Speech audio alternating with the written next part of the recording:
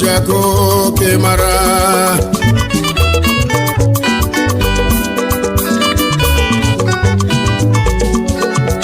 Ana Bweza Buno Bodo Ndi Lechi Ezechi Niye Nwere Bonade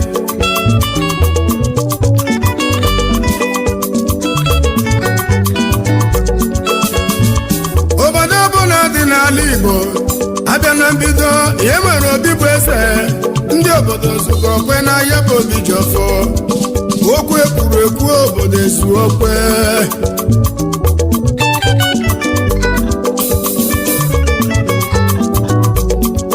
ogini butere ndị kwe na ndị ekweghị maka na enwere eze na-agụ ma ihe nna ji Igbo na-azọ eze azọ obi bụ eze ọkwa ya bụ obi ji ọfọ mbụrụ egede amara na ya bụ obi ji ọfọ ndị dị ndụ amara na ya bụ obi ji ọfọ Igbo ndị na-azọ eze ka nju ha na-azọ eze azọ ịzọta onye bụ eze n'obodo ị ga-azọtakwa ọfọ maka na-ebiri nze nza na-ebiri ọfọ ya Igbo na-azọ eze azọ obodo na-azọ eze azọ obi bụ eze ya bụ obi ji ọfọ eze na-agụ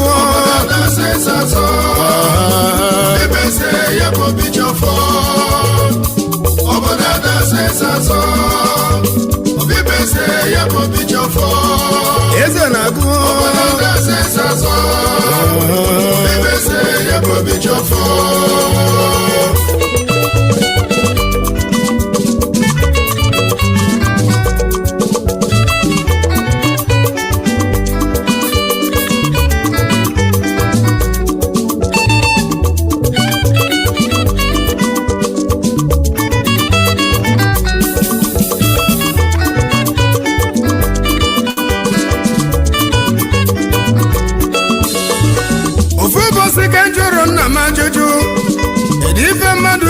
Nwa erughị eru o wee si na mmadụ tata na-eme ihe sọrọ nnafe ada ezezikwa ize na ndị gboo kwuru okwu wee si n'ize bụ nka onye zere ize na ndụ ya ga-eto ogologo ijiji enweghị onye ndụmọdụ ọ na-eso ozu ala mmụọ Igbo na-ebiri eze eze na-ebiri ọfọ ya na eze nwere ọha nwere eze n'udo ga-achị eze jiri aghụghọ chie obodo ọchịbụ onwe ya maka eji eziokwu chie obodo n'ọbụ ya ga-anata ngozi ndị a na-achị achị toononwe unu n'okpuru eze na onye fe eze na eze ga-eru ya aka atọmandịda eze na nwanne eji ya egbu nwanne ya na eze dị na gboo n'ala Igbo eze dị ka obi ya dị efo obi efo Hausa nwere emia Yoruba nwekwara ọba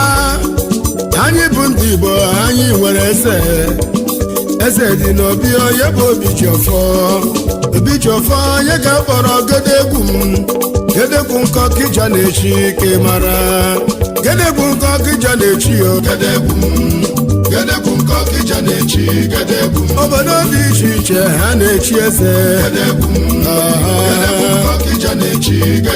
onye echighị gedegwu mọchiwu ụmụnna ya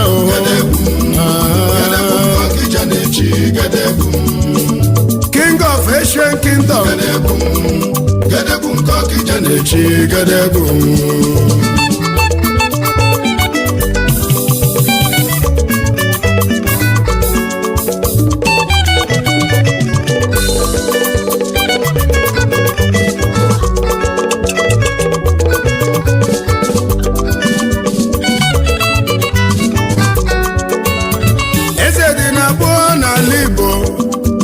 obodo enweghị eze ajọkakwa njọ ofu ụbọchị njere mba ha wee si n'Igbo enweghị eze wee jụbọ gịnị butere ya bụ okwu ha wee si n'Igbo nwere eze ndị Igbo na Abuja eze ndị Igbo na Lagos eze ndị Igbo na Sokoto eze ndị Igbo na Kano eze Igbo na Amerika eze Igbo na London eze Igbo na China enwere eze ndị Igbo na Spain obodo ọbụla Igbo chere na ha ga-enwe eze onye bụzi eze Igbo ya ka ha na-ajụ ya bụ ajụjụ gbara mgharịa mama ihe ga-ekwu maka ya bụ ajụjụ tọrọ m enugo. Igbo nwere eze, anyị nwere eze na-agụ, ya bụ eze na-agụ na ha na-azọ eze azọ. Eze dị n'obi ada azọ eze azọ. Aga m ejebe Ọkịja chara ogidi, gedegwu nke Ọkịja na-echi yo. Gedegwu nke Ọkịja na-echi, gedegwu onye echighị gedegwu mọchibe ndebe ya. Gedegwu nke Ọkịja na-echi, gedegwu Leti Royal Highness Igwe BBI Okeke Yeze gedegwu of Ọkịja the fourth Kano. Gedegwu nke Ọkịja na-echi, gedegwu Bidio Rama of Bahumolum. Gedegwu nke Ọkịja na-echi, gedegwu Ochiri eze iri na ise n'Ọkịja. Gedegwu nke Ọkịja na-echi, gedegwu Managing Director Beno Group of Company Limited. Gedegwu nke Ọkịja na-echi, gedegwu Founder and Chancellor Legacy University. Ọ rụrụ St. Patrick Catholic Church in Ọkịja. Gedegwu nke Ọkịja na-echi, gedegwu kelele m ụlọ Julian Okeke. Gedegwu nke Ọkịja na-echi, gedegwu mmiri dere edo bụ Ugobeze. Gedegwu nke Ọkịja na-echi, gedegwu kelere m ọnọkwụbara eze. Gedegwu nke Ọkịja na-echi, gedegwu Ishie nwi m n'obi. Gedegwu nke Ọkịja na-echi, gedegwu maka gbagburu ehi n'Ọkịja odogwu. Gedegwu nke Ọkịja na-echi, gedegwu Ogribodu n'odu n'Ọkịja chara ogidi ọgaranya. Gedegwu nke Ọkịja na-echi, gedegwu Prince Kenneth Okeke. Gedegwu nke Ọkịja na-echi, gedegwu Ahamadike n'Ọkịja odogwu. Gedegwu nke Ọkịja na-echi, gedegwu Prince Polycarp Okeke. Gedegwu nke Ọkịja na-echi, gedegwu Akụ Nwafọ n'Ọkịja. Gedegwu nke Ọkịja na-echi, gedegwu Afụ nwa echeta nna ya n'Ọkịja. Gedegwu nke Ọkịja na-echi, gedegwu Managing Director Poly Investment Group of Company. Prince Chijioke Rerosi. Gedegwu nke Ọkịja na-echi, gedegwu Ishie ụgbọ onye mba n'Ọkịja. Gedegwu nke Ọkịja na-echi, gedegwu Gedegwu nke Ọkịja na-echi, gedegwu ndị ime ibe Ọkịja mgbe ha chịchara ọchịchị eze, ha were ndidi wee nyefee ọchịchị nye ndị ụmụanabara dịka omenala siri dị. Ihe mara eme ka kpọrọ nwa mma. O nwere ofu ihe nchọrọ ịkọrọ Ọkịja, ngosi ya kwuo mụ na eze gwara m maka nkobi ije mụ na obi dị ọra mma. Onye ajụjụ ajụba ma nọ ebe ọ nọrọ mee, masị ka ajụba ajụjụ ala jụọ ya ewi. Achọba ndị na-eme ka ntị nụ n'ọba anyị ga-ekwu. Onye na-esi agụgọ jụọrọ m Chief Daniel Chukwuderue Nemsek. Akụdo nke izizi na Ọkịja chara ogidi. Dozie Oil and Gas, Dozie Group of Company. Ajụba ajụjụ Development na Ọkịja. Ijuba Dozie Ezeanike pụta nwa. Ọ rụrụ St. Peter's Anglican Church na Ọkịja. Ọ rụrụ ụlọ nye ndị na-enweghị ebe obibi. Ka ngozi Ọkịja ije gị na obi dị ọra mma. Nwere mgbe ewetara Legacy University site n'aka eze obi dị ọra mma. Eze wee lesi anya n'Ọkịja onweghị onye ji ego den. O wee gboo Dozie ka ọ bụrụ one of the sponsor. Ekwekwa gaga Dozie nye eze 50 million just ka e wee bido the school. O ruo mgbe ọ gbajuru ụdọrọ, mgbe a na-achọ ego grantọ NUC.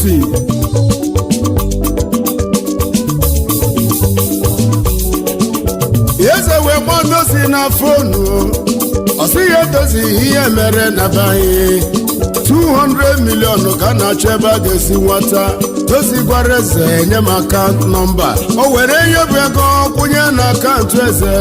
Ọkịja chọrọ ogidi kelee ebe na-akụ udo. Ọ bụ na ọ bụghị Dozie onye ga-akwụ ya bụ ego. Dozie aka udo.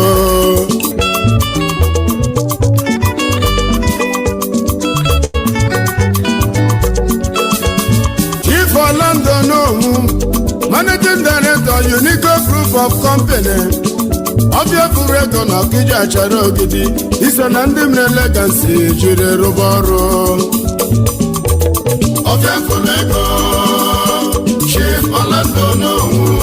Biafra ego na Okija achara ogidi odogwu onye ga-adị. Chief Orlando Nomu. Demusu na-ekele gị ọrụ. Biafra ego Chief Orlando Nomu. Biafra ego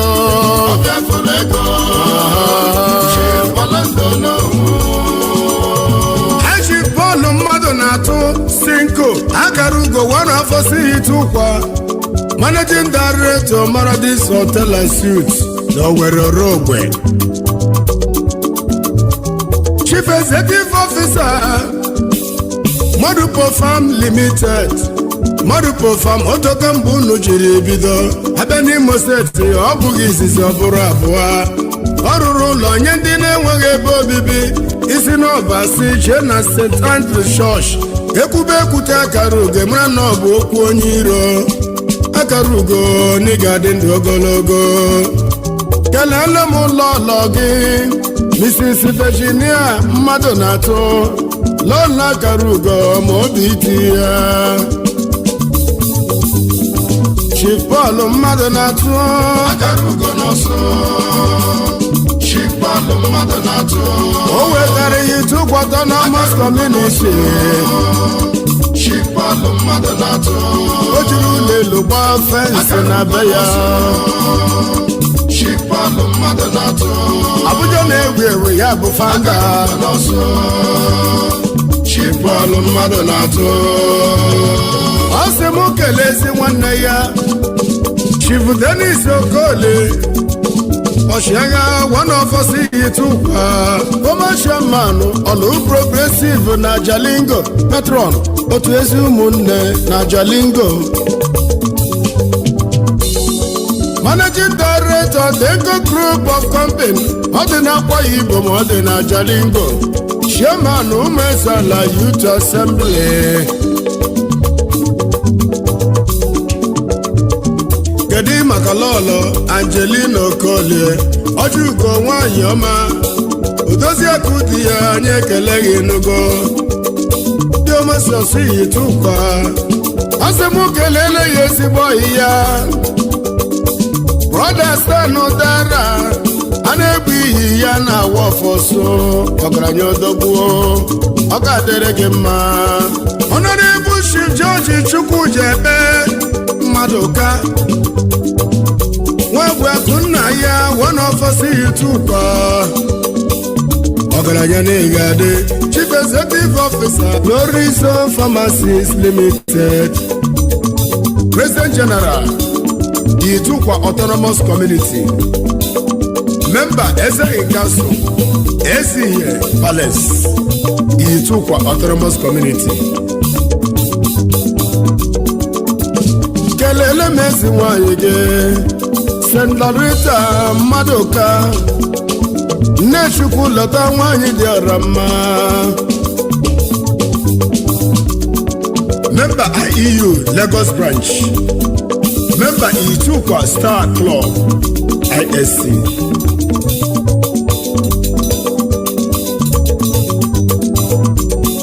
Ụmụeze Prince Henry Okeke ọgaranya n'Ọkịja. Tochukwu Ugonna ya n'Ọkịja. Chief Leonard Nkememe Akụsinachi Former Secretary Igwe na Legacy University n'Ọkịja. Pro Chancellor Ichie Peter Mmege Akụnne n'Ọkịja.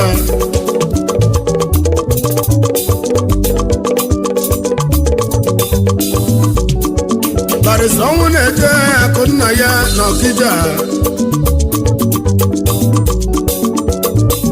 Nze Godi Obiakọ Secretary General ụbaha ndị ọma Nze Chakarakụ ezi Igbo na Mubi ọgaranya odogwu. Ichie Igwe n'Ụmụolum Major Distributor Michelin Company ya ka mụ na-ekwu. Injinia Paul Eruma Ugogbe na-eto n'Ọkịja Odogwu. Dr. Okechukwu Nwim n'Obi Olumeke n'ụlọ ndị ọma. Gedegwu nke Ọkịja na-echi o. Gedegwu nke Ọkịja na-echi. Obodo dị iche iche ha na-echi eze. Gedegwu nke Ọkịja na-echi. Onye echighị Gedegwu mọchiwa ụmụnna ya o. Gedegwu nke Ọkịja na-echi. King of Asian Kingdom. Gedegwu nke Ọkịja na-echi. Gedegwu nke Ọkịja na-echi. Gedegwu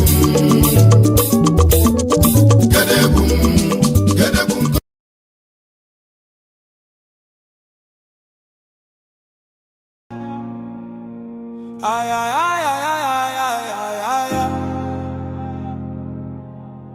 Stealing in the name of taxation.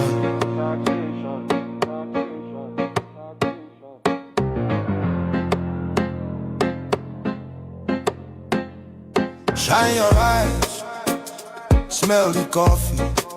This no be reform, now robbery with grammar. Then call them tax reform, but we see deception. Stealing from the poor under policy protection. Broad daylight robbery, pen instead of gun. Sign paper, drain pocket, tell us suffer small endure. People they struggle just to stay alive. Food don't cost, fuel don't climb. Yeah, then still they tax the hungry man. No accountability, no evidence of plan. Tell us where the money where you not don't collect. Roads they cry, hospitals they beg. Schools they decay, use they roam. But tax money vanish, nobody knows the home. When hunger they shout, them add more load. When people they bleed, them still collect toll. Now suffering economy tax to death. And them call them leadership, God I beg. Stealing in the name of taxation. Legal looting of the Nigerian nation. Stealing in the name of taxation. Robbery with suit and documentation. Stealing in the name of taxation. No accounts, no explanation. Stealing in the name of taxation. Wake up Nigeria before them finish us. Why France? Tell us why France. Why attacks deter they cross border by chance? Other African nations they cut them off, but Nigeria they rush go sign deals non-stop. Now whose interest no be our own? Smell them well, this thing get bone. Foreign hands on our revenue stream. Now start funding system dressed as regime. We get experts, brilliant minds. Economists, tech cheese, world class refined. We no need outsider to count our sweats. We no need Oyinbo to manage our debt. Weeks for France to plan Nigeria fate. Instead of home retreat, now Paris they wait. Every medical trip, now Paris again. After billions pour for clinic maintenance. Alphabet don't show us the pattern before. Public money move private door. Now Paris fit on Alphabet too. Collect our taxes for private fuel. Another pipeline, another scheme. Another legal looking money machine. Public funds enter private pockets. Foreign address, same old rockets. We still remember the bullion van. We can see your secret plan to steal from our national treasury and leave the people in penury. Something they hidden, something no clean. This closeness they worry, this tie they mean. Nigeria no be born, no be sale. Our future no go enter foreign scale. We no go forget the bullion van. We know the secret plan. It is a gang of looters. They are not real leaders. Nigeria for sale. No. Our future for deal. No. Our economy for surrender. Never. Stealing in the name of taxation. Never. Stealing in the name of taxation. Legal looting of the Nigerian nation. Stealing in the name of taxation. Shine your eyes, Nigeria now. We no trust in Ubu's alliance with France. We no want another neo-colonial master. Nigeria is not for sale to Macron of France. Nigerians, let's stand together. Speak out now, before it is too late.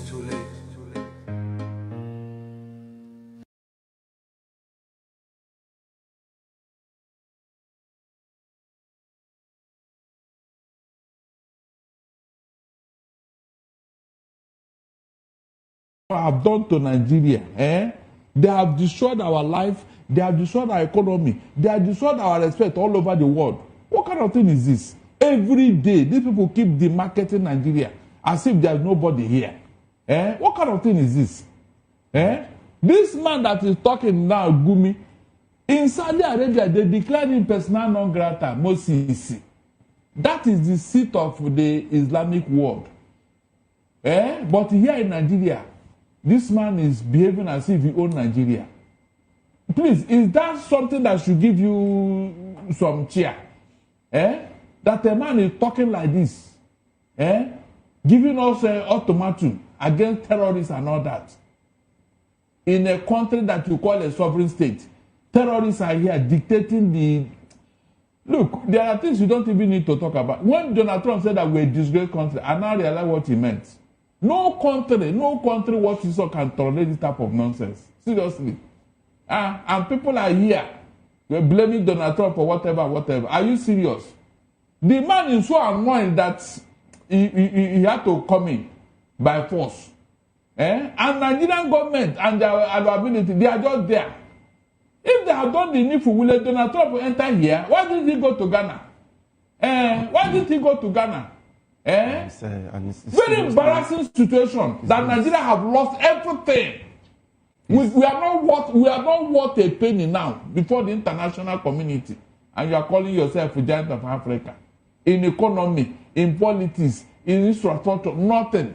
In democracy, nothing to show the whole world. And you are seeing here clapping. One man was making noise that he is growing the fastest political party in the whole world. I said, look at that. Look at that. The fastest political party in the whole world. Are you serious? What about the fastest growing economy in the whole world? The political party. Are there not people that are running into your party to save their head from EFCC for the crime they committed? Is there any other reason? Mention one person that entered APC that doesn't have a skeleton in their cupboard. Please mention one person. Let us start from there.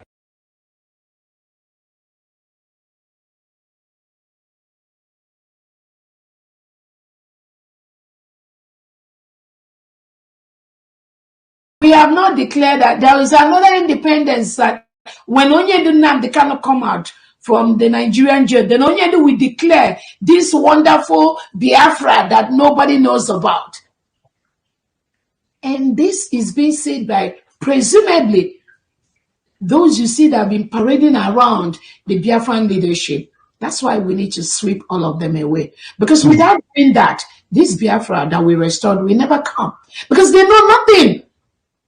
They've been brainwashed by Ohanes Zendibo, all these delegitimized governors. That is why somebody whom the whole Biafran, our prime minister, we conducted the election publicly to delegitimize somebody like Soludo, and somebody in Biafra, somebody that pretend they are fighting for Biafra, will be telling the delegitimized governor to go and get more army to fight the United States of Biafra defense armies. Didn't that tell you something? Didn't that say something to you? And some of them will be calling on Donald Trump, come and give us our freedom. Donald Trump, we are in homeland. Come and help us bring equipment to remove the Nigerian terrorists in our land. Donald Trump, give us our freedom. No. The people give freedom to their people. America is just going to be one of the allies of Biafra, which they already are. Some African countries are going to be allies of the United States of Biafra, which they already are. Many of them are working towards that. But do not be deceived by the people. I don't know if it's ignorance or being manipulated by by Tinubu and co to keep saying things like that. Combination of both. There's a kind of combination of both. When you hear people, if you don't appreciate what you have, what makes you think Trump will trust you to appreciate when he comes and gives you? You must appreciate Dr. Robeza first. You must appreciate Simon Eber. You must appreciate Nnamdi Kanu. and know that these are the genuine people that are in the forefront of the restoration of one of the best countries in the world. If you don't recognize this, no, you must go and join Tinubu and do your own Biafra with Christopher Musa. So we must always learn to appreciate our own. When our Prime Minister Simon Ekpa was here, taking the bullet, right, left, and center from the Nigerian terrorist state, protecting this, protecting that, putting himself in there. It was some of you Biafrans again that went to report him that he's participating in terrorist activity. It was some of the IPOB organization that went to Finland to bear witness against our Prime Minister, knowing fully well that what they did was wrong. Knowing fully well that the PM was genuine, was fighting for his people. Do you need to hear it from Donald Trump or from London Prime Minister Mayor, from Australian Mayor, from Netherlands Governor? No, we don't need to. You don't need to. No, it is not these people that has given us our freedom. Biafrans have taken their freedom already. The 1,500 Biafrans that gathered in Finland to take and declare Biafra, that is world record, world map. No one can tamper with that. I promise you that. Nobody, no nation, talk less of an individual. So the earlier you start keying into this, the better for you. Whether you like Simon Ekpa, whether you like Nnamdi Kanu, it's irrelevant. The earlier you key in to this nation that has been declared in Finland for Biafra people, the better for you and your generation. There is nothing. If you like, start cursing Dr. Obweze from now to the next 100 years. You will have no impact in this full protection of our land, which our elite squad is doing already. You will just make noise. After making noise on social media, you go and sleep. Tomorrow, you start making noise again or writing about Dr. Obweze. Next time, some of them that came out in January and told us, we don't know the power of the media. Where are they today? They announced it in Finland. Maybe Dr. Obweze does not know the power of freedom, the power of media. And I just smiled. I just said, what you don't know is bigger than you. Where are they today? And they still come out with their misinformation every now and then. How much Dr. Obweze, Dr. Obweze, Dr. Obweze, Dr. Obweze, Dr. Obweze, Dr. Obweze, Dr. Obweze is taking money. Look at mediocres. Look at poverty speaking idiots saying taking money from anyone. I am giving. I'm not taking. And I'm very, very proud to give. And I'm not asking back. God has already blessed me with so much. Mine is to use that to make sure the full protection of our new nation is sustained. So the earlier you key into that, the better. Better. There's nothing you can do to stop that. I'm telling you. You can donate privately, you can donate secretly, you can support your own state. Start asking, who is your state governor? And I feel happy when people ask these questions and you can see they want to key into what we're doing. Who is their state governor? Because all the legitimized governors in Southeast Biafra territory, nobody recognizes them anymore. I'm telling you, except the people they get positions here and there.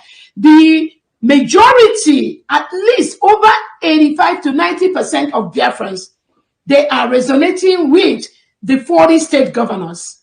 So what are you waiting for? You think somebody is going to come and build your state, the confederating state for you? The United States of Biafra Constitution is on Amazon. You better go and order that and start reading about your own state and start building your own state and support the United States of Biafra government and the cabinet. There's only one government, only one cabinet that will restore this. I'm telling you, both at home and abroad. There's nothing. There's no mago. There's no juju. There's no manipulation you can do that the United States of Biafra cabinet has not will not be there to stop you. It's a promise. We will stop you. It's not by making noise. It's not by labeling innocent Biafrans as terrorists, as bandits, because that's what Nigeria State, Soludo and Musa paid you to do. That's what they pay some of them to do.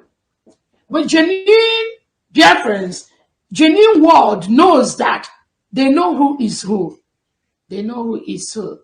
They know who is who. So nobody is telling you to stop your stupidity on social media, but I'm telling you, you're going to regret what you're doing. You cannot fight against a nation that has been declared, a nation that is in the world map. You can't do anything about that. And that is why the United States of Biafra government, we're having so much success in what we do. So much success, more than expected. Thank you so much, Family. Go ahead.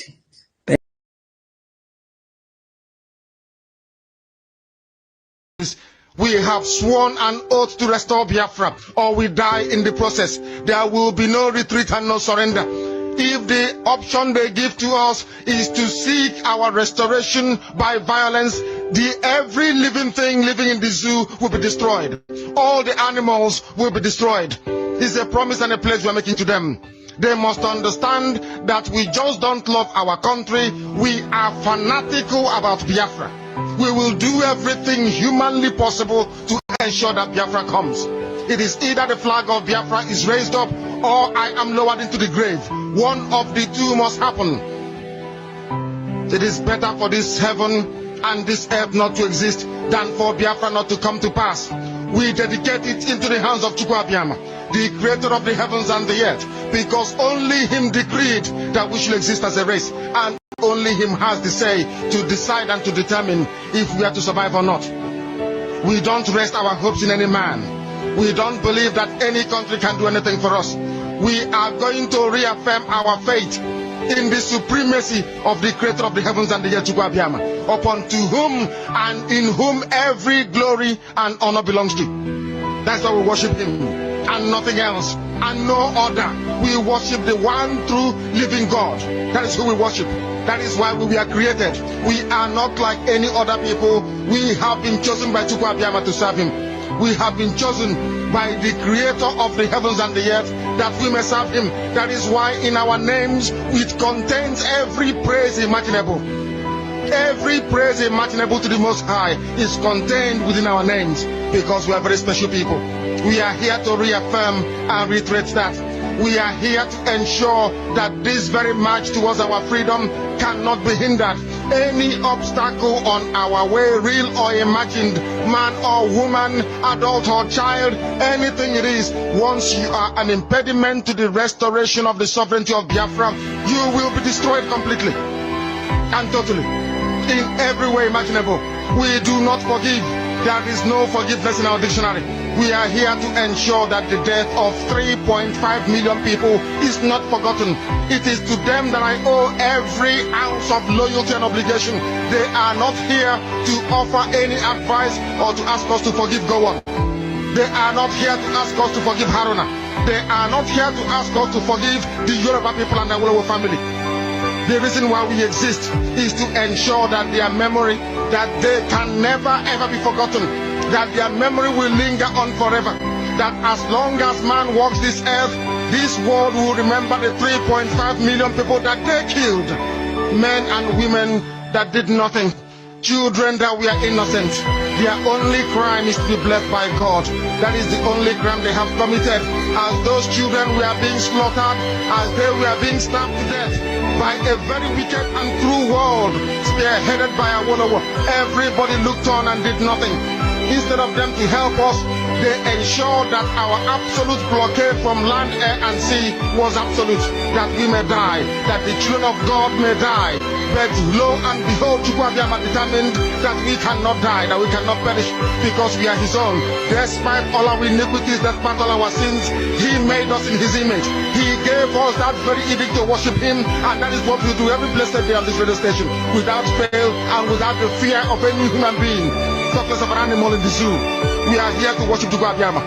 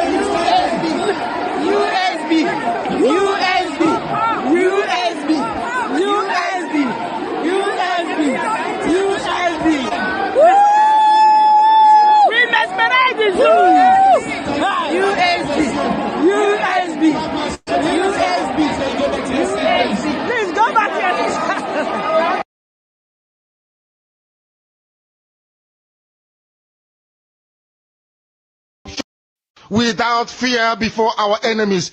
We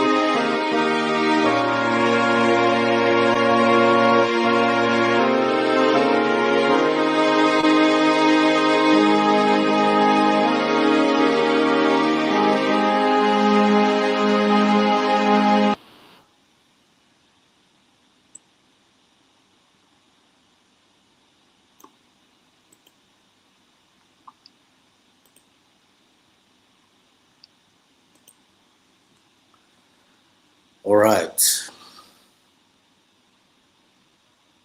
Ndewunu.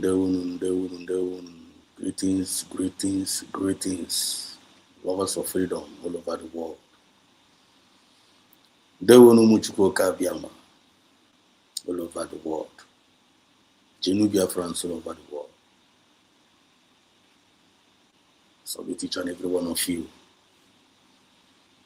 This is Biafra Exodus TV. Always bringing you the message of redemption and liberation to the hearts and the minds of our people. And today is another day that Obinigwe has made. And we are rejoicing and we are glad in it. Full time. It's not by our power, it's not by our might, but by His special grace. Because in Him we live, in Him we are moving, and in Him we are having our being. And don't forget, it's not of Him that runneth. Don't forget this. Don't forget this. Don't forget. It's not of you. It's not of me. It's not of him. It's not of she. It's not of that nation. It's not of that individual. It's not of that group that runneth or will it.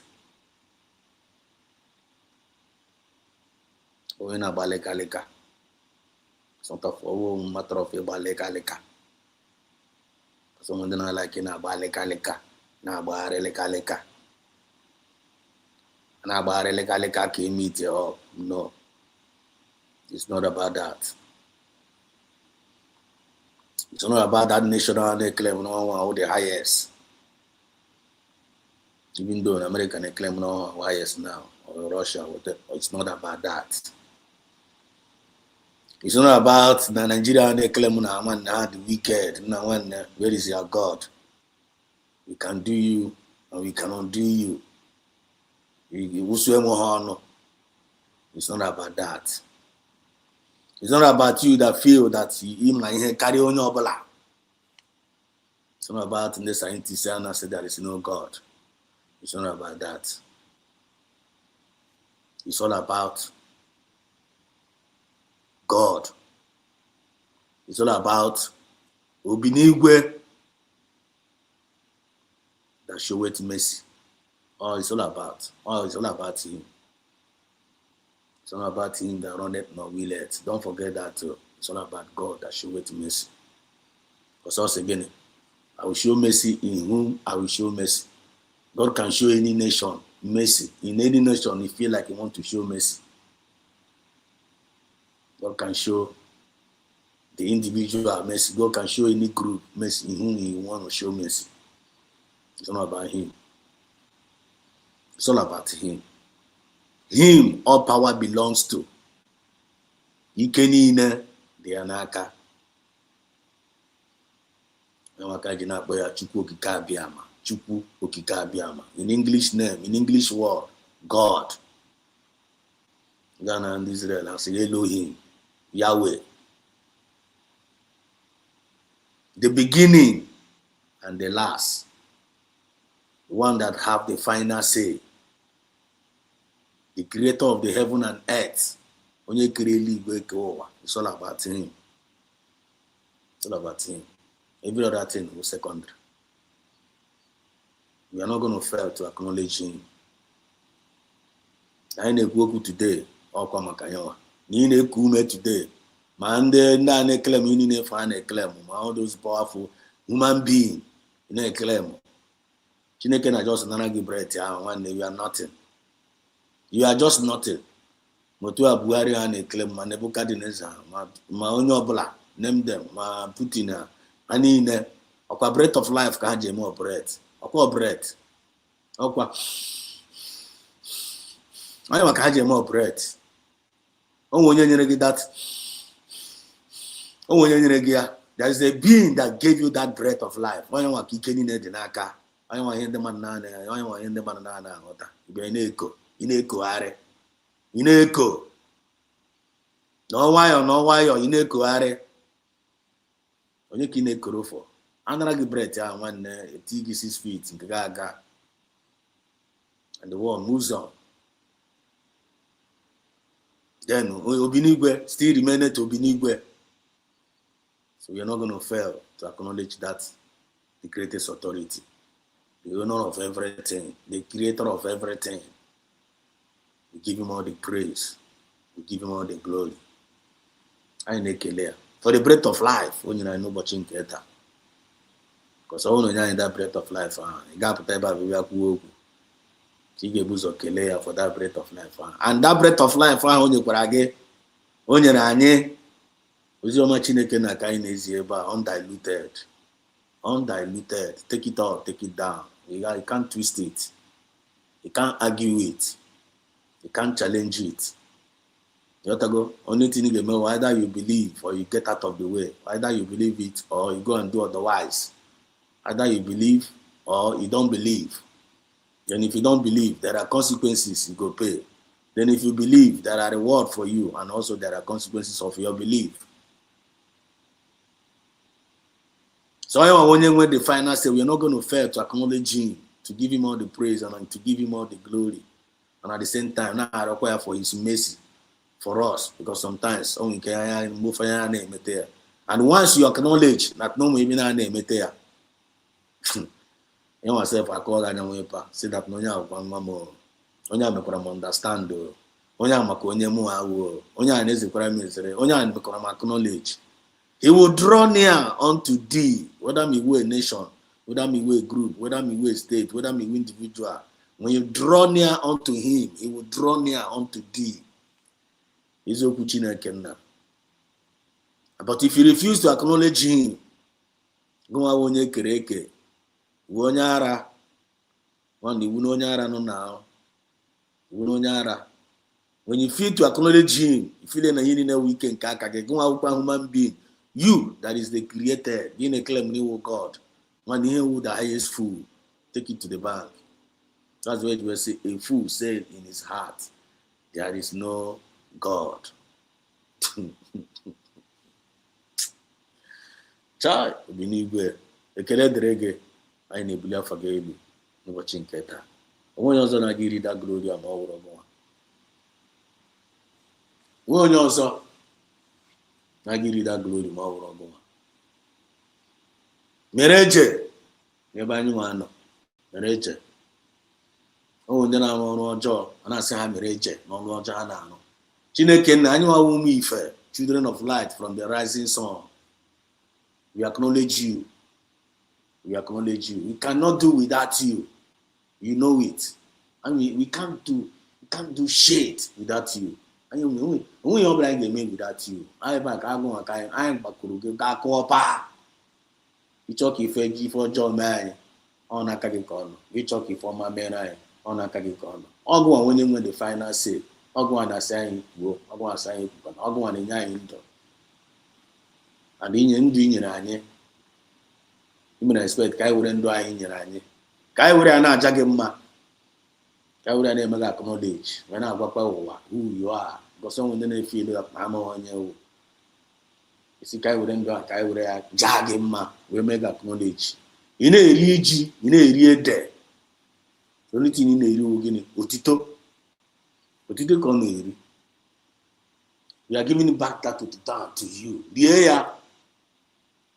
And may our praises, may our thanksgiving be a living sacrifice. May you accept it. May you look unto us and shine on your glory unto us. And shine on your wisdom unto your children. And let your grace abound towards each and every one of us. Ekele gị Chineke nna onye bi n'eluigwe. Ọkaka. Anya na-ele n'obi. Onye na-ehichasị anya mmiri akwa, onye na-asụ ụzọ ebe ụzọ na-adịrọ. Our protector, our deliverer, our redeemer, and our savior. We give you all the praise. You made us to understand that you created us in your own image. You kere anyị n'oyiyi gị. Oyiyi gị, go out with the God of everything. Ogo akere moon, ke sun, ke stars, ke Jupiter.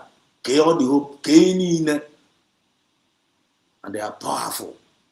No one can challenge you. No one, no other God can challenge you. All power belongs to you. I want to acknowledge you, Papa. I want to give you all the glory. I want to give you all the praise. This is another day you have made. And we are rejoicing and we are glad in it. Because of your love, because of your goodness, because of your kindness, because of your mercy, because of your faithfulness upon us. Even in the midst of every challenges, you're always there for us. Even in the midst of all the betrayers, you're always there for us. Still yet, you are there for us. You have never allowed us to be put to shame, but instead, all our enemies, we are putting them to shame. Your name be glorified. Sometimes when we are hungry, when we call upon your name, you always answer. I imagine when I go Okpaza. I nekele gị Chineke na n'elu isi our leader, Maazị Nnamdi Kanu. Thank you, Lord. God bless United States of Biafra. Before I forget, USB, United States of Biafra, a new nation. He gave us a new nation, and he gave us a new name from Biafra to United States of Biafra, and he put United there, which is the importance of unity. And He wants us to be united. He wants us to be one. And that united entity in our midst, the forces of darkness, they don't want us to be united. They have been fighting against this unity right from time immemorial. Because I am that now, there is power in unity. You know, there is power in unity. And you, God, you know there is power in unity. Because nobody can separate you from your word. Because nobody can separate you from your spirit. That's why you are God, the Father, the Son, and of the Holy Ghost. Trinity. And the same Trinity now, he also created that the same Trinity in the United States of Biafra. Made us to understand we have three leaders, divinely. You reveal to us, Mazna de Carlo, PM Samunepa, Katongo Zara Beze. Since nobody can separate you from your word and from your spirit, the same way if United States of Biafra, nobody's going to separate us from you and from your word and from your spirit, which is the Biafran spirit. Nobody. And he said, for those that you have given unto you, they are for signs and they are for wonders. That whoever that believes in your name and whoever that calls upon your name shall be saved. And we have been calling upon your name. Lord, you are showing us the power of your Savior upon us, upon our family, upon our community, upon our new nation. Even though there are some folks out there that are mocking, that are laughing at us, that are jesting at us, that are giving us all manners of evil name. And those that are giving us that evil name, they are not even better than us. They are even evil, more than any other thing you can think of. Evil, judging the good, which is very, very bad. But he made us to understand, he said, whoever that endureth to the end shall be saved. He said, a time like this will come. A time like this will come. That nation will rise against nation. Nations will rise against nation. And we are seeing it. We are seeing it. Some people say it's the thing written in the, forget about that, written in the Bible. They say, forget about it. It's one of those, Mami Hana Kako self. Some people are. But it's happening. Nation will rise against nation. Family will rise against families. Earthquake will be happening. Disasters here and there. Trials and tribulations. Betrayals here and there. Confusion here and there. Disasters here and there. But he made us to understand that whoever that endureth to the end shall be saved. Which means it's the spirit of endurance that is remaining now. Without endurance, there is no saving spirit. There is no saving grace. And now we thank you, Lord, for revealing these words upon us. And we thank you, Lord, because your grace is making us to understand things in a better way. Even though the mediocres, the fools among us that says there is no God, because it's only those that say there is no God, they are the fools. Because when they believe there is God, they are not going to be fools. They will be acknowledging you and they will be depending on you. But we give you thanks and praise, we, the children of light from the rising sun, United States of Biafran government, United States of Biafran nation, we acknowledge you as the one and the only living God. We acknowledge you. And that's why we are united. And that's why we are coming up together in reasoning in one accord. Thank you. I give you praise. May your spirit never depart away from us. May the spirit of Biafra never depart away from us. May we never align to the evil thoughts of the enemy. May we never align with their bad energies. May we never align with their negative energies. May you always make us to remain on that good side, in that good side of the history. May we never find ourselves on the wrong side of the history. We pray unto thee, O God, the God of heaven, God of Abraham, Shadrach, Meshach, and Abednego, the God of Jacob, God of Israel. Your name is Elohim, the God, the gracious. Your name is Jehovah Jireh, the God, our provider. Your name is Jehovah Nisi. You are the omnipotent and you are the omniscience God, all-knowing God. We are very, very proud, calling upon your name day in, day out. Just like our leader, Mazen Nikalo, calls upon your name, and you have never failed. Many people are saying, why is it that Mazen Nikalo is still in Sokoto? Why is it that God that is called upon was not able to save him? But you that sits in heaven, you laugh. Because your way is not our way. Your way is not our way.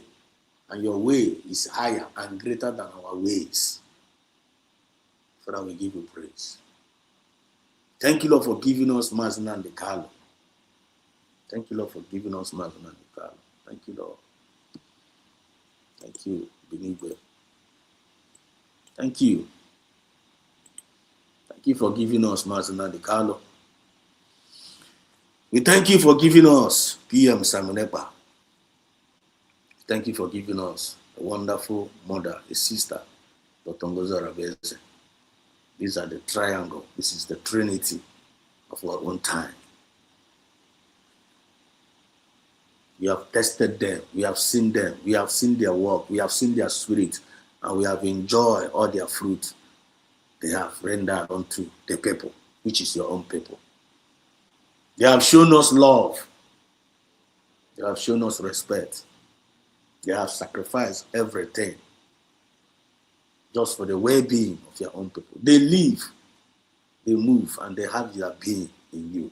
We thank you, Lord, for these wonderful leaders that are given unto you, unto us, and we appreciate them.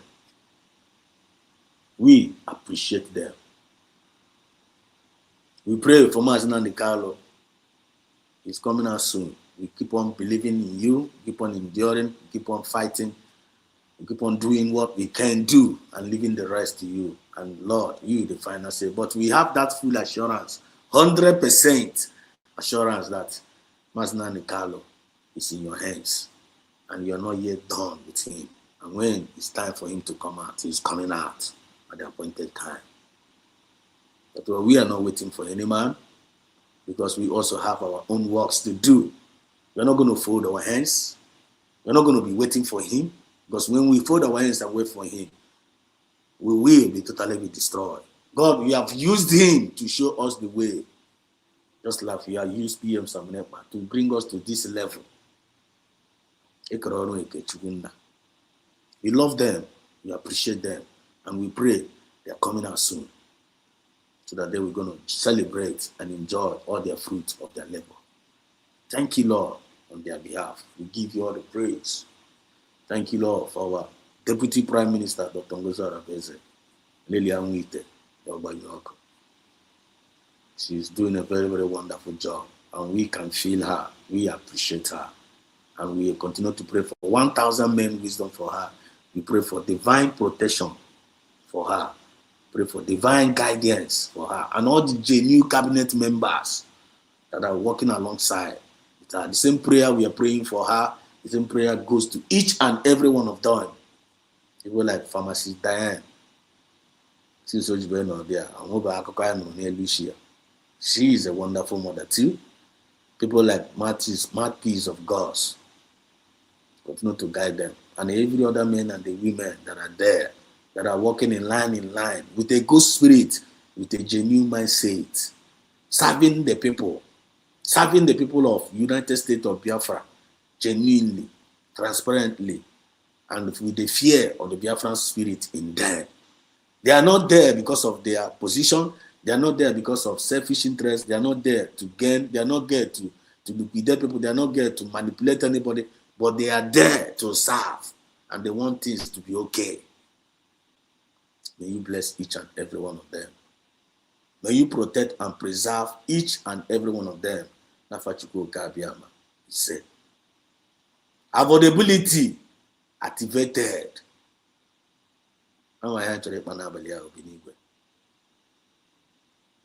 Way forward, positive ideas. Are we in? Or are we out? Are you in? Or are you out? We pray that you get wisdom and get you deliver this message. We are not delivering this message to manipulate anybody. And anybody obligated will contributor will not contribute to manipulate anybody. They didn't get a comment section, day 1 or 2. I get there to manipulate anybody. But we are going to write for your own glory. We are going to write positively for the well-being of the people. We are going to contribute positively. A way forward. So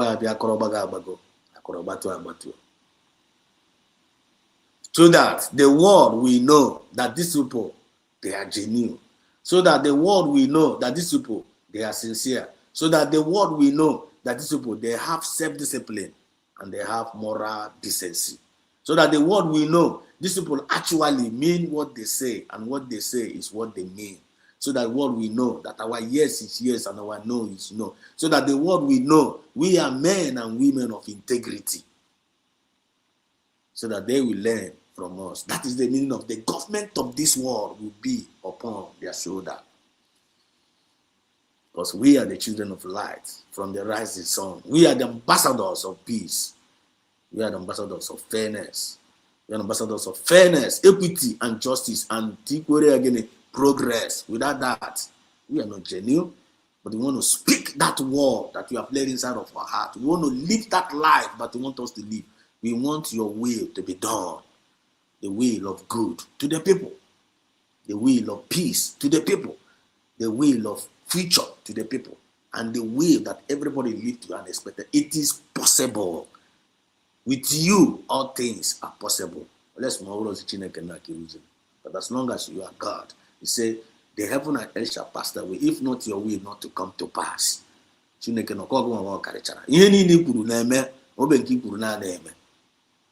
are not going to doubt you. We're not going to unbelieve you. Our faith is in you, and our trust is in you. As opportunity, all our listeners all over the world. And may that Ezoku bring blessing to their life. May that Ezoku believe bring protection to their life. May that Ezoku believe bring light to their life. May that Ezoku believe bring them to an expected end. And may they never ever regret every good word that they have received from this channel. May this channel be a blessing to every generation. He said, may them in return be a blessing to this channel too. Because we are here for each other. Without no bad intention, but for a good intention. Bless all the men guiding our land, all the forces of the United States of Biafra government. May you bless each and every one of them. May you protect each and every one of them. They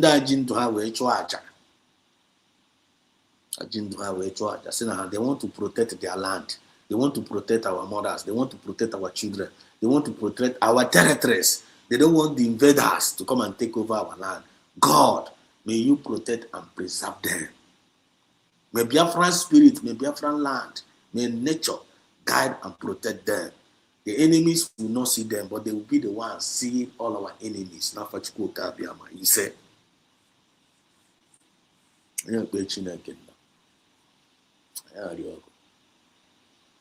because one, they have never failed us, now disappointed us.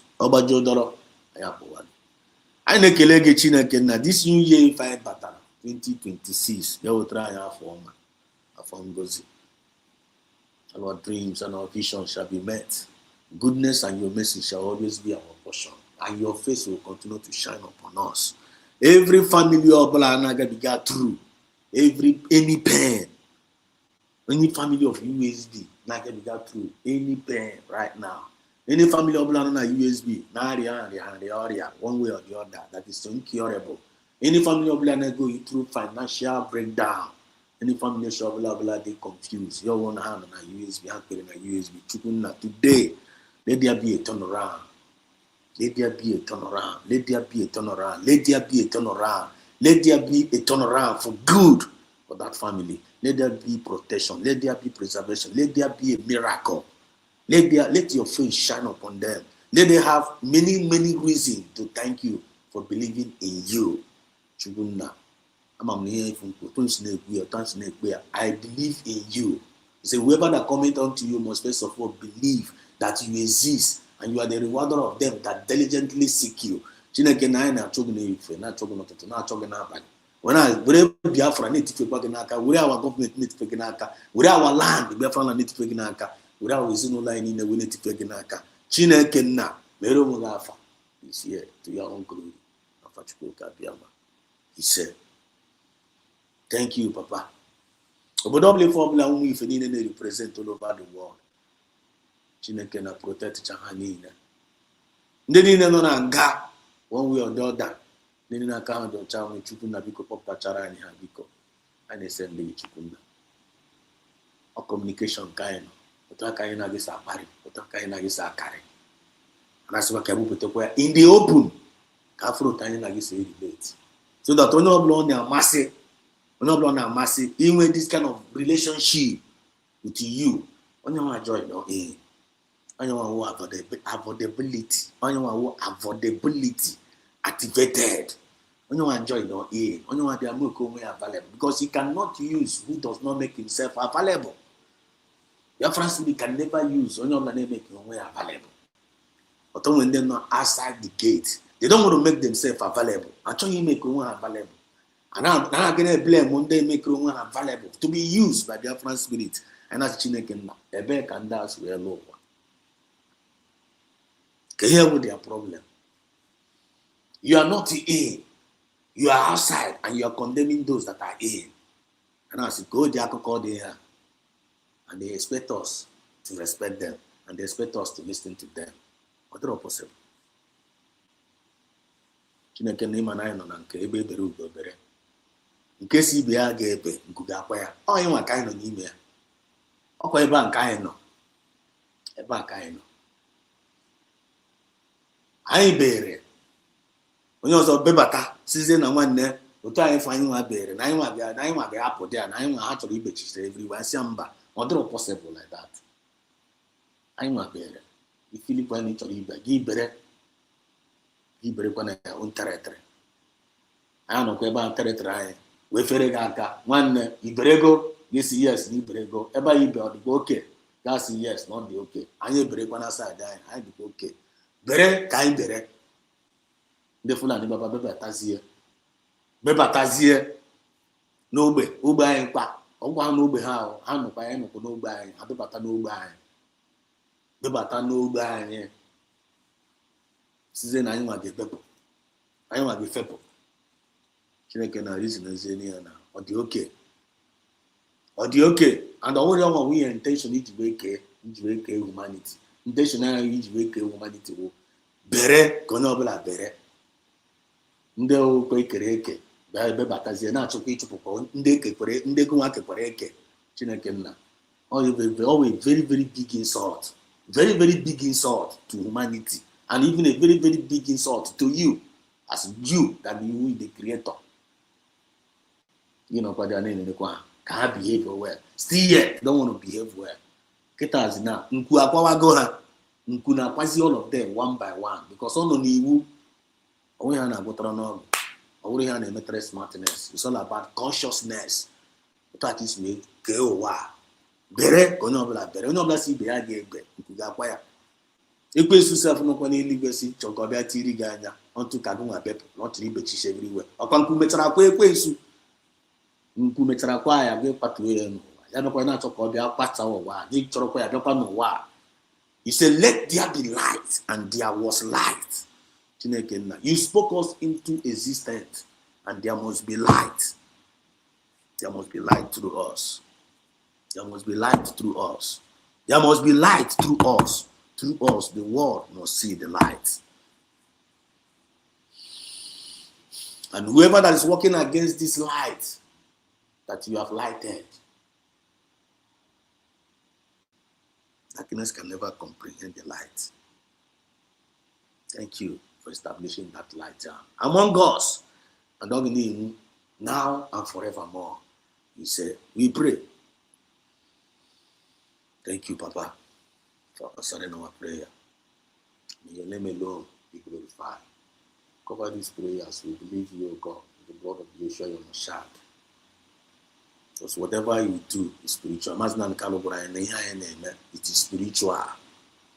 And whoever that want to become an impediment shall be destroyed. May we never become an impediment. May we never become an impediment. May Exodus never become an impediment. May all my listeners never become an impediment. May every speaker here never become an impediment. May we never become a betrayer to what we believe in. Our portion. May any one of us bribe tomorrow. May you always guide and protect and preserve our soul and our mind. May we always learn how to say, devil, get deep behind me. May we never allow devil to enter us. He said. He said. He said. He said. There's an opportunity when it is for all the whole independent medias in Akage. All the whole independent medias. And I will need to call their names. Chinaken, Anjima Zekai, and then walk in it for Genaka. Anji, Mazi Humble Lion, native for Genaka, in your mama. Anji, it's a dos, native for Genaka. Uremazi Kelena TV, native for Genaka. Urema Ada Simon Ekpa, native for Genaka. Ezekona TV, Etifegenaka. Azero Ze, Etifegenaka.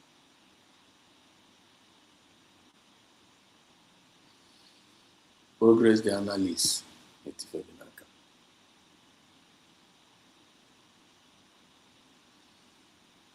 Nandozo, Chitra Mandozo, my wiki cheta, Wiki Agnes.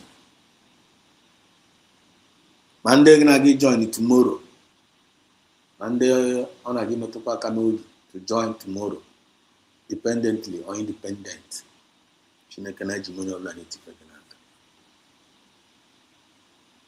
They are only but servants. They made themselves available to defend the truth and to fight for what is right. And they made that choice. Nobody forced them. And they felt that it's a nice thing for them to do. And they are doing it.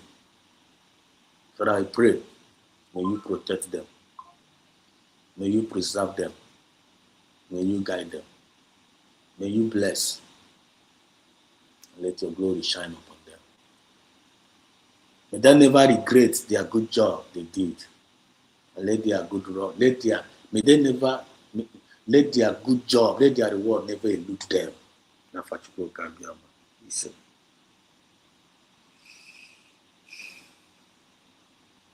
This good job that we have started in them, may you perfect it to the end. And may they never, ever have any regret. He said, Chineke, we thank you for answering this. We bless your name. He said, ask, and it shall be given. Seek, and you shall find. Knock, and the door shall be opened. Thank you, Papa. Whatever our government, when they take in our car, thank you so much for United States of Biafra government. The kingdom of God here on earth. Thank you for giving us that declaration. And after that declaration, now a lot of things are happening. A lot of positive things are happening. A lot of closed doors are opening. A lot of signs, a lot of wonders are happening. A lot of people are getting confused, like what is going on? Why is it changes? Where is all these changes coming from? God. What they don't know is bigger than them. But we pray that we open the eyes, all man, for them to see what you are doing through this USB government. Let them know. Just like our leader prayed, Mazina Nikalo, he said, Chineke na onario. No one can say nanda. Aya na-ekpe ka Chukwu na mepe ha anya ka ha wee ghọta na ọrụ ọlụ ọjọọ ka anyị bịara ịrụ na ọrụ ọma ka ha bịara ebe ịrụ. Mgbe ọzọ ha nwetala that revelation ha, ọ ga-eme ha echegharịa. God touch their heart for them to know that we are not here to do evil work. We are here to do good job, so that the whole world will see it and they will say, to God be all the glory. Because you made us to understand, say when the Lord turns around the captivity of Zion, they were like them that dream. Just like even sometimes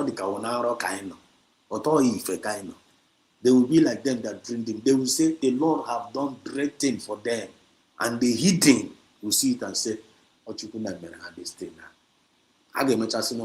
If not God, no way anything when it came here, I'm never kind of head to us now, and we already in it. Open up their eyes for them to see it. So that Allah belata can do see me, can quite who. So that leka can continue now on can that knows how the road there. There is no road there. Never hana, but they are heading towards the Red Sea. Open up their eyes to see it.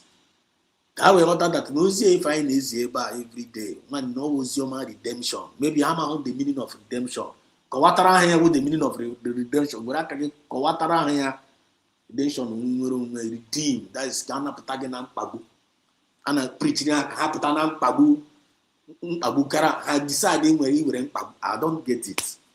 I won't Amazon the meaning of redemption. I don't know. I'm going to redemption where was a crime. But in the preaching redemption. When they preach redemption, you see, not always a criminal. When they preach redemption, I see no criminal, not always a bandit, not always a terrorist.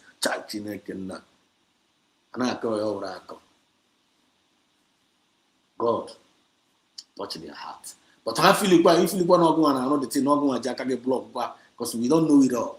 We don't know it all. I don't know it all. We don't know it all. But if you want to go and jack again, not going to jack again, block all their mind, block all their heart. It's all how force based on na ubiha pochi.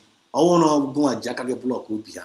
Chineke, I eager for going to go. At least I have interceded on their behalf. Just like Abraham did. I have done my own part. I was in a Orona Breba and I be a job. I've been okay, but I want to jack block because I can't see the reason why. Ndagage for Chinese now name up to now. Up till now, even there is a word that says that if you can't beat them, you join them. Now they are losing the battle upon all their whole wickedness, upon all the money millions they are spending to bring this up, to bring us down, to bring our freedom down. But instead, they are losing ground. Still yet, their conscience is not telling them, why can't you let these people go? Why can't you allow? Still yet, Obihanka Puchia, Chinekenna, I am asking you, or how is he Pharaoh? Oh no, Pharaoh Kahawe. No problem. No problem. Let your will be done. I am telling you, Papa. We bless your holy name. Thank you, Lord. As we proceed in this program tonight, proceed with us. And at the end of the day, let your name alone be glorified. He said, and he said, yes, I love you all. I love you all, and may God bless us all. God bless United States of Biafra. God bless all the United States of Biafran citizens. God bless all the leadership of United States of Biafran government. If you believe in this prayer, you just put it said. It is said there. It's your signature. our agreement. Yeah, if I pray about prayer of agreement, say 2 or 3 can gather and agree on one thing. I will establish it. Okwu ọnụ ka Chineke na-ji wee ka ụwa. Okwu ọnụ ka o ji wee ka ndị okwu ọnụ a anyị ji okwu ọnụ anyị na-create our own world in this Biafra movement, and I so much believe it. So much believe it. Aga m eji okwu ọnụ a create Biafra, anyị were okwu ọnụ ya create ya nwanne. Na nwanne ndị mana aghọtara ihe a na-akọ dị sef. A ga-aghọta ya by fire by force. Ọnwụ na ha ekwetere anyị ekwetere ha. Ọnwụ na ha ekwetere anyị ekwetere ha. Samana Kwase will be making decision for them. We'll be reasoning for them. Because ịgba nkịtị nwanne ndị ewere gị people ha ewere onye ọbụla bidio ka sị ewere onye ọbụla pịtọrịa. Ha ewere gị pịtọrịa. I just don't know the reason why I ga-eji were na bidio ka asa na-achị ụwa. Ebe brain gị na-arụkọ ọrụ karịa ndị middle class. They allow middle class to rule the iwe onye ara, which means we have fed our duty, which means we have Chineke na-ekwela ka anyị fail our duty anyị n'ụwa na Chukwu Okeabiama. He said, thank you so much. Chukwu Okeabiama, let me go to the comment section and can't kill ụmụnne m ọfụma. They will thank you so much. Eze nwe ife ọgwụ agbara first today. Okay mmadụ. Original eze nwe original nwa, original king. Telling you, Afudimba gave ogologo imi ya. By their fruit you shall know them. By their works you know who they are. By their works, by their action, by their akparamagwa, by their you know them. Zemwife is one of them. And I have Baba Kwazie first today. Zemwife, I salute you. Chukuna Gozie Yurienne. You are highly blessed now and forevermore. He says it also. They was Chineke. They will so much love you. They will somebody. Thank you so much for all you do. So there will be a France. So we for Nekelonabla. So we'll be watching for when we'll be watching from work. Multitaskful. God bless your work, bless your company, bless everything that you lay your hands. Whatever thing you touch shall be gold, or will turn to gold. You will be metroaka. Just name your price. Your everything you touch, the guy will gold. You're good, you go everywhere. We won't be touching. Let it be diamond. You let it turn to diamond. You for a So I bless you, and I bless your family, bless your works, and I bless your generation. Like, comment, share, and subscribe as you join in. Thank you so much. Thank you. And I can come. Another one. One and one, Rosie, they were say greetings, Master Sedos, Rosie Chukwugoziege, our special sister Chukwugoziege. You are doing great, and we really appreciate all that you do. You're highly blessed now and forevermore. Our sister Rosie, they were. And Esther Ekwosa, say good evening, great Biafrans, well done, man, a lot of love. Thank you so much, Esther Chukwugoziege. God bless you, God bless you. God bless you, Esther, one of us. Okay? God bless you too. And I love you too, Chukwugoziege. Then Uche Ejiofor, good evening to you. Happy New Year to you, 2026. Thank you so much, Uche Ejiofor. And Happy New Year to you too. And may God bless you, Chukwugoziege. Really appreciate. That is a wife. Thank you for your blessing. Hello, Melo. Preach it. Thank you.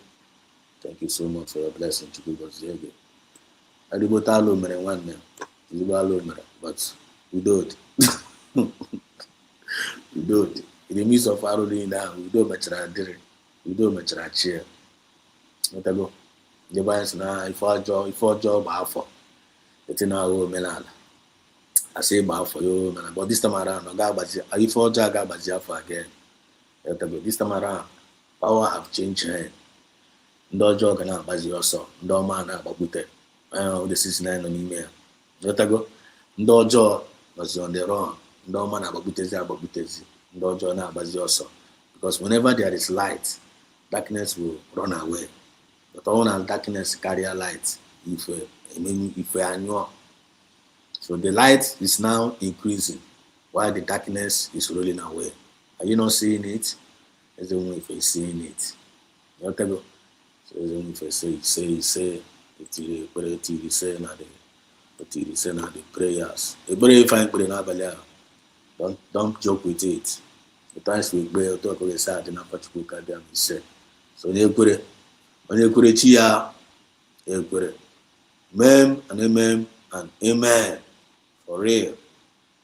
There we go. So, Bapuni also, no time. Mutuko Kabiam. Now could you over? How could you over? While the world is shaking, when a mentor, when a mazi everywhere, tension is very, very high. I hope you guys are seeing it. There I go. Tension is very, very high. So before we will proceed in what we have today, before we proceed on what we have today, I like it. I visited the official ex-handle of our Deputy Prime Minister. I wonder what is on the table there. Then we announce it.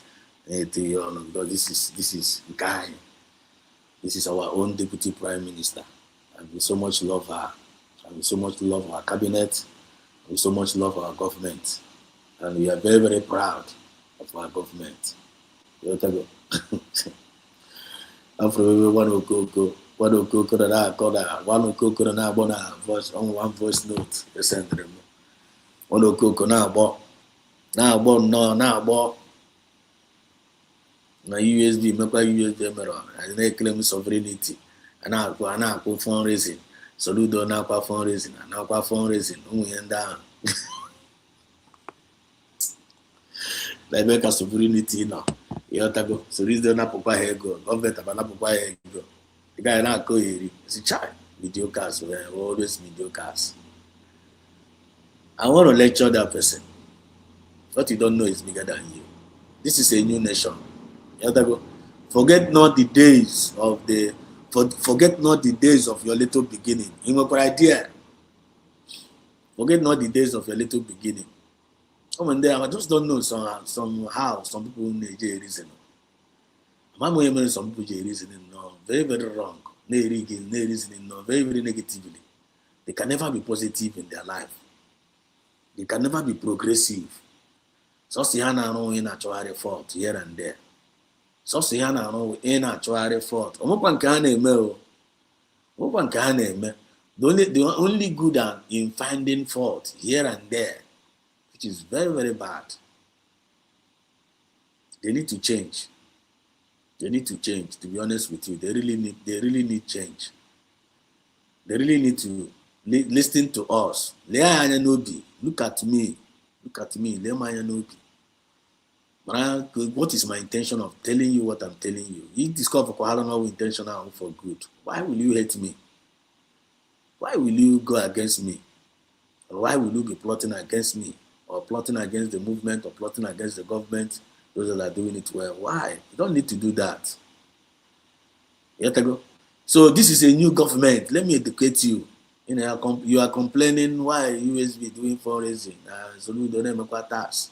Now where is our sovereignty? And you are in a state. You don't even know the name of your governor. Ichoka eme no hinine kote no na. Onye anafuto onwe ya si baby o. Onye anafuto onye na akodi aka na choka ofuta ya si baby like kind of nwa amuru ofuru. Ima na nwa amuru ofuru ya ga na emere gi ihe niile. Aso nwa amuru ofuru. Yetago government amukoro ofuru. A na emere government ihe niile. Government emere ofuru you munu government ya. You need to train that government. Just like nwa amutakwara nwa. You need to train that nwa himutara. Are you getting the point? Go away, farmer. I see a farmer, you that is a farmer. One go away farm. Ogwa the jack again more ya such here. That's why here. Either me contract go so ya or jack again so ya any mechanism job like Ogwa the jack again load the ground. Load the ground. Man, I try konye there. Or no kage konye, or no ube. Oh, you as a farmer. There is always a process in everything. Rutezie na nke United States of Biafra declaration. It just no, it would not blame Nine no. Why is the government in a claim sovereignty? And an tax, and I make fundraising. If you go fundraising, again, you're still talking that rubbish. It's for that you need to progress. Okay, now let me educate you. Cameraman call garage. Cameraman got tanka. Covering car toro give you that is complaining. Every second want a cram on offer. Kabia kunyega kamono. A go to pampas. Just like go and complain now. Let me use you as an example. You are just complaining USB and now fundraising. And why in the marriage not sponsor USB? No USB disposed in a sponsor on them. I had the guy in Akawa now. As a USB sovereign nation, we're supposed to be taking care of our citizens now. So now actually we can call the person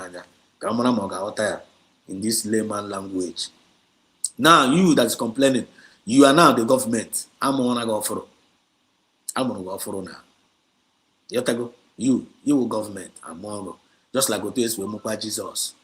Our Jesus has now the government of this world shall be upon his shoulder. Amoya, Mamre, Camuria, no Lanomano, a government, that is the savior of the whole world, a Camuria, no Lanomano, Camuria. Not only Namuria, no Lanomano, Aswanamria, no man, a king, Aswanamria, no Lanomano. I talk by not Cabia Bue, no Manomano, it's still a debut, and not okay with India. I am here, that person in name.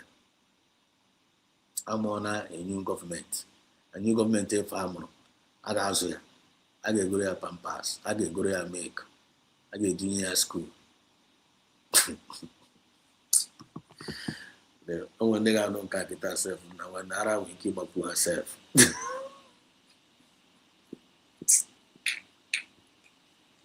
I got to the one I get with it.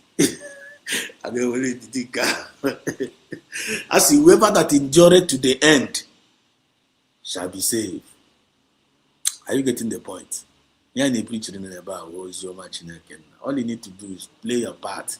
We don't aside in play role. He play a role. He talk gap.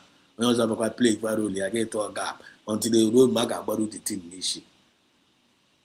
It doesn't mean that Nago and name this Biafra maybe we kick it so about but in my hand so you will part of it. Kero li play. Kero li play. Okay, Moses itself, when I one year in the mountain, Moses will na promised land. Uru there. Moses how much about the thing, about who dear upon all the mountain. Are you getting the point?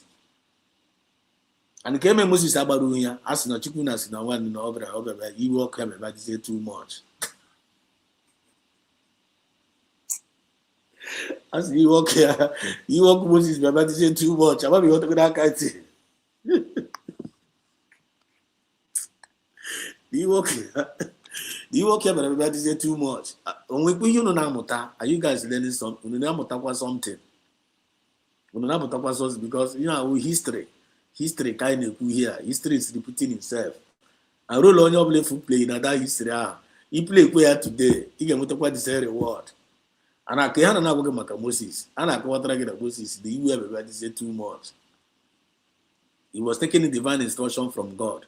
One was the one who said like this one. Yana Chukuna was Panta.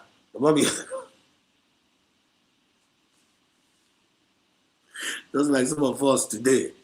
I still love you. You are still a great man, Moses. You have to go. Go past. Joshua continues here. Baby's weekend. You have to go. Baby's weekend. You have tried. This something is happening today. You have to go. Moses, Joshua, Bria from there. Bria from there. Till we road again. Boba said the remaining people from Boba here in a promised land. Today now in history, Joshua and Caleb made it. Joshua and Caleb made it. And Joshua so we put also from Egypt also we move the movement from Egypt, but Chabaru and the promised land. Came Joshua you make here, because Joshua Quechiri. Came you make here. Joshua and Caleb were a Quechiri. Now that promise here and Chukuna, upper promise here and Kagaga, their eyes were on the goal. Their eyes are on the goal. Their eyes was not out of the goal. Joshua and Caleb. You need to get meaning at wilderness, just like it's happening in us now. You need to find on a wilderness now. You need to name this movement here. Yeah. Joshua and Caleb, which is now one Emelu Mala, one all the final destination Kanya had. Either they die on the process or about where they are not going to be diverted. You can't deviate them. Their eyes, they were well informed. Are you well informed now? This Biafra movement here. Get department in on here. Get department in a more bread. And what are you doing in that department? Are you affordable? Are you affordable to be used by Biafran spirit, or are you against the affordable? Are you affordable to be used by the Biafran spirit to move this movement forward? Are you affordable to move this movement forward? Or are you against the affordable? Either against the affordable or are you affordable? How do you come now? That is our topic tonight. So before then, let us go to the ex-handle of our Deputy Prime Minister. Things are happening. First of all, he tweeted, he said official public notice and disclaimer, unauthorized ID card registration and fraud alert. Are you listening? So the government of the United States of Biafra hereby issues this urgent public notice to all the Biafrans at home, to all the Biafrans at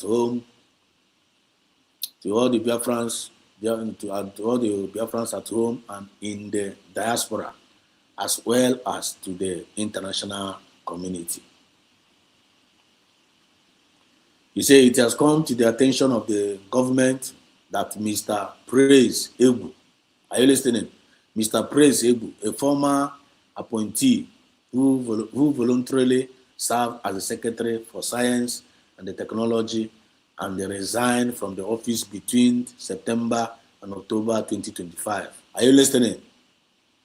He is unlawfully and without authorization presenting himself as the empowered to conduct Biafran government affairs concerning national ID card registration. One Yahoo security alert. And all that, this information, you need to take it very, very serious, very, very important. So I want to read this again. And don't say you didn't hear, please. Okay? Official public notice and disclaimer. Unauthorized ID card registration and fraud alert. Unauthorized. Mr. Egbu Praise Egbu. A former appointee who voluntarily served as the Secretary of Science and Technology and resigned from the office between September last year and October 2025 is unlawfully and without authorization by the United States of Biafran government. And also with the government. Praise Egbu and also with the government. So, we're not going to with the Praise Egbu. It's outside the government. It's no more with the United States of Biafran government. So, if you want to get the full details, go to the ex-handle of Dr. Ngozi Arabeze, or Deputy Prime Minister, and get the full information. That is also, what is it called? The memo there. There are memos there. You want to read it out and get the full information. Hey, go, wayo. You don't say that, why Biafran United States of Biafran government did not inform you. They have put it out there. I mention every day. Or it is a thing of concern for every lovers of freedom. Genuine Biafrans whom we all over the world. Making sure we're gonna gather, every day we're gonna check on the tweet of our Deputy Prime Minister. Read it, get the information, and retweet it. If you have the chance to comment, you comment. But make sure you read and retweet. You have the right as a concerned citizen of the United States of Biafra to lay your complaint. So your opinion is also highly welcome. So another tweet also, I want to read that here, 2 days ago. Breaking Moran Global Strategies, MGS. The part with Elias Gerard Souls, and Isaiah Nyongo, aka Ogenkere. By extension, after the United States of Biafra, USB, PM, Samnepa, fires Elias. Elias is being fired. It's not representing United States of Biafra. Whatever thing they are doing with Ogenkere, they are fraudsters. They are all fraudsters. They are fraudsters. We only have one government, United States of Biafra government. Anything outside this structure, you see on the screen here. Mazi Samnepa, PM, Mazi Samnepa, Mazi Nadikalo, Dr. Wazarabeze. Anything outside this structure is fraud. Hello? Please, very, very important. You know that. Very, very important. Otago. So Elias, he said it is to inform the general public that Elias and the area one associated with him does not work for or represent or lobby for the new declared United States of Biafra government, BRICS, or de facto homeland, or on an unofficial capacity. Elias Generals has constantly worked against the people and the leadership of United States of Biafra, BRICS, and de facto DPM.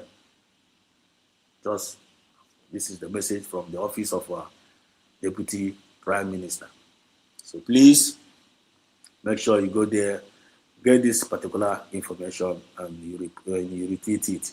And this in particular information, White House, they are aware of it. Attack for a White House and the other major outlets there, news outlets there.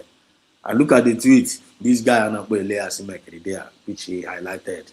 He said, "Dear friend, I departed Moran Global Strategy (MCS), where I serve as the partner and the vice president to establish my own international service firm, Washington and Madison LLC. Washington and Madison maintain strong professional relationship and a strategic affiliation with the Moran Global Strategies, as well as the several leading Washington D.C. based lobbying firms. I will continue to represent the same clients and causes that I have with MGS at my new firm."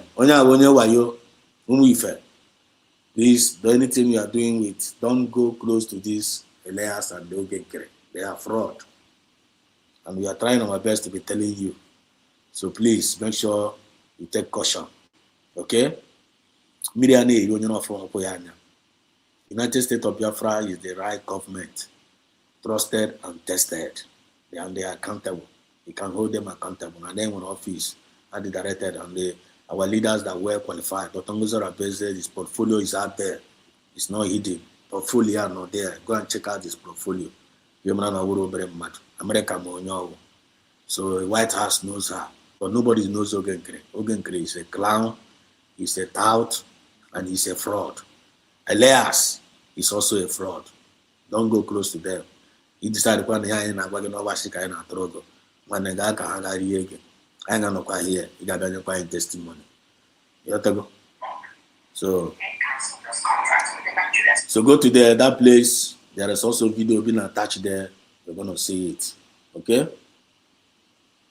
Now another tweet also. I would like to read this one out also. Another tweet also. I would like to read this one out. I want us to pay attention to this. So, United States of Biafra is a newly sovereign nation in West Africa. Are you listening? Yeah, well, to create awareness. I can expect each and every one of us in there, man. Each and every one of us. Today, when I was doing my work, I met one Pakistan guy. One of them, where are you from? So I don't again. Bob, where are you from? Bob, where are you from? There, again. Someone I'm from United States of Biafra government. I said, what? It's a United States of Biafra. I said, where is it? It's West Africa. Are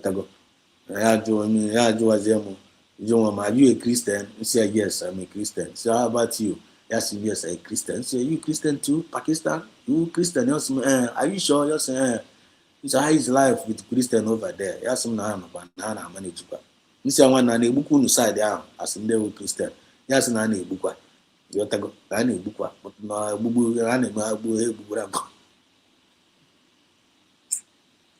Zagaye no zo gbede ya si na nwanne ya no wakwa so ka ya wa gbakwara side gbapụtakwa side.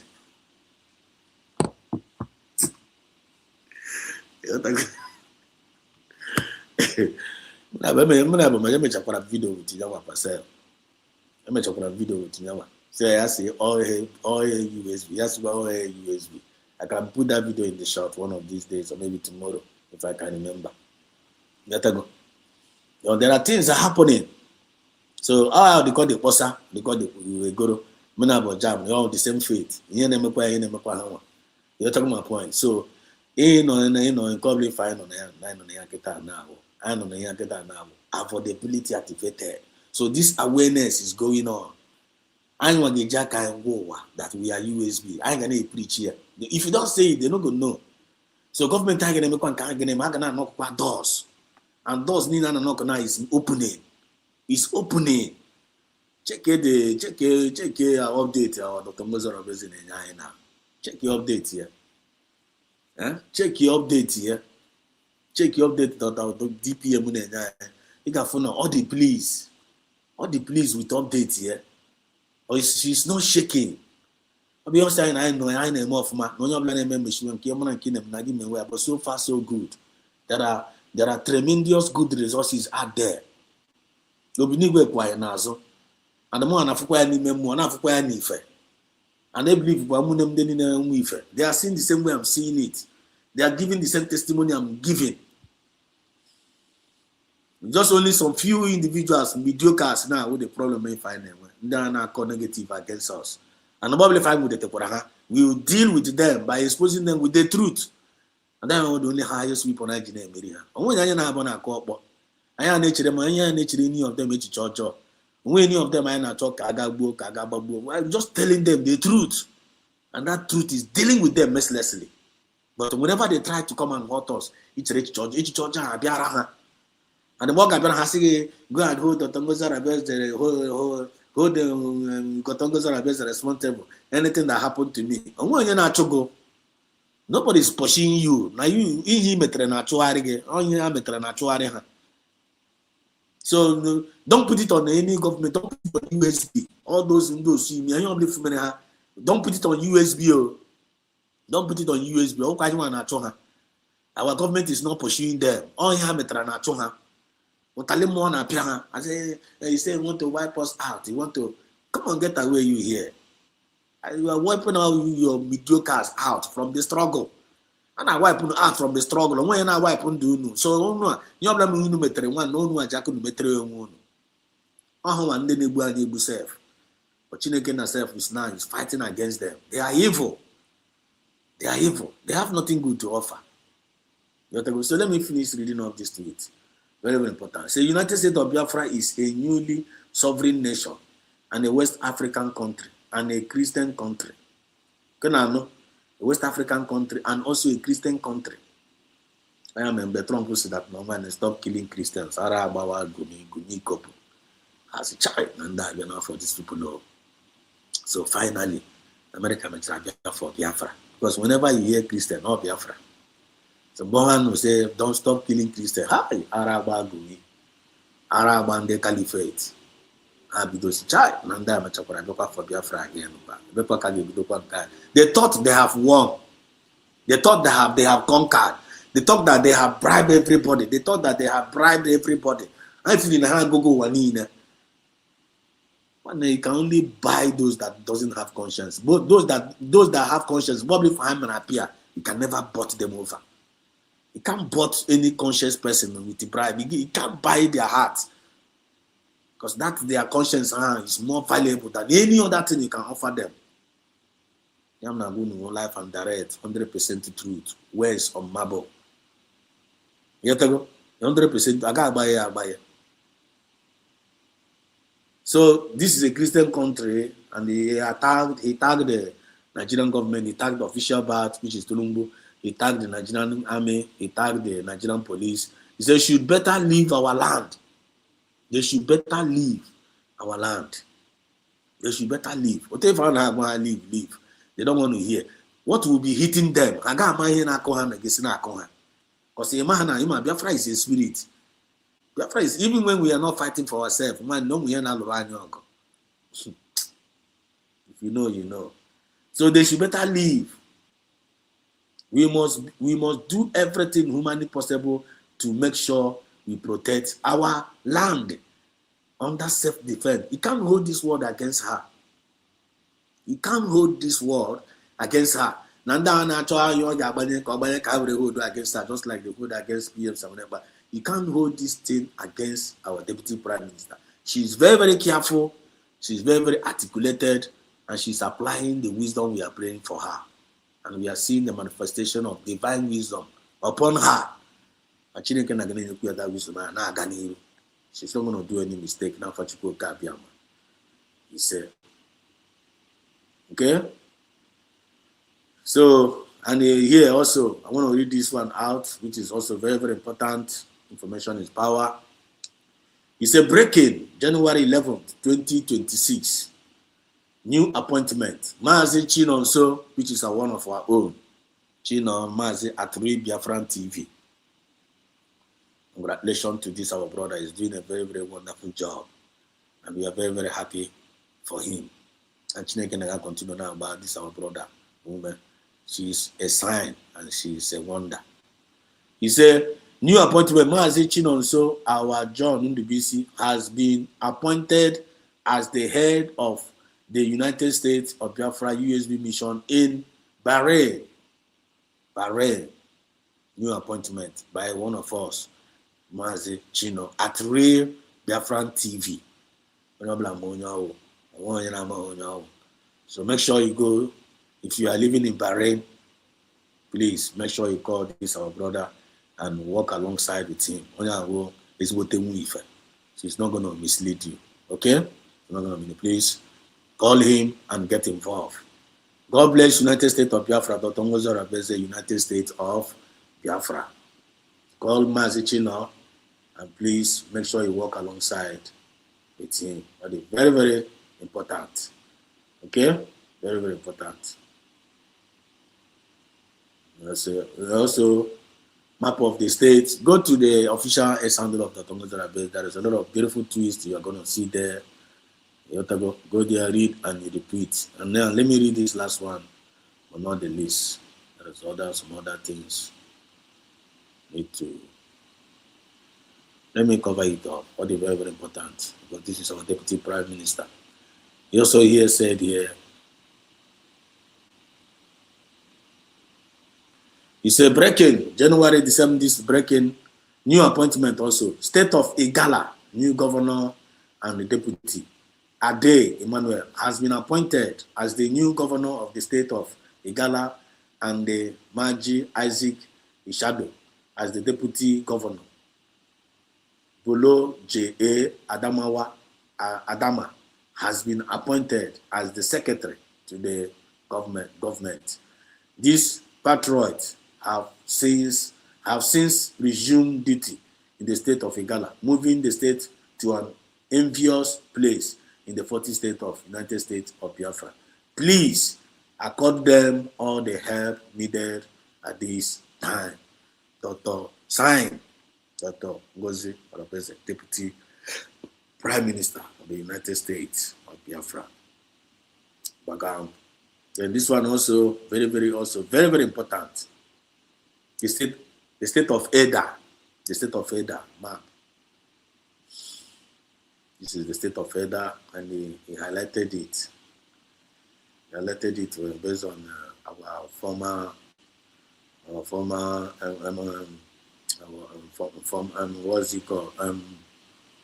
tweet of our Prime Minister. He highlighted it's a break in the state map, the capital of Isiso map. We will be presenting the new map in the United States of Biafra state by the state map submitted by the Biafran government, by the people themselves. There is no imposition of any kind, and everyone is happy. Eda is carved from the old Ebony state. Confirmed. I hope you guys are getting it. Then now, this breaking the state of Eda, new governorship appointment. Let me know in the comment section. I'm still coming. Please bear with me.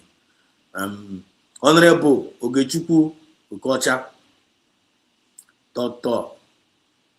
Egu Ejiofor has been appointed as the new governor of the state of Edda. So if you are here, you are from Edda.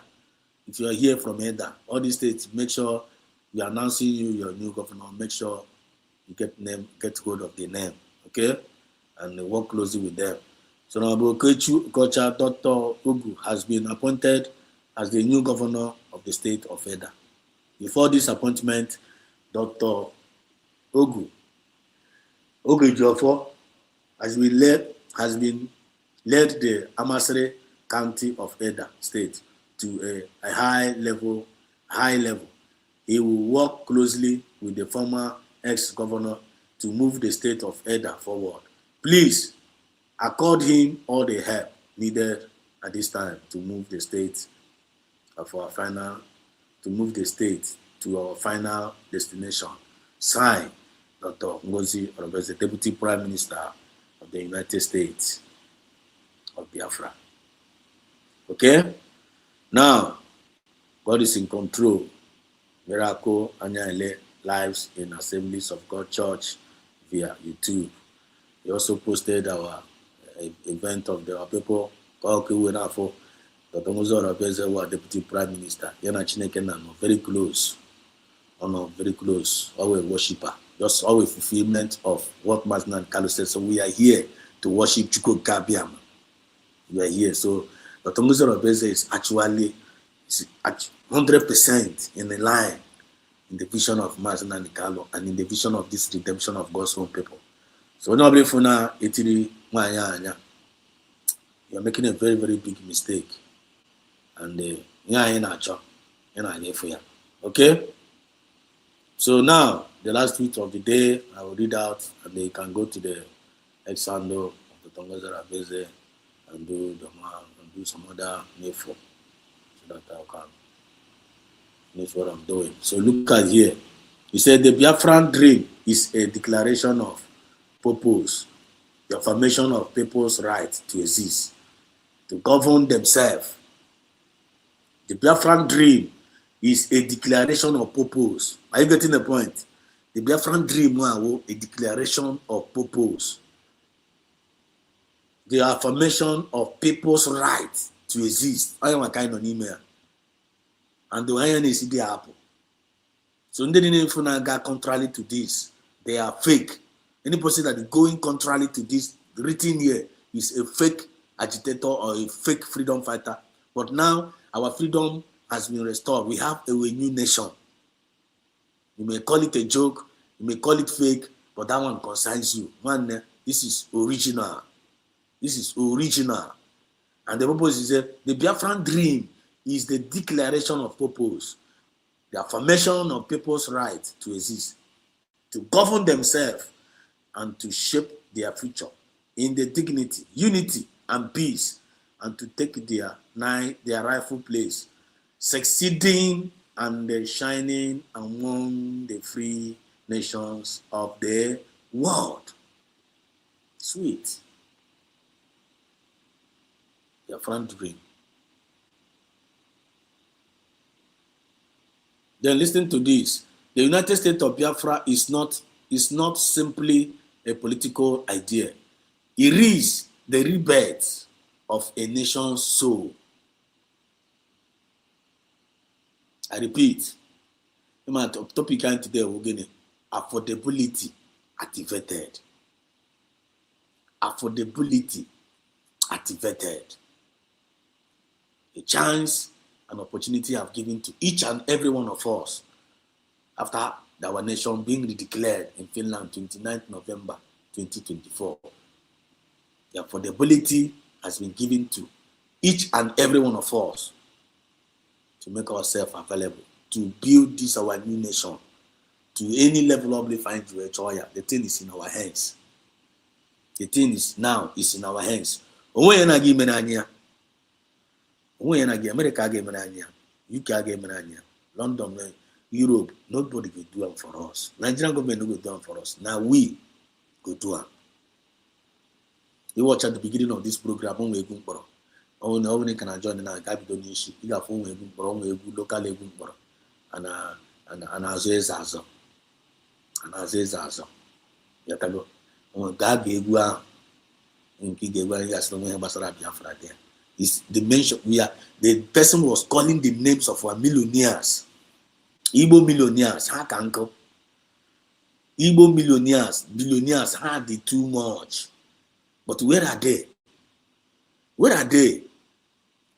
in this movement? Where are they in this after our declaration? Where are our millionaires? Where are our billionaires? Where are they? How do they just know Kopucha? No, most of them just Kopucha. Maybe they are maybe they are donating secretly. Maybe they are donating secretly. But I'm talking about physically. We are not seeing them. Maybe Hannah told you, I don't know. But where are they? Now unde jinko that is agana ego then all na Igbo billionaires anyị niile mapụtachicha donye ihu na this movement ya ihe anyị ka anyị akọ today anyị maka anyị na-akọ ihe anyị fa anyị na-akọ today anyị maka anyị na-akọ by this time na anyị lay go our hands in our resources which is the most primary thing anyị want the major thing after our declaration the main primary major thing now, what are we going to do to lay our hands in our resources, which belongs to us? Our resources, this is what belongs to us. This is what belongs to you and I. Can I get me? Can I get with it? Can I get me? Making sure I lay our hands in our resources, and the thing lies in our millionaires, in our billionaires' hands. As we speak, the final push now. At least to play a role in the movement here. We be doing I play go their role, make the noise. When they free flag, I make go their free flag, they keep moving. When men not to pilot, you need on the stages. When my woto, you need on the stages. Now we are being declared. I didn't go official declaration of our nation. We have declared our nation. Wanina no go there. The whole world which the receipt of our declaration. How are we going to do to lay our hands on our resources? What are we doing to make sure that international communities recognize that? What role are we playing? Are we available to be used by Biafran Spirit to achieve this, or you are against those that are available? Time I when a day later, they can PM Samene by Cotona, Finland, there, call a reporter. Time I go out with Igbo.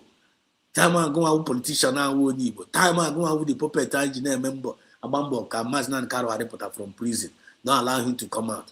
Time I now chalky where like when Kene was in now. When Kene was in now, let us go to that side. But can't picture it over. Kene was in Abia State now. In Abia State politicians now, Ojuso Kalo and Andoto, they are trying to pull down Oti. Oti, the only man who cheated his people. Better than Nigerian politicians, sick or people you I want Kahana Bakiti Katakata, Kahacho Piano Chichi. Because now, I tell you, John, and just all those kind of nonsense, yeah. Why? Tama Jina Balekalika, no like Baralekalika. By join no USB. Make you available. Igbo billionaires, come and make yourself available. All the Igbo billionaires, make yourself available to this our new nation. Boya inaga barande Finland, inaga barande, boya inaga barande, excuse me. Boya inaga barande Fulani.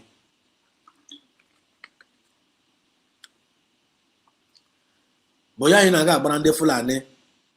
Baba barande USB boy. You don't need to balance the USB boy. All you need to do is to acknowledge USB. But take a gun. And that's your money. You're going to get it back. Somebody might first of all introduce it. IOU. Okay, of future argument. That money. Because it can never destroy, it can never work against this USB structure. You can't work against this USB structure and get away with it. You can't take away USB money and run away with it and get away with it. You lie. No matter how you feel like you are running, they will get you. When the right time comes, you will be fished out and you will pay. And no matter how much you are investing in this movement here, don't regret it. As long as you invest, don't regret all your investment. Man, all your investments must surely come back to you by fire, by force, and you will be appreciated and you will be rewarded. He said, Oloma, Lord Yoma, Lord Yoloma, Kawaniru. Don't stop. Don't stop. Because when you stop, you become a pillar of salt. But when you keep doing that, your good job, when you got to your final decision, and then with a reward for you. When you're not boss, I can't remember you cross all the line. I go winners. Then I go failures. The same thing, that is what is happening. Generally, what is happening. So let me finish what I'm reading. I was reading something. So the United States of Biafra, the Biafra dream. And I got a good dream. Gine check your conscience. Gine check your availability. Gine check your account. No go check. Gine na run a movement. Check where Manama is the qualified. Manama in a lucky behind. Manama in the right track. Get Manama out of the track. He will really get go is a governor. That is how we make progress. But all on the negative side, you can never understand what I'm talking about here. You know, if I'm going to go back now, because all we need to him. So saying Choreno, camera, webe mistake, camera, weba, when the fourth time on natural, we are not going to get it. Because we are not here for evil job. We are here for good job. You look at the dream of the Biafran dream. The United States of Biafran dream is not simply a political idea. It is a rebirth of a nation's soul. It is the fulfillment of generations who refuse to surrender their humanity. Even in the face of war and the famine. Even in the face of war and famine, and any other choice. Our ideology. And ideology now is a good ideology. And ideology now, without that ideology, all of us will perish. Without this ideology, in a group and a boom bad, one day are moving him from. If you miss this ideology and you dump this ideology, one day you will finish all of us. So now I'm naturally give up on that ideology. They don't want to be finished. Can finish here. They don't want to be finished. They want to save the situation. They even want to save you. Naturally give up on the ideology. They still want to save you and save your generation. Affordability. Activated. Way forward. Positive ideas. Way forward for positive ideas. Way forward for positive ideas. Way forward for positive ideas. Are you getting the point now? Huh? Way forward for positive ideas. Okay, what that? Way forward for positive ideas. So I'm a kind of email. When any positive idea you want, bring it on. Oh, you're not cool. You're good. When any positive idea you want, bring it on to God's own glory. It is a fulfillment of generations who refuse to surrender their humanity, even in the face of war and the famine. It is a promise to the children of tomorrow. It is a promise of the children of tomorrow. Are you in this Biafra movement today for the children of tomorrow? Exodus, are you in this Biafra today for the children of tomorrow? You that is listening to me, are you in this Biafra movement for the children of tomorrow? Those that are in the cabinet members, are they in for the promise of tomorrow? That the sacrifice of their ancestors, we are not in vain. In a day here, this is coming out from the Biafran government. Okay, for the mindset of our government. Have you seen the mindset of this our government? Have you seen it? Very, very clear. Former time you can't resist it. And when you resist it, when you refuse it, you are an alien, which means you don't love humanity. The United States of Biafran government is a law for humanity were torn down. When you reject here, because when you reject it, this is not a political law.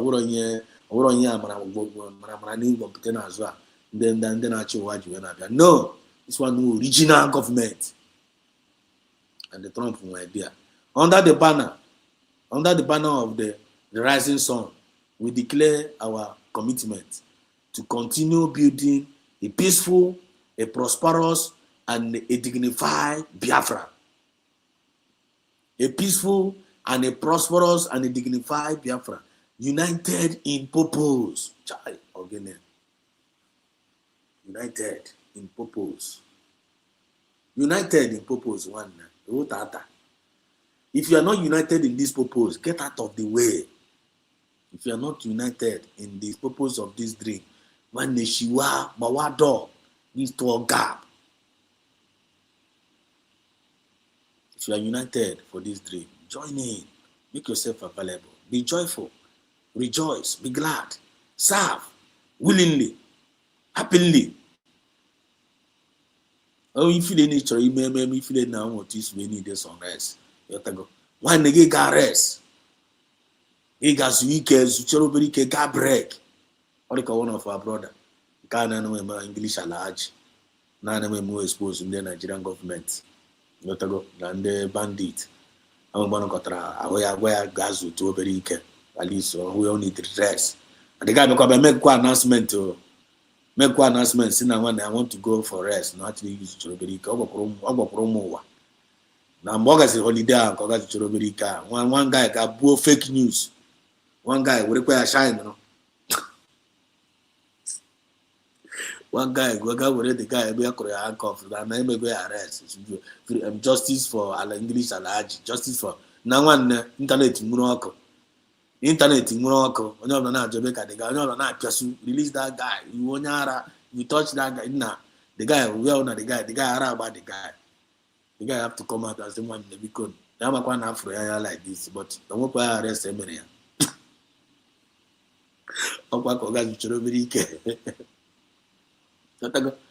Any day more I feel like some feeling like I make my body because here if I am draw is you all know what I always say guys you can guys doesn't mean that it doesn't mean that now you are out of the struggle. It doesn't mean that you are out of the movement. It doesn't mean that need to preoccupy. Man, go to Zekuno is on holiday. Is he coming back? Come on, then I said now one is Zekuno. No. One but it's okay to get up one year job. If you want to it is your choice. But the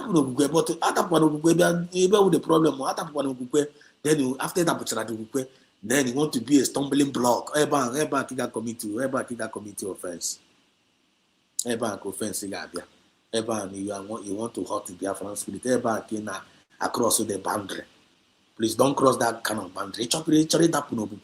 Man, if you free, get up no kukwe. But don't put it on me. You made it on your choice. Whatever big problem, don't be a stumbling block. Just like you go 247, what that not just use a stumbling block. Just like when you short other pronocuque, not just use a stumbling block. Just like vam, other pronocuque, not just use a stumbling block. The message to you, don't be a stumbling block. So that people who are able so that can nature work against you. So that Biafran spirit are able to more. Don't be a stumbling block. Just walk away gently. So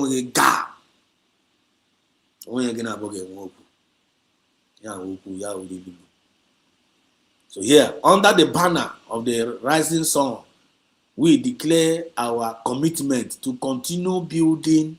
Because here now we building process. We are now under nations building. Are you getting the point now? I know under nations building kind of email now. After our declaration, and by the under nations building, So ya no kita ya na won nimra ni brilliant idea imre as a concerned citizen of United States of Biafra. Bring it on. Bring it on. If you have any brilliant idea, bring it on. Don't continue every day again I complain now more. You know any solution you on the table.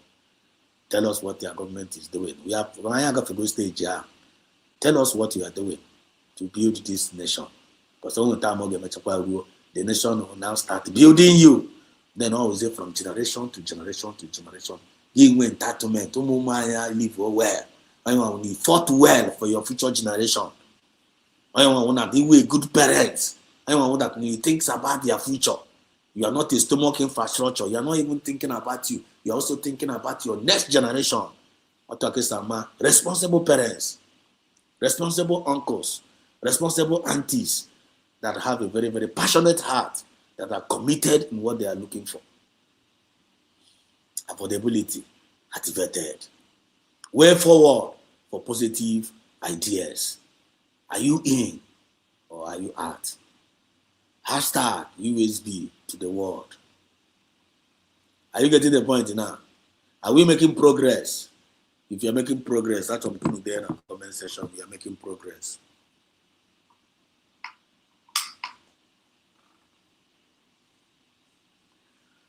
If you're making progress, if you know that we are actually making progress in this movement, 1 or 2 persons in the comment section, tell us we are making progress. But if you are not making progress, tell us also. This is democracy. This is democracy. It's not that you must believe everything I'm saying here. All know what this way we argument. This way they confuse what I'm saying, and maybe I'm talking out of point. You have the right to even ask Mike. You have the right. I will send you a link. Oh man, they make the program one day make the program sometimes. Some people say, please, man, send link. They want to contribute. I will immediately send the link. Come and talk to us. Come and talk to us. Because we are not here to play. We are not coming here to come and play. We are in for a very, very serious thing. This is a very, very huge project. Project of a nation. Project to save the life of our people. Project to make sure that now we are not being invaded. Project that our country will be like Japan, Europe, beautify, electricity, good hospital, security, justice. Name them. Instead of going with our idea, I get to make sure and I may achieve. Go and actually a stumbling block. Are you crazy? Are you crazy? Why you want to play that kind of role? Why?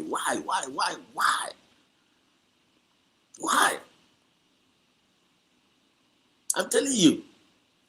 Our millionaires and our billionaires. If I were them, just like this is what Elon Musk did. Okay, if we hear Elon Musk, Elon Musk at the last American election, Biafra and Dojo carry. Biafra that now this in the democracy and when they possess. Even I turn to Mazirania. That's a Chineke Araba the man. He's a billionaire. That's a Kezu Rega Gabaraya, all no Ghana like this injustice, Arwala, the Acadia, Batana America. Then teach me see legacy and nega the rubbish.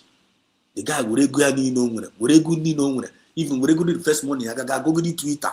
Because all Twitter, I remember see, and the streets, you see, the Democrats got go Twitter by Jacqueline, the Democrat bought it over from that man. This man, Elon Musk, got go the Twitter, go boy everything now, you wanna go the thing. No, the American went to go down, Trump went to go down, yeah, make where is stake, I bet. Yeah, we pay millions, yeah, Ghana, all the whole state. Now, one go noble herself, now want to support all America, support all US, support all Trump. Question everywhere, now one America, the Trump win, yeah. But so Trump if you continue, we can still do the same in Biafran land. If you are hearing the sound of my voice, this is Biafran Exodus TV. Always bringing you the message of redemption and liberation to the hearts and the minds of our people. There is no time. Leave sentiment apart. If you are Igbo billionaire, if you are Igbo millionaire, leave sentiment apart. Abon on Africa, USB is here for you. USB is your government. USB is your own government. United States of Biafra has been declared. That is your original government. Happen on the Fulani ka Fulani happen no. Fulani happen on haka. Come and bring that your billion. Come and bring that your million. Come and support United States of Biafra government so that we can lay our hands in our resources so that come on make you value. Ka business give me investment. Business investment ga no.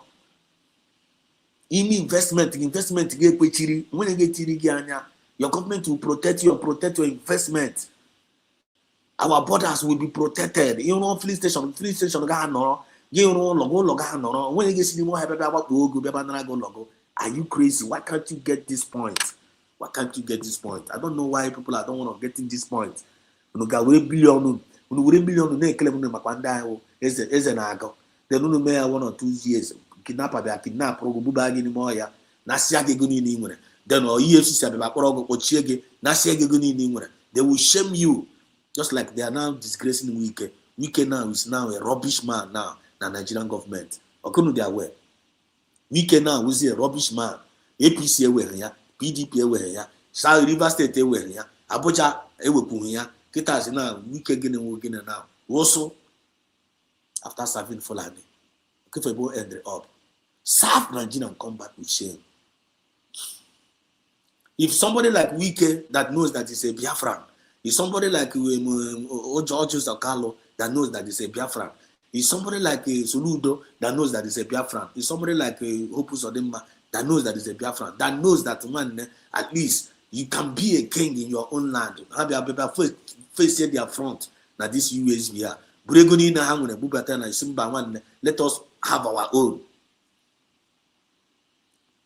Is it not going to be far more better than here in Abuja?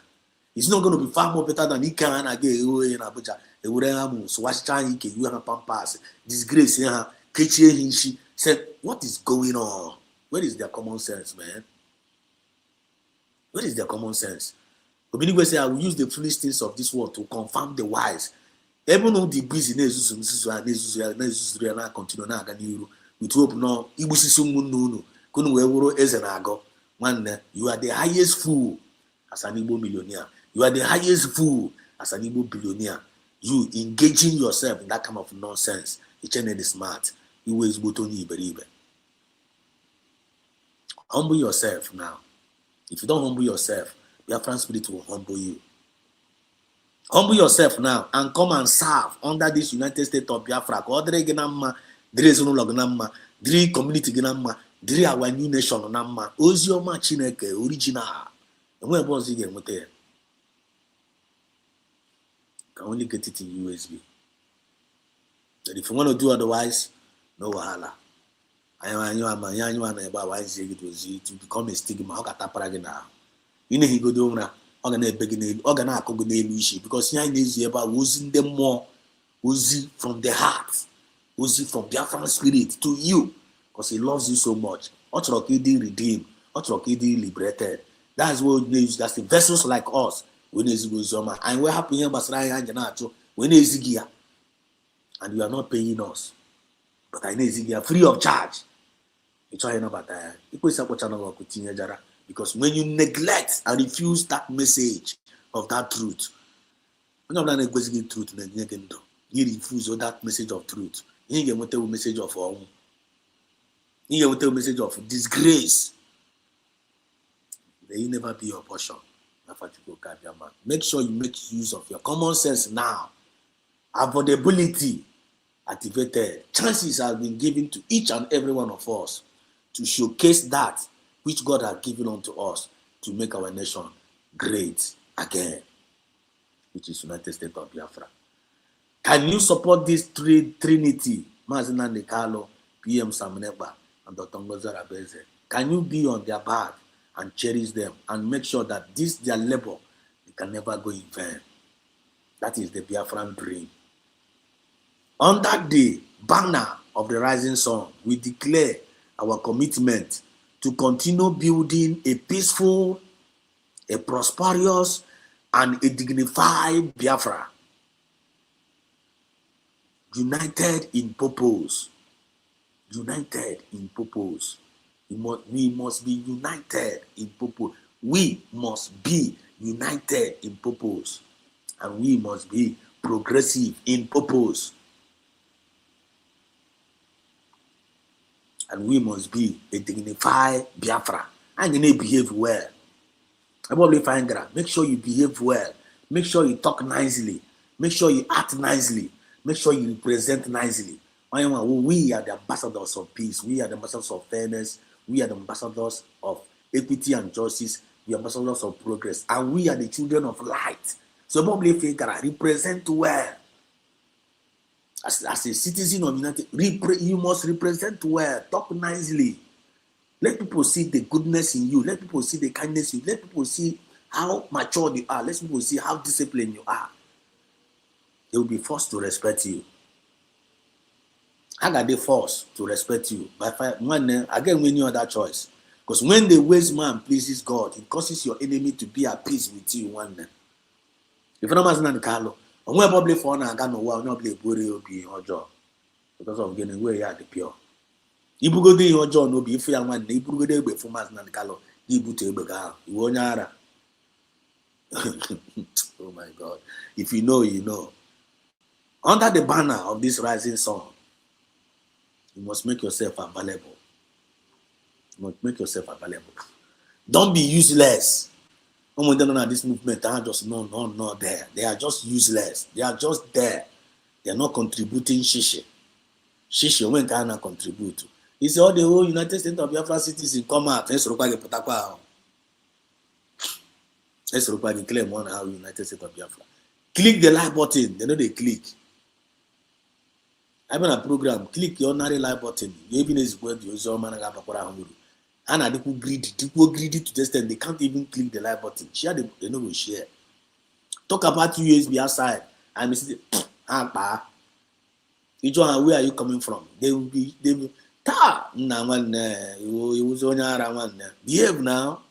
Who are you? Who are you representing? You must belong somewhere. You can belong go forever. You belong go forever. You man on this USB one donya activities one affordability activated. Chances has been given to each and every one of us to lay down what God has given unto us. Use it for the benefit of this USB, or you will become useless. Oh God, and time is precious. Time will be values. You cannot gonna get it anymore. So let's use this our little time in 5 minutes to make powerful positive impact. Under united we stand, and divided all the enemies will fall. Under united we stand. Affordability activated. Way forward for positive ideas. And when any positive idea you bring it on. Are you in or are you out? You must hashtag USB to the world. Okay. Unity, united in purpose, grounded in truth. Another one. I got the grounded in truth. Are you grounded in truth? Are you grounded in truth? In a woko eziokwu. In a woko one eziokwu. In a woko your community eziokwu. In a woko this nation eziokwu. Are you telling eziokwu na cabinet ahino? Are you telling eziokwu na media ahino? Are you telling eziokwu as a Nigeria USB forces? Are you onye eziokwu? Are you grounded in eziokwu as a citizen of United States of Biafra? Are you grounded in truth? I am supposed to go one eziokwu na. I am supposed to pretend over here if I name. I am preaching I am children of light. Let us be that children of light. I am preaching I am equity. Let us see that equity in us. If we preach about fairness, let there be fairness in you. So that people will believe in you. Guarded the truth. And destined to shine among the free nation. Destined. And the destined. Hi, oh my God. Oh, I feel like speaking in tongues here right now. We are destined. We are destined to shine among the free nations of the earth. I am destined. We are far more destined. was the earnest expectation of this world to see the manifestation of the children of the Most High. The whole world got no dying. I got no dying. I said, for those that God has given unto me, they are for signs and for wonder. When they all anyway citizen of United States of Biafra, I can have for signs in you. I can have for wonders in you. If you're a citizen of United States of Biafra, you want any sign, you are a wonder. One day, you citizen of United States of Biafra, when any sign and a when any good signs and a you, when any wonder, when anything in a buy your own Biafra. Yeah, you're just there. One day, you don't be such. I will under Jesus to you, you know, in a talent. In a child talent is called Abia. When cause I bring Eliana. One then catch you again a movement when you rinala, when you rinala, in the Wopataco Biafra, when na como Biafra ne filo. When you again, Wopakina Wopata, como Biafra ne feel quite you and you feel quite your gift. Because when Biafrans, the people are feeling your gift, I am in this you are imparted. You are imparted. When your master got told down, I say yes. No matter got down when you touch for their life. When you are not around, this guy touch my life. Kenya got on your impartation. And affordability activated. Way forward for positive ideas. I wonder how they may put out like this when they don't even have any way forward ideas. The only thing I know every time I condemn every day I condemn one day the thing that piss me off. Every time I condemn we gonna they will even come to somebody's program and be asking you some rubbish questions. Name we should not. Na me tankboro. Na me tankboro. Eba na eche ya geji we a na-egbu time na adra na eche we go target we me afọ tie ka na me tankboro. Every time a geji we na akọ geji we na akọ ihe na-enwe isi na odo. At the end of the day, they will end up poisoning people's mind. At the end of the day, people say we grieve, we wow. If don't know I can celebrate in a group here. Now when Nagram there, Nagram there, Nagram got confusion there. Some of them now go here. They only want to celebrate. In a celebrate, Naga confusion. Never muneke gather. I will tell idea Gabauru. You know get confusion. People say what channel continue jara. Take it to the bank. You are going to regret big time. Go and sow that seed of discord among Gumife. He get more regret. You must regret them. Don't forget. I don't want to come when we also. If you just Hebrew no be in the midst of able to and choke with a former, it no go work for you. You go back with that for jar. I don't me found bookie former no be if former gonna put on you on you one on offer. Don't play. Among the nations of the world, when you put a number, Totongozo Arabeze, Deputy Prime Minister, acting head of state, I want to try this number. Go on a son the Gagaguruzio Machinakena. Gaba Gagaguruzio Machinakena. So you go to the Yeputa, yes, Kaibia hate here. No, Onya couldn't say Onya couldn't have gone Kaihate Abi. Onya couldn't have gone down that say, Totongozo Arabeze. Ọ na-egbusi ndị ebe anyị ọ na-egbusi ndị ebe anyị na ọ na-egbusi ndị mmadụ kama ị ga-emepe ọnụ ebe ndị mmadụ na-achụrụ gị n'ọrụ kama ị ga-emepe ọnụ gị na gba ndị mmadụ na you have been chased out of the cabinet because of your ill behavior, because of your indiscipline, because of your lack of moral decency, because of your wayward lifestyle, because of your ignorance. Kama ị ga-agba ndị mmadụ na blọkụrụ ebe mzamanụ na-agba. The reason why you have been sacked, or maybe the reason why you resign. Tell them the truth. Instead of you cannot even tell them because of your attitude that makes you run away. Then you'll be putting the blame on the innocent ones that are actually there doing the needful. Just like PM Saminepa said. Yes, Saminepa said that now this will have warned them, and they have even instructed them. And he said that these people, what pains him most is that now you are actually working against those that are actually doing something. And you that is not doing something, you want me to come and believe you and chase away, then I'm not born.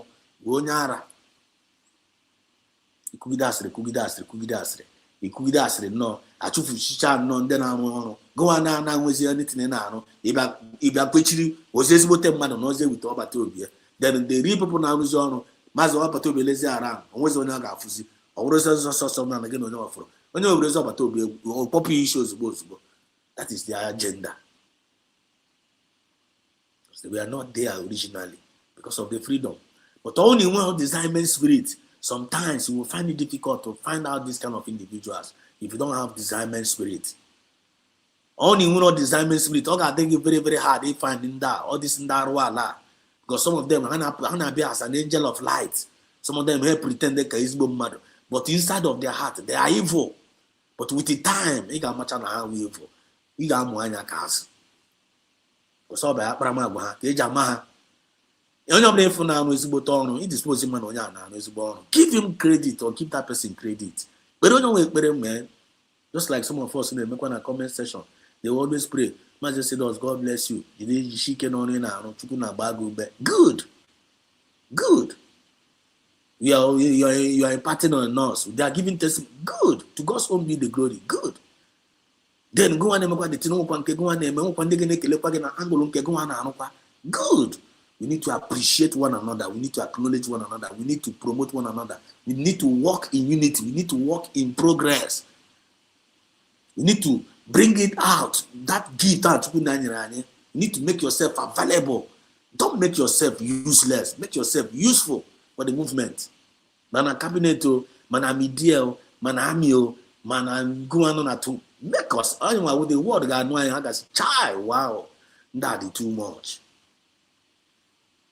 But I happy and I got that different thing. Make this year 2026 an exceptional year. He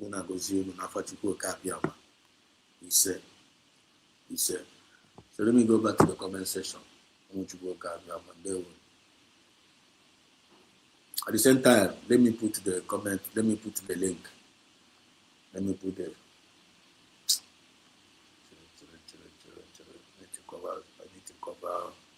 need to cover one or two things here before me to your leg. Because until your leg now, okay, I'm trying to another one was here. I'm gonna be a little bit distracted.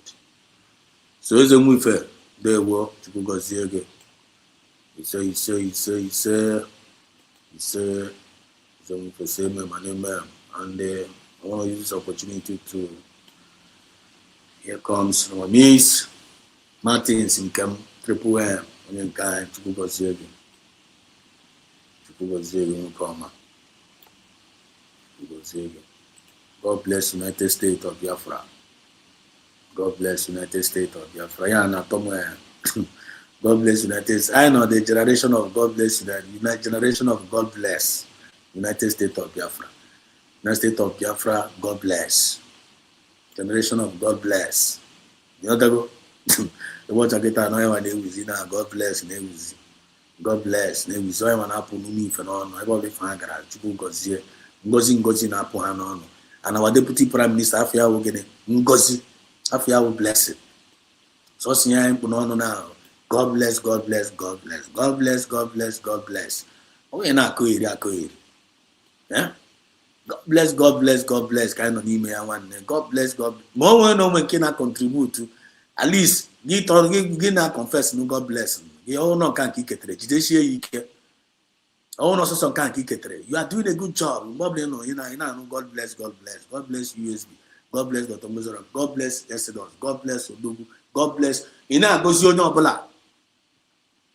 You didn't know no.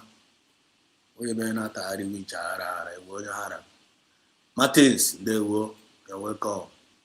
Greetings to you, Mazi. We are friends. Exodus TV. On your Zoku, Mad, do the reggae. On your ma. Thank you, my brother. To do the quality. Okay, Mad. God bless you. God bless you. I'm among the Joshua and Caleb group. Confirm. Yeah, we did. Back I love. But some mas na Carlos na 100 men. Akojo black para. Some mama capitals but say I'm na man ne asuna nde ya 50. I want ka triple M na eba na. Ifre ya. Ono bago nwe na Caleb, Joshua and Caleb. Ono bago nwe ya. Wana ono nwekwe ndị ọzọ nọ na Joshua and Caleb biko we na comment section ka mara. Are you among the Joshua and Caleb? You know, but they know what they cabal. I want cabal like that. Which now, highest cabal. Joshua and Caleb. I want there. One, we go Karobi. Joshua and Caleb.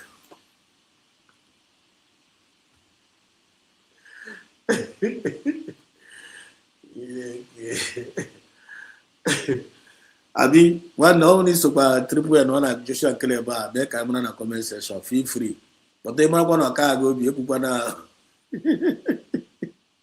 If I want to go be able to just couple. But they might look at go be all that Joshua and Caleb. One day dreaming poor a comment section. When you go cheer, one no Karabobi, a back country. No, I told me see there were poor. She naked of Wally or Joe, I can move triple. When I get on at the same club, I don't at the same club one. Where? I can't talk. Dogu, they were. One end on our own in a club and the Doyeru can not a cat or one. On your own, a Madekila, a kilo wine. The Pim Justin, they were. You're welcome. As a weef and Opadia. Is a weef and Joshua and Caleb. Is a weef and Opadia. Is a weef and there is a weef all in on Quadia because the with your signature to yet Yamam Neno there. To your signature, one knows both Kaina Bago. The Pim Justin. Are you a member of the Joshua and Caleb? Don't you to your signature go? On a cargo with your signature. Musa Afube. I see you. There were. Welcome. Musa Afube. William Justin, right on, sir. There were. William Justin. On point. Okay. Confirm. They are put on a typical confirmation there. Beauty for Christ in there. What you guys say? You're welcome to the program. We are making progress. Yes, so. Ah.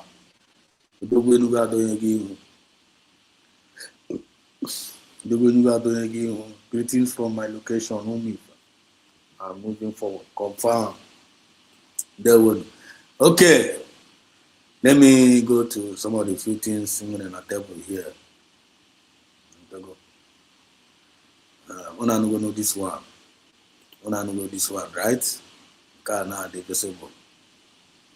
All these people have done to Nigeria, they have destroyed our life, they have destroyed our economy, they have destroyed our respect all over the world. What kind of thing is this? Every day, these people keep demarketing Nigeria as if there's nobody here.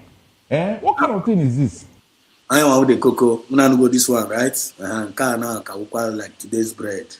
We are not running away, we are not shying away from it. I do establish. This one I do establish, right? This one is 100% established in Nigeria that the Fulani Caliphate. That is not just non-Nigerian government, just useless and not the government, useless on your bala. Bari on your bala, Tionobala na Babo. Mandini Funachana, check to Alines when no chat Udele, na station. Kifutas when no chat. They thank God to Dalentnas we finish all of them. And in a no could the naked sake. But the young Dalentina, Onibo. Even though I put up a acknowledge USB government, I'm hack and nature. But Moblo no obliged with Tetona or Totea they are. Because we don't dispose, Dalentina dispose, Ukuchahini, all these powerful speeches, Yanina, Ukuchahini for the Punaman, they give Burana red, Sinaman, the USB has been declared. No obliged got throw USB Gawa. Amamihana Trojo. Amamihana Trojo, Patapata, the Borogutico Gaba Amazon and Calono. No one I got down one of my and the Pukita and us naturally. One never one of them got Ticotamu with Mazan and the Calo. Because we are not doing bad thing. We are trying out one, they always so much in that kindness. I want to Ribu and I quiz so much. Yabuani, I want to chicken Akunu, Bunabuai, came out not into our name, but they say without freedom. Came out not into our name. I'm on one, I'm only Mutabem one day. If you know me, I need to one by fire by force. But those that have accepted this call, say, I commit them into the hand of God. Now I commit their spirit in the hand of God. Now chipping and winning with determination to say, when am I gade or I gade? You talk again here, Konomia. You talk again. Couldn't remember my Kalukuria. No one you can in it, when am I gade or I gade? But all my Ezukwa, I can preach here. Ezukwa, all the life I know you on time better. So they have finally disgraced that country. They that one established, right? They have useless that place. But kita now power have changed hand. Kita now the story have changed. The guy now was here. Now kita now Trump go no go no this what we you have to come by fire by force. And now, these people has been using the resources of that Nigeria. They are using this resources, which is our own resources. They have been using our own resources in developing their pocket, developing their family, developing themselves, not for the people. Not for the people, one. Not for the people. And now, America itself, no, America is coming to take away our resources. One, no resources are actually be where. Can them mother see the good mother? I will read the resources and save the life of the people. Because that resources have been doing there. They are not using the resources to develop the people. They are even using the resources to be buying the people. All no when any country to be with the resources then to save the life of the people. Those countries are be far more better accepted than energy resources are when they with their own people. When the two things is involved. All now they use the resources you when they Google. Now make your resources they Google on top of it. They don't know everybody sick or everybody the resources are we save for your life. When only they choose. When the more they choose, only everybody with the resources are save on them. And Nigeria now they are trying to change the narrative. Like all of they are coming for our resources, so no, don't stop them. Or they want coming, America is coming. Come on, get away with here. Since they have been using that resources, what have they achieved with that resources to you? They are even using resources to buy you. No security, no security. They are committing genocide with their own resources. With the resources, they don't commit genocide. And I call you. Then here comes a government, United States of Biafra government, that want to use that resources. Yeah, can we say Bondogo? You don't want to support it? It was Botonyara. You confirm is Botonyara one. So all those nonsense will stop. If they refuse to stop, we the United States of Biafran citizens, we the United States of Biafra, will stop it. I got to see us hands down. And God will give us the grace. In the name of Chukwu Kabiama, we put all of them to stop. Our people must live. Our people must celebrate. Our people must come up. Our people must make it. Our people must enjoy life. That is why we are here for. He said, now look at here, right here now. Look at here. Look at here. Anyeba. Look at here. Look at the number. I'm going to go to this one. Look at here.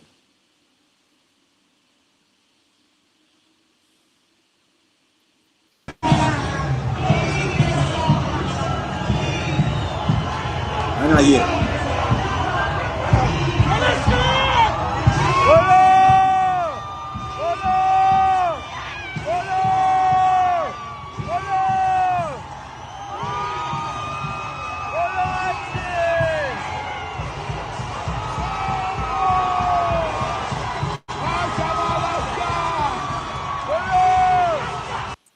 Here. You got for now. You know what is trending. You know what is trending now, right? This is what is trending. In a trend, kita now Venezuela, Iran, and Nigeria. Venezuela, Iran, and Nigeria, the countries of particular concern. A particular of Guinea, a particular concern.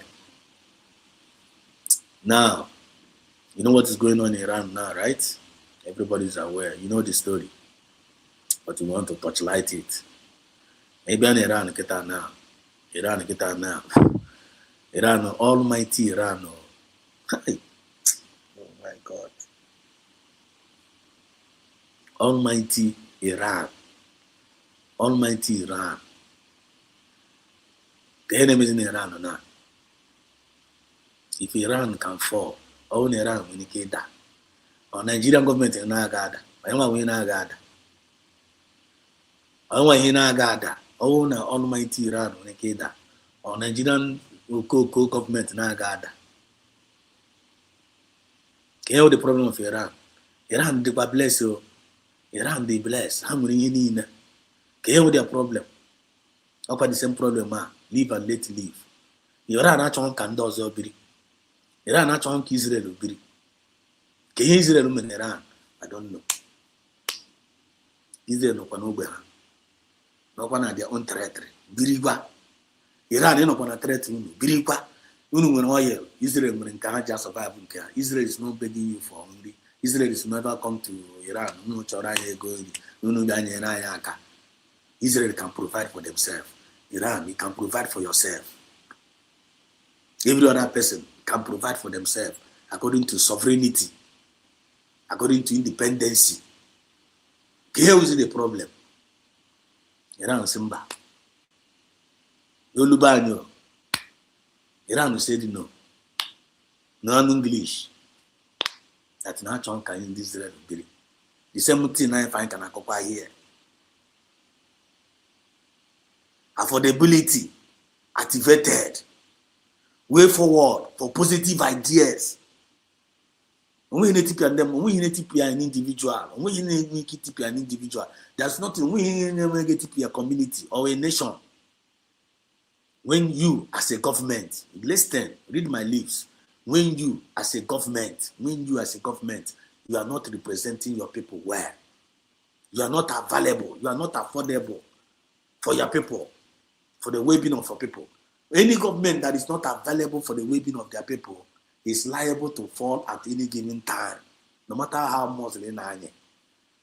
No matter how much man can get to happen. It's a Kaiba Kokora called the book at the Neza again for now.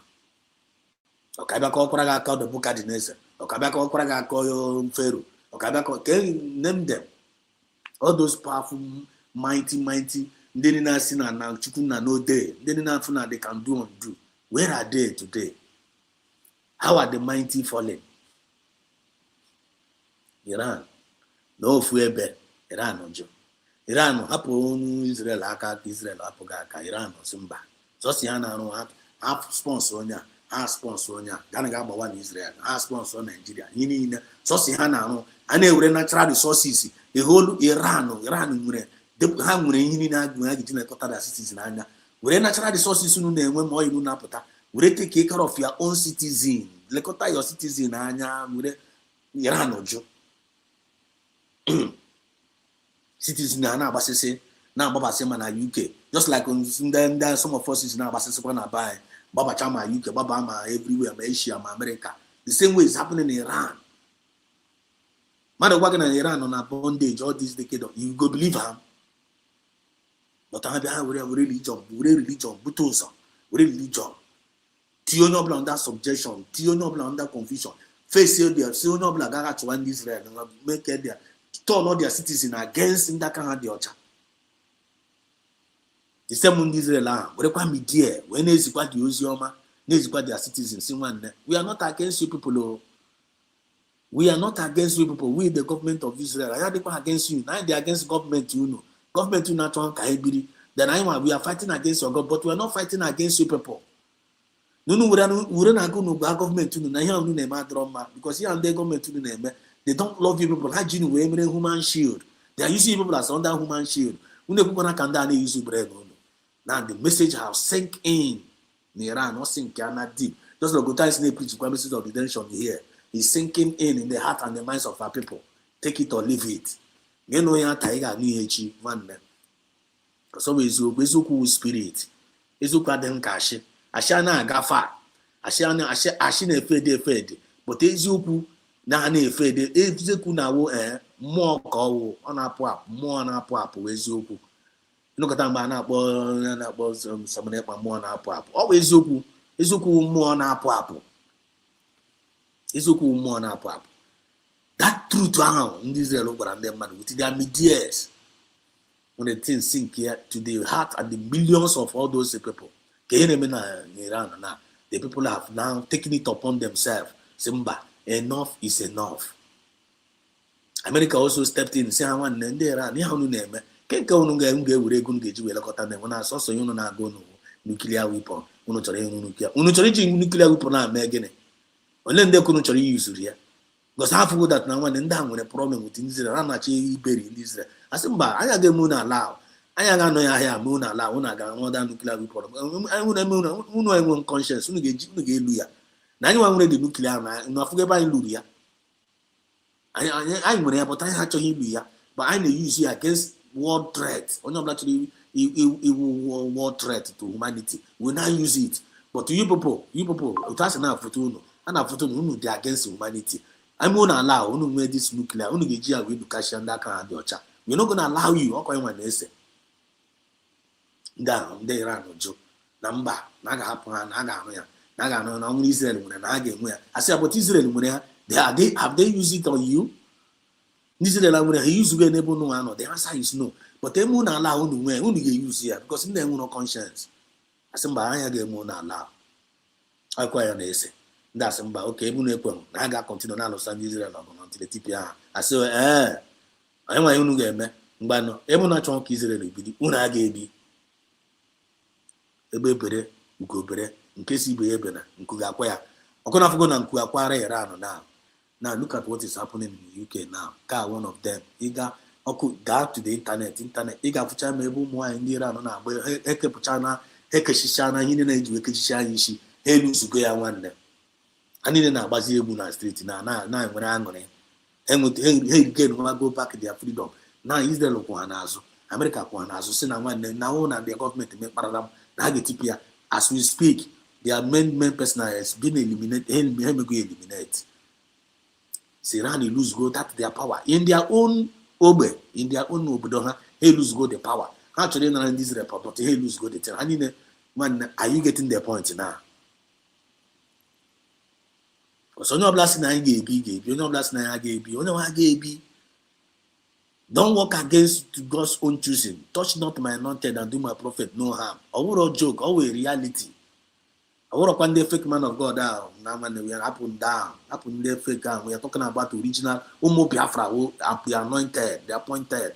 Who is there what they appointed? When don't make them your enemy. Because they are friend to all. Quite one message I played yesterday.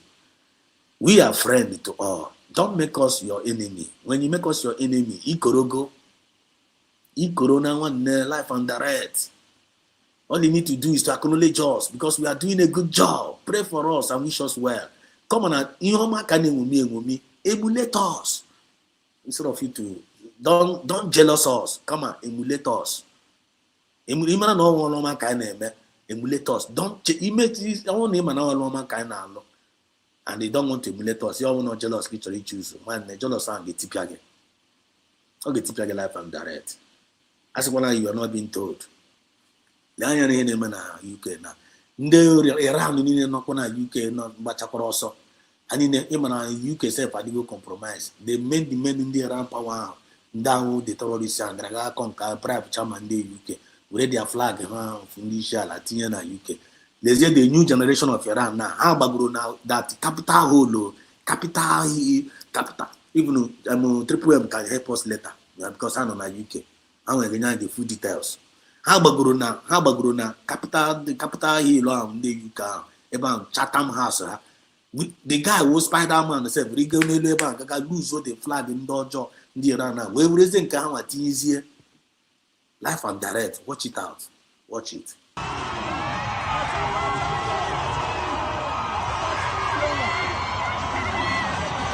Go for that. Daniel.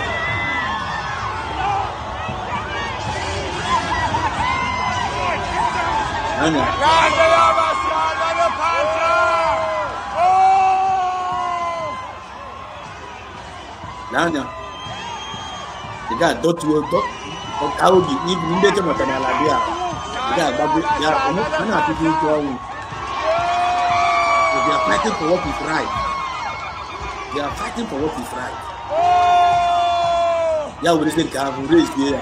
And what are their latest plans? Emblem in this guy. We listen to lion. Yeah, with the new nation of Iran, the new nation of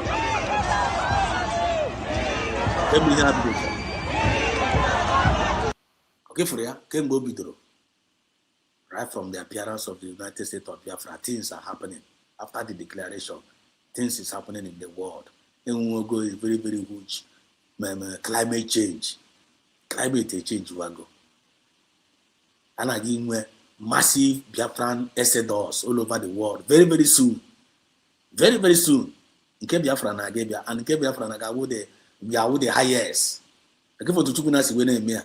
Number one, Ebuguzo wena piatuo ndị niile fụ na-enye nsogbu kịfụta si na-apịatụsigasị all of them one by one simultaneously na-apịatụ all of them n'olube anyị nkịta na katụgasị all of them ihe niile ha ji wee na-ehe onye ụwa down and asị na the chains has been broken chetakwara memere meseji a Maazị Nnamdi Kanu nsi the chain mgbe ahụ afọ Maazị Nnamdi Kanu na Sokoto nsi the chains are broken akwụnụ mgbe m preachiri meseji ahụ is it not happening? The chains are broken through. Are you not seeing the manifestation? No, more. Lovers of freedom. Be in the spirit. Genuine Biafrans, they are in the spirit and they are seeing it. But the mediocres are busy spreading misinformation here and there. But they are losing their grip. Their lies are over. As you can't deceive the people anymore. The people want freedom. People want, they need good life. Corruptions are dying off. Wickedness dying off. Persecution dying off. You need now, I need black men now. It does now. If you don't want to serve the people, get out of the way. Get out of the way. USB, through the format Webia, and the whole world are buying it. And Biafran Spirit is promoting it in the heart and the minds of the leaders. On a promote anymore behind one, the things are happening. Goodness and mercy, who angels, so if I'm telling you, the coming of the USB is the total freedom of the people. Total freedom of the people. Thank you, my brother.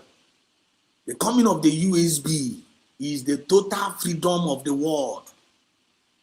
The total freedom of the world. When we are here, never the channel, never can see. Now it's when I will lend the USB charger. USB charger. Cannot, when I know about the other day, I cannot recognize the United States of Biafra. Instead of not recognize you cannot recognize the United States to terrorists. You're not coeri. You're not coeri. You're changing a kakako. You're changing a bamboo. You're changing a winch. You man don't work at a winch. You man, the more you are doing it, the more the Biafra Spirit itself and them matter. The more they are doing it, the more they are promoting the cause.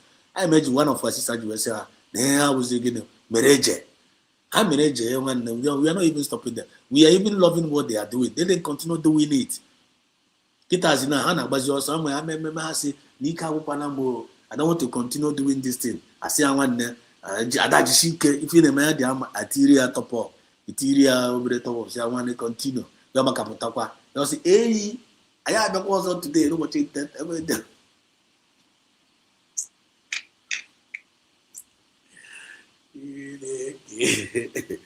Thank you, my brother Triple L.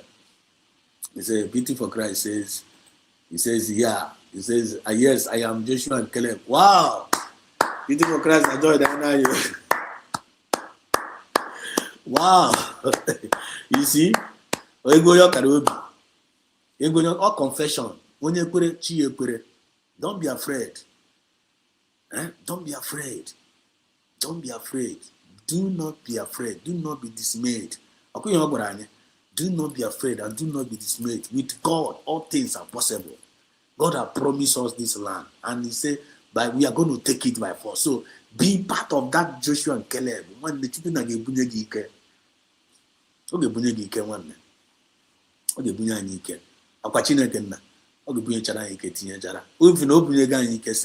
whether the devil like it or not, when they will make it.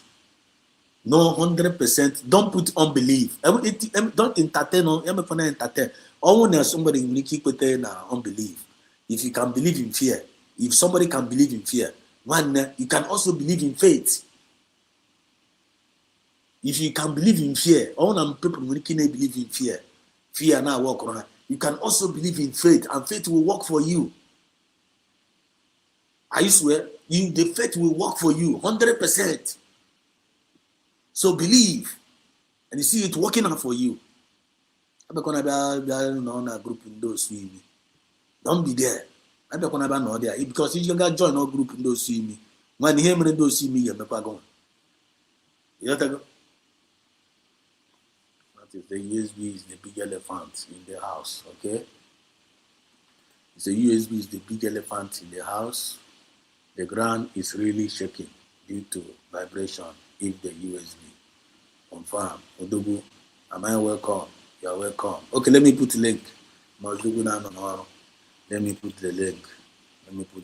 So you have lots of people can now join in. Let me put the link.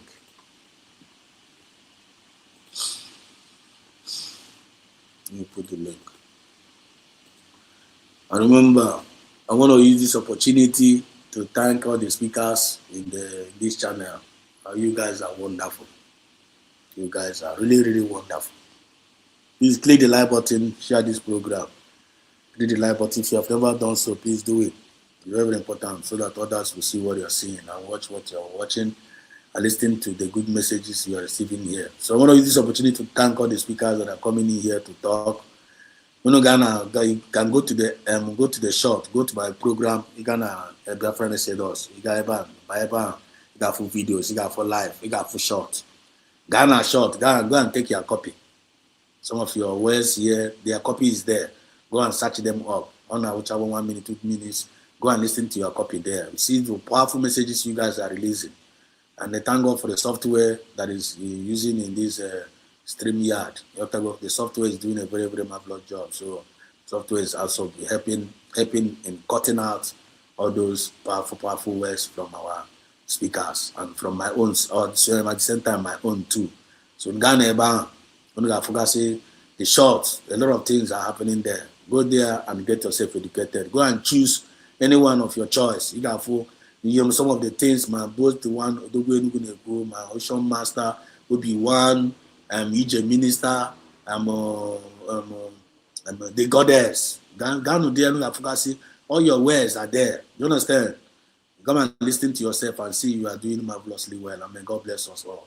So let's use this opportunity and welcome the one and the only Mazo Dogu. You see in the building. Mazo Dogu, can you hear me? You're highly welcome.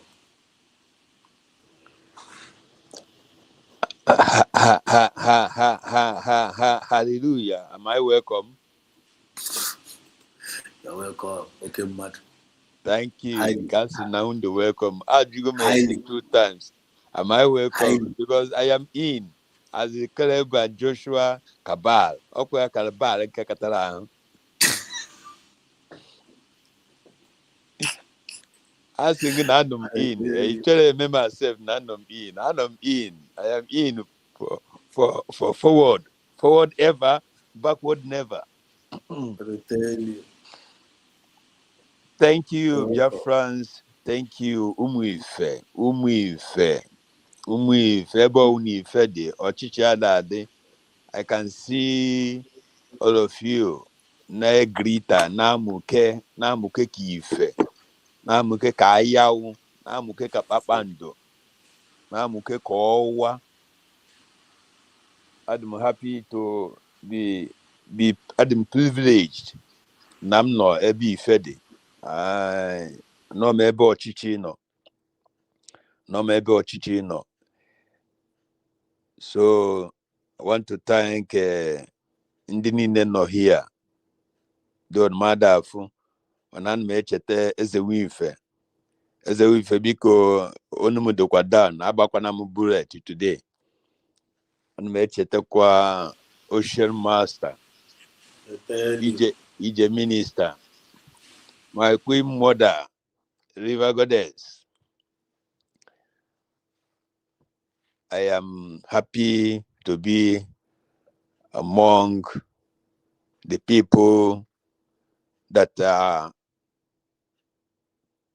privileged and fortunate One no draw easy, yeah, and a draw easy. Oko ye choose, Gabo ye choose. Yes, sir. Abokwande na ba nikanika bachelor kwa yokwa confusion. Hmm. I'm telling you, yokwa confusion. Ha maroko here name. Tell you. But the one or the reason why I joined Caleb and Joshua is just like Joshua and Caleb, Netalaya from where they are coming from. For na age they go if any na can offer the just who better cross.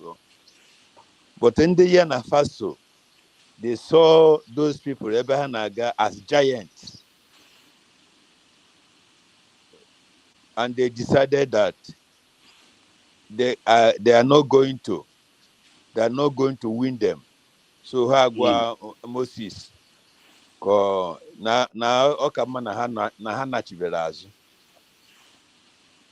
The same thing applicable to me and you people whom if not here. After crossing all bridges, no oguno n'ime ya, wee wagide wee jide the main thing n'aka bụ United States of Biafra. Ọ bụzịa just to cross over ka ụfọdụ si no ha ma mmekwu ya. Everybody should go back. Everybody should go back. Marcia, no, I am not going back. I'm going forward.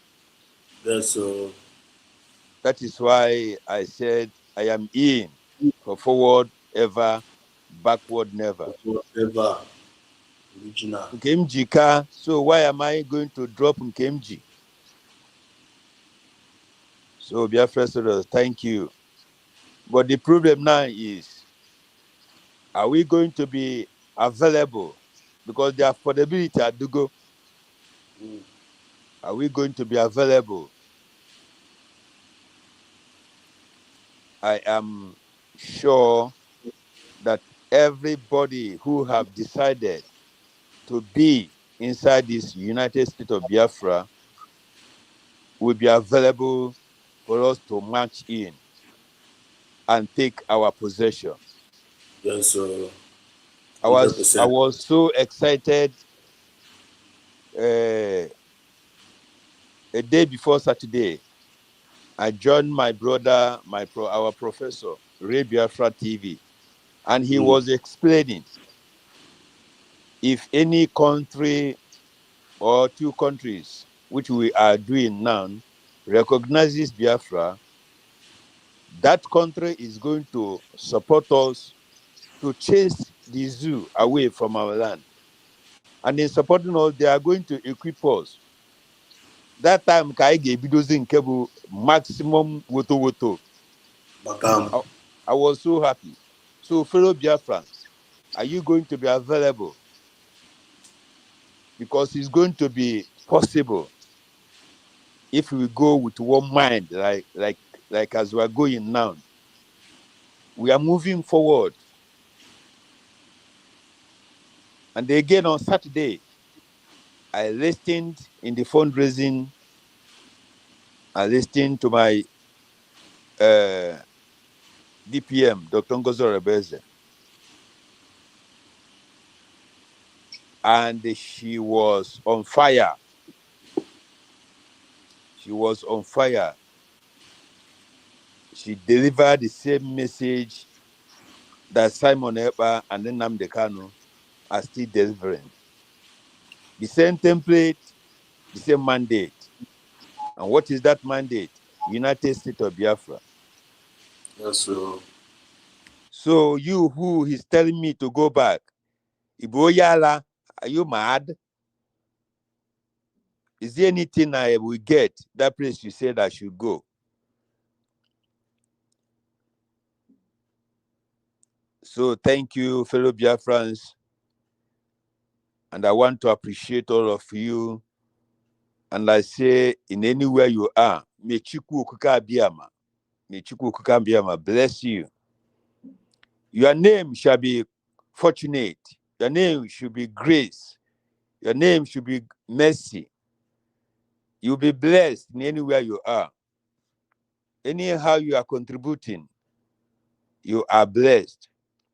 But don't go back, don't look back, so that we will not be a pillar of salt, I tell you. like Lot's wife.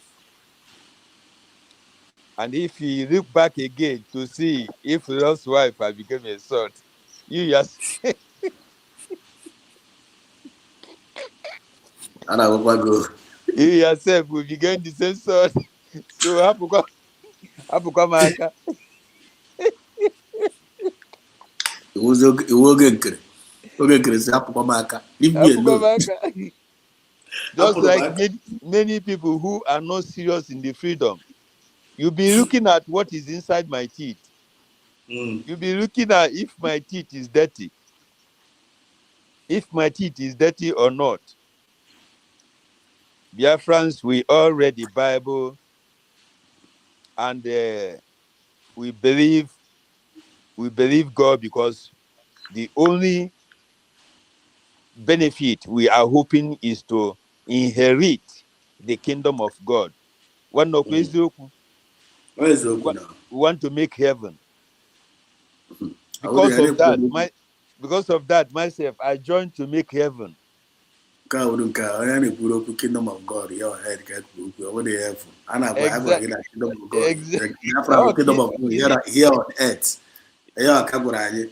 Ayo Kabazna and Kaluburaye. Now Biafra will We kingdom of God forget. here on earth. No, Chegodri in our speed. The one talking of our hope, IG, well, IG are through the kingdom of heaven. Before Namdi Kanu told us about the kingdom of, not what this earth, not what this Biafra, the kingdom are in our Jews here. I tell you. Because of that, like me Odogwe Nugu, na pia vuoko, ma kusi oku na pia, nkusi ikwu iko, nkusi ikwu okwasi, nkusi enine. Why? I want to make heaven. Then ndị nke mmebikwara eme ma yọọ mgbaghara kwụsịzi anya agbaghakwara m na-aga n'iru. I don't fight, I don't smoke, I don't drink, adị m apịazi ọkụ, adị m ebuzi ụmụ ọma ma akwụsị.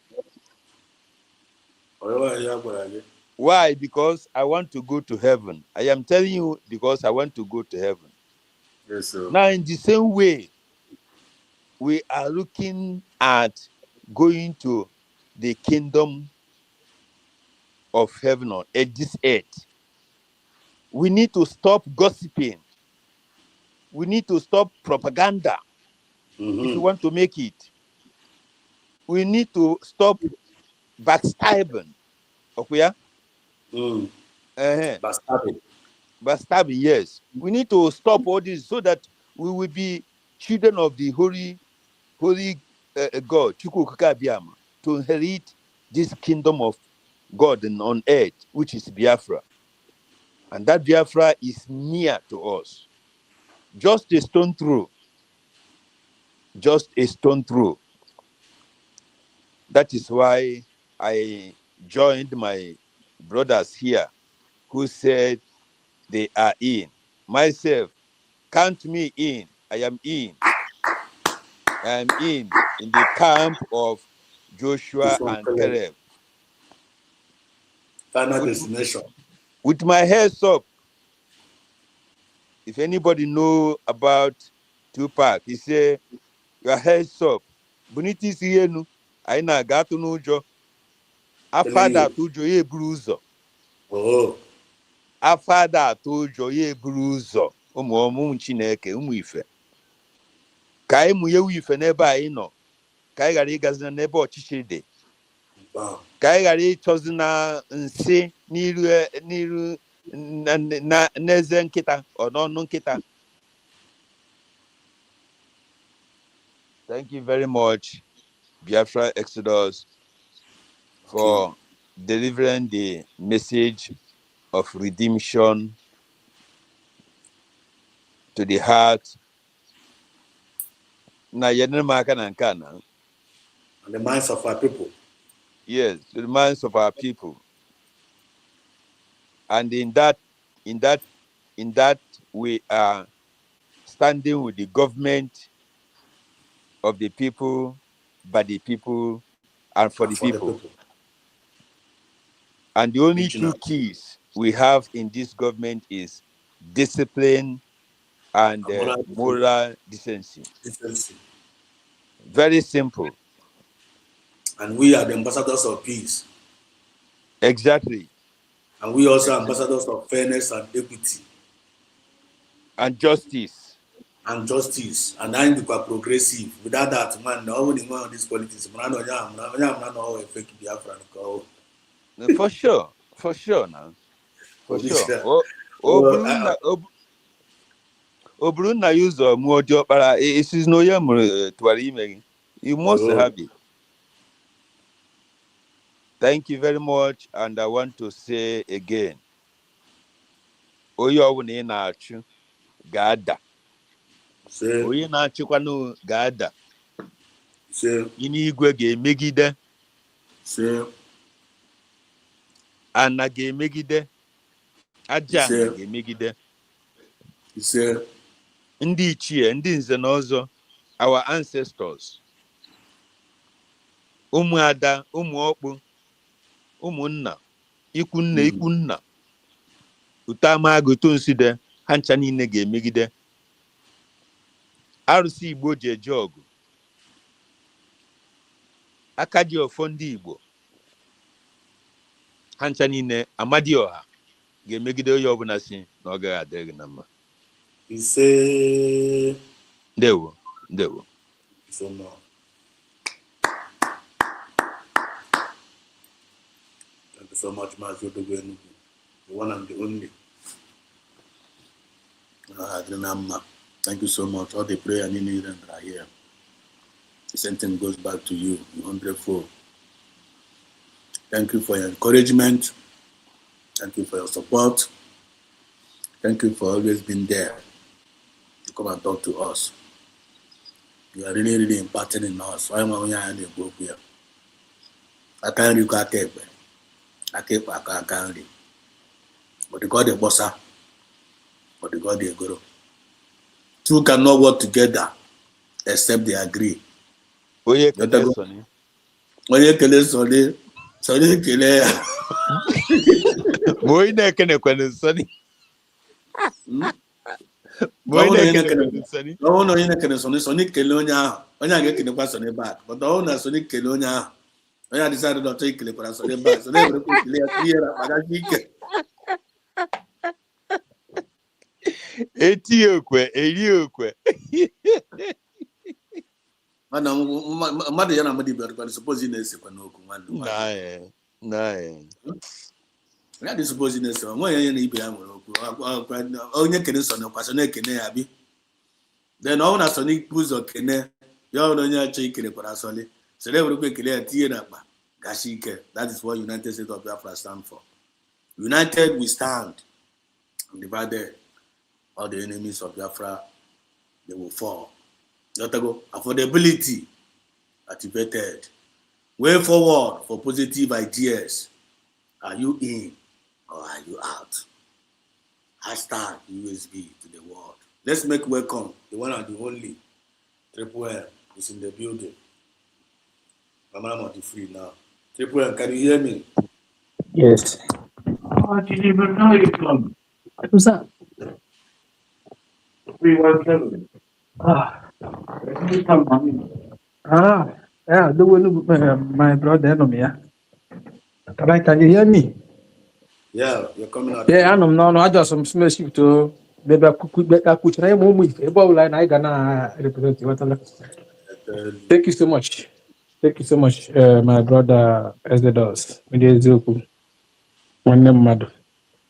Na when they say Hane Lega ni wana mandike na boge bandi wanne bandi ni me you also ya awa maka na keep azụ a onye me nwene onye me ka ahịhịa ede ụmụaka agbajie ya ji ya pịagbuo ijiji atala na keep azụ a na onye ọbụla na in fact n'ime USB na anyị chọrọ bandi na n'ime USB as I have declared tonight. Emma, Otele no Oku Joshua and Caleb.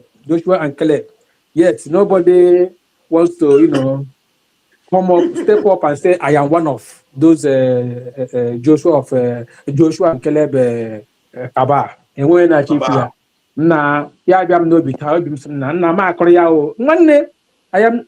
Can you do the without US, without the freedom? Eh? Can you body?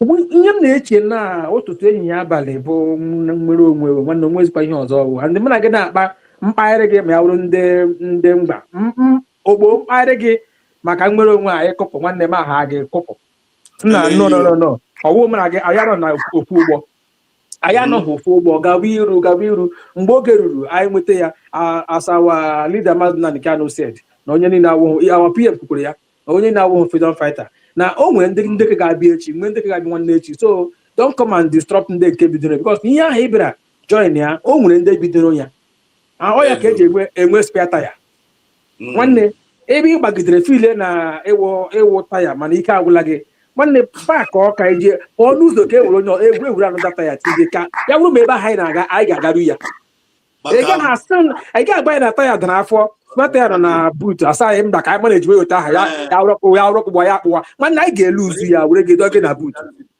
ahụkwa na anyị ebe ahụ no nonsense there is time for everything nna m Odogwu Enugu anyị sị nnọọ anyị na-aghara gị ọgbọ nnọọ ka ị hapụ ịma mmadụ isi the honorable Odogwu Enugu onye ka ji nnọọ anyị bịa nnọọ eti liki anyị na-akpacha agba nkịtị sị gị Odogwu buru ụzọ bịa ya chọghị onye ga-adọ ọkpọ n'ọnụ ike adịghị anyị na ike anyị na-awụ ike ndị na-eme ya anyị na nwegoro enemi anyị pụta ọ bụrụ na ike adịghị daịsef nwanne anwụ ya na ọnwa enemi anyị ike ga-esi fọm n'owi bata n'ime anyị tie ya mgbada mmanwụ n'isi ọ wụta nkọrọ ọ bụghị ebe ụmụnne anyị nọ aka na alọyọ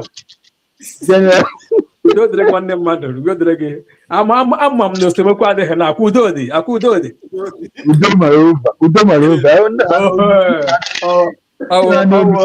ọwụ obi ụtọ anyị asị na-ekosi dị mma bunyekọ ke ụmụnne m lekosi dị mma umekọ ke ụmụnne m yes yeah, my people at the comment section, I greet each and every one of you, the lovers of freedom, those that have identified, because we knew ourselves, those that spoken up and identified that they are in the cabal of Joshua and Caleb. Man, before you give baby, before give baby, cabal Joshua and Caleb. One day, you could touch him more, or touch him more with the key. I tell you. Touch him more with the key. Touch him more, you got who clear, who ebe pothole no, who ebe ndido kunonya. Here much area before you, ya will begin with divert, get by divert. But where by that for I got in no only alande more, I get you touch him more, got alande more, got with a lot of okay, call. I went on it is our own. My people. At the comment section, I thank each and every one of you. Noro Manile, our brother Okano Musa Afube, no problem. I get you asylum na Biafra. Musa, Mama Yagi Musa, up USB. Up to Musa go by up USB. No, hapo onye jishike so no one name. Ofe alaka ọ na-efe na ofe hala ya once ọ na-awa awa every day. Kwesịrị ịmanụ na ọkwa ndị ihe niile ha na-akpọ ya ndị ụmụnne anyị ndị nọ na north ha sị na ihe eji agaghị ekwe ka enwe online voting ma ọ bụ electronic voting bụ na ndị nke ebe ike ha anaghị aga skuul mana anyị mana ọwachi ka ha na-atụ ya jem ya ka ha nwee ike nwe otu ha ga-esi ere gị ya Musa Afube ọ ga-ejichi ike ka mara ma ọ ga-amata rotation ihe edetu ya kwano me amano mo oga ha batano ya batano ya Musta, please, we are begging you one day just enter room, just speak, come here and greet us, say you support USB. We are together. Many people have been declared, many people, even from some of people from Yoruba land, some from Hausa land, they have been, supporting USB, say that whenever USB come, they are coming for asylum because Nigeria is gone and gone forever. So anything. Remember, I don't know why people are still wallowing in ignorance. When a drugs expired, will you manage it or you discard it? Ima, drug ihe na-agwọ gị ọrịa ya may expire when ọgwọ wụla poison. Zoo as a contraction, even right from the day one, right from the onset, after creating ya, one more walk or has no poison, or bangu, or poison, or even or will be Nadocha Kazu, Ubina Docha. Why are you supporting Ubina Docha day and night? What that buys your ancestor? I say, what again, Buru Negi, or so beju. So ya gịnị gburu nna gị ọsọ beju ajọ ya gịnị ka iji n'aka ọsọ beju nwa m ndọ na-agụkwa gị. The same too. Was he doing food? Was he doing food? No. Brother, sorry. So ofu ihe agburule ndị niile gburu dị ka na-azọkwa ya na-adọkwa ya. Nwanne ndụ na-agụkwa gị. Ndụ ọ na-agụkwa gị ụmụnne m. I don't know. When you see some people ha say okay mgbe a na-ekwu okwu na ọkwa ndị polisi they can say Nigerian youth don't allow America to come, they are coming for the oil, they are coming for the resources. So did Nigeria have resources? That is the number one question. If yes, this youth now you people are calling, that youth, have they been a beneficiary of that particular oil for over a decade? Then why coming to tell them now, even on top of that oil that they own, that they have, you said America is coming for, you are the people managing it. Upon that, you are killing me, buying them. Now, America is coming to save them, for them to live as a normal human being. Then, if it is the oil, let them take. Which one is the best? Telling you. The people telling you to come and say America not to come. They are there managing the oil. You don't benefit the oil, they still buy you. But America is coming now. If I thought they would take the oil, let them take. And America is coming to save you for them to stop the buying. And those same people that is buying you and calling you to come and they are buying you, taking your oil. They are not coming to tell you to come and stop America. They are coming to save your life. Even if it's the oil they will take. Then they want you to stop them, for them to continue to buy you and continue to take the oil as well. One day, it is only a tree that will hear a rumor or news of cutting it off and still remain there, not human being. I don't know where the common sense there. Yeah? When I look at people in Niger Delta, they say you are dragging us into Biafra because of our oil. That's why. One day, under Nigeria, are you benefiting from that so-called oil? How many oil well does your ancestors have? If you go, I grew up in River State, my brother. You shed tears. People that live in swamp. This is where the oil is coming from. When you go there, you shed tears. But they will come and tell you, it is the same people that is buying you, making you stealing. It's not even making, stealing the oil. Still buy you on top. They are not calling you out to come and fight someone that will come and save you. The same thing, they are using the criminals within us to fight against what we are doing. No, forgotten that same thing that we are fighting, that freedom, they will benefit it, and their children will benefit it. But they want to use them to stop you now. Though, going by the history of freedom, there is no time the bad side will always overshadow the good side. It's not possible. They will make noise. As an empty drums makes a loudest noise. They will make a loudest noise, but they will never overcome. At the end, they will run. Many will commit suicide. Many will run to Nigeria to hide. The people of Nigeria that gave them the work to come and stop what we are doing will buy them there, say you failed them. So, my people, if you don't know that we are no longer in that contraction, you are still living in delusion, because zoo themselves, they already know. That's why they are now running hatred scatter. They are using all manner of arsenal. Even more are coming. the people that you least expected to come and discredit what we are doing today will still come out to say it. Even if possible. 100%.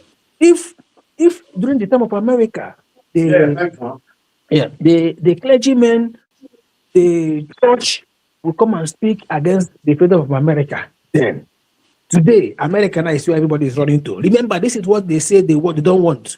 They want to stop it. Today, everybody is running to go to America. America now is number one of the. If British succeeded in stopping American freedom, will America be number one today? Some British The same British. Guess in that demon. Telling you. Guess in that demon. They use church. Tinubu jiri ka onwe ike baa n'ọchịchị were ndị aboki na ndị na-adụ Shumeka iji ohe efe bishọp ha abịa sọ Christian na Muslim na Christian na-emekọta ihe. Then if Muslim na Christian na-emekọta ihe, ole ndị na-akpọ ibe ha Muslim enwere infidel Christian onwere any foul language against them. Triple one, that reminds me. Okay, from video there, that guy going na capital na UK na Tata House. My brother, yes, I want that video. How many life? I work on AI. AI, abi. How many life? I work AI. How many life? Though I not me ba, but no many life. Ka na ba even. Buda no ni mi na one them. Buda na shaky. Buda na shaky na ebe ndị na-akpụ isi n'ala nọ. Ọnụ ahụ na walida maazị na kalibro ha na manifest. Ọ na-manifest. Mana ha ga-adị ka onye ruru onye na-afọ ọmụ gladima eruru anọ na akpa amụ ya na-ata ya na edi ya mgbe ọ ga-eji eti mkpu ya mmiri efere ha n'olu. Bagidi, some of their citizens na eme protest na enwezi ihe enwe ọrụ ha nwere na ndị bịara abịa na-achara ọrụ ha. Ndị UK run on their support with their people and they against their evil regime that they supported their people, which means ndị Iran nọ na UK they are support with their people, support ndị evil regime. Now nke a anaghị ekwukwu ebe ahụ. Anaghị ekwukwu ebe ahụ because ọwụ ihe ha metere ka ha na-ahụ. So ihe ọbụla ha hụrụ na ka ha gbasara ha because even ihe protest ha na-eme ebe a bụ ndị gọọmenti ebe a tire ha ụmụ ihe ndị na-akpụ isi n'ala na-eme na law. Ọ protest ha na-eme ebe a tire ha some ingredients ihe ha na-eme n'ala ha, ihe ha kwuru gbọsọ n'ala ha ka etire ha na law ndị ebe ka ha meme enjoy ihe. So yeah, all protest ha na-eme. Nke one guy mere na America ọ bụ a taxi driver bịakwara through asylum mecha nweta akwụkwọ na anya taxi bịa na-epromote zi ka America tigre ha law sharia law na ihe ha na ha nidiri ya na ọ dị aka ọ chọrọ nka gọọmenti ahụrụ na ya si ya na ga-anwụla ha na ya n'obodo ya ka ọ gazi ebe ha kwọghị ọgbụrụ ọsọ ọ gazi ebe a nga mebe ya adịghị akwa na ha ga-egbu ya na ọ gaghị aga ebe ihe then why kwara ijikwu na asụ gbutere gị ebe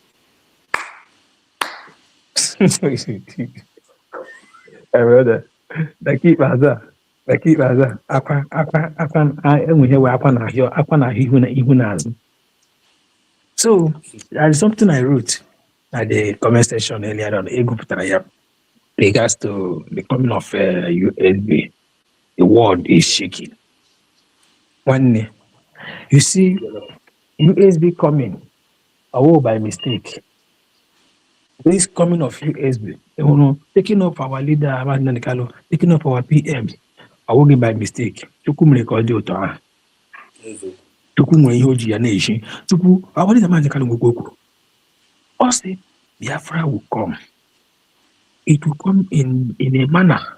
No man, no woman will take the glory. That now, if not me. And that it is coming as a total freedom. And when that guy there, I don't know, we are control the way or the hotel. na I don't like that. na Biafra ga-abịa bịa ndị ụwa ga-asụ yes ha lee ihe mere anyị hụ otu Biafra ji bịa ha ga-asị indeed that is God in heaven. Telling you.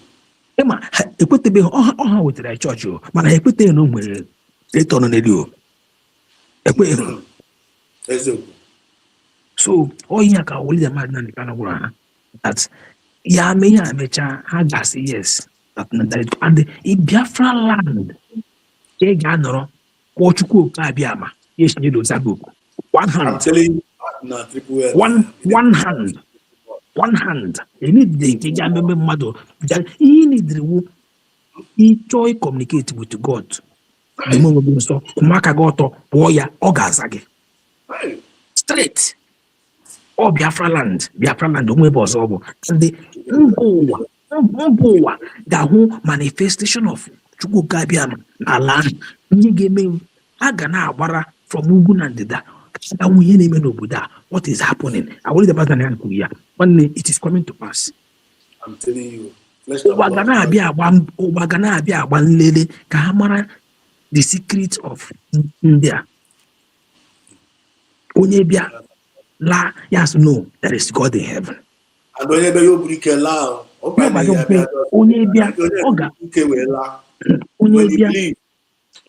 bịa nwụcha ihe ọṅụrụ la ya sị o mere agbazi asị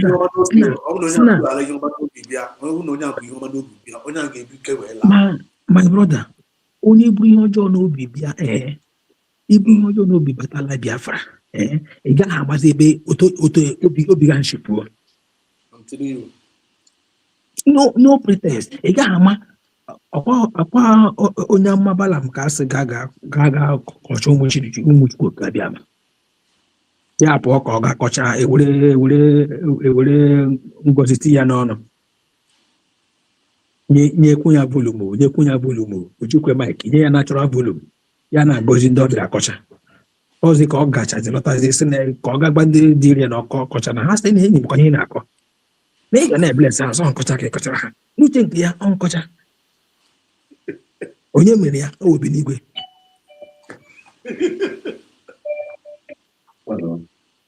Ama m na ghọta ebe m si abịa.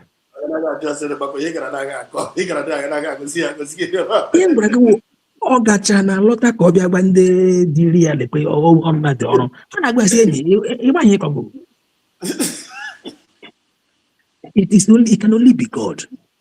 I'm telling you, oh God. It can only be God. Enwe onye ọzọ. So Biafrans, onye ọbụla na-anọ n'line enwe ihe ndị a na-eme ma ihe ụwa jekere eme ma ihe nwanne they will gather but their gathering is not of God. Nwanne ha ga-akọsasị. It will scatter. Ga-akọsasị.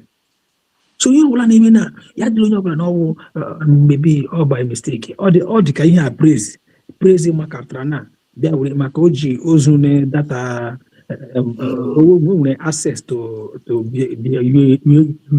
USB cinema ka ọ bịa tina bịa kụlụkwa ndị mmadụ meme ID card nke a na ka ọ ga-eji aga mkpọrọ nke a na ka ọ ga-eji aga mkpọrọ. Kedu ihe nyere ya the legitimacy iproduce ID card ya na fraudulent. Kedu ihe kọbara ya? Ịma ndị be anyị na-ezuzi ihe na-efile ihe ha chekwa na ụgwọ tembu ka ọ dị na mmadụ na enwere freedom people amabebe ịma ha chekwa na ọwụ the time of waziri ike ihe gbasọpụ and IPOB akarele ịma na onye abụghị ka asị otoro gbagbuo ya sị ya gbaa ka ọfụ n'anya. So people don't know the level we are operating now. We are no longer operating. I don't know why people don't want to make research. This thing is open. It is open. Man, just get your little phone. Go do researching on the internet. Onwe nke ahụ ifili no ya ka ị nọ under. He protect ga be mazọpụ. Ya na Google nwere ihe ọ gbara gị. Ka kwana ga-achọ iwu brigi oge nkere. Even type of brigi oge nkere na-ekere m. Ọ ga-ebute gị our PM. Onye fandro ya. And mechaa ya shi nga declare ya by Dr. Godon and President. Onye ji ya sọ ya nwa ya elekwere ahụ ya nọ. ebe ahụ ya na onye akwụkwọ ahụ gwara ga manipulate oji n'aka aha ya na constitution na internet. And people are still supporting them. Then CRC step I did a group organization appointed created under government. They created the dissolve choir. And I thought I was a Stasia idea for them mother people they hand. Anyway, my brother. Onye nwentị ya nọrọ maka ikpeazụ a like I kwuru na enwe onye anyị na-ayọzi enweghị onye adịghị asọ ndo. We are not begging anybody. Ifile na ọsị ya arụsị soro ha gawa. Ifile na ọwụ brigi soro ha gawa nwanne ọwụ onye mgbe gbagidezi gbapụtazie n'ala nkọrọ dị mma ịgbagidezi mụzie gị na resi gị na ihe ememe anyị nwa ahụkwana onwe anyị na Biafra anyị nwa ala ọkwa mana bụrụ n'obi nwantị onye ọbụla ga-ebu n'obi wo nwanne onye mma nwere ụgwọ ọrụ ya onye njọ nwere ụgwọ ọrụ ya mgbe ọbụla ị rụrụ ụgwọ ụlọ gị nọ na-akụ ya drọ na-agbagha ya agbagha that is the ebo endere sọpọtụrụ nke sọpọtụrụ enwe ala nke sọpọtụrụ o nwere ihe awa DPM kwuru keep your receipt if you are donating. Biafra ihe ndị awụ ekwugo okwu ịma a na-anaghị arụ na ụlọ elu ahụ. We are not building that mansion. And gradually, people are man. When they keep your receipt will tell. Imam, our PM here, the time of people may apply ID. You got another clearance, aka your admin, your head admin. Ya clear as onyena ato. Mana ubua DPM may wepo ya go and apply. May hinda kusigi me. Mana donation. Ke donation na keep your receipt. And we been Biafra now we are in era of think of what you will do for USB. Yawuruma USB game na bia even uncountable. But now one day ige buzo no chance no bugi na kosaseta ya gbaya akpo koka yepu gino chanya ya mature ka before we gaburi ya tawa. Oh, it was a conclusion so it took the thing to also get fertilizer. Fertilizer and the fertilizer I'm not going to go ihe ahụ ịkọrọ na-eto ka ahịa sonye eto. You must go there but nọchakwa ya for you to gbala bụrụ akpọ gị pụta ya ihe ị ga-ajụshọ na ya nọcha iti fertilizer gị nọcha ya ka ọhịa hapụ ịtagbu ya. We are sowing now. We are sowing. One of our guys really in our village, the guy say by your side that when somebody plant cassava, if you not share here, you have to go. When somebody plant cassava, does it mean that person will the cassava there? Oh no, it doesn't. It doesn't mean the cassava there because you don't cassava, you can't here. They got the attack about the cassava. It doesn't mean cassava. So when you plant cassava, here, it does not mean the cassava there. Even gị kọ dị ọhịa anya ọhịa ha amaya mma gị lezi ya cassava ya dịzị ka eriri okasị achanwụ anwụ nwanne chefuo ya nọ na ohi jọwụ na no hope for next year cassava, no hope because of that condition. No hope. Cassava for 6 months.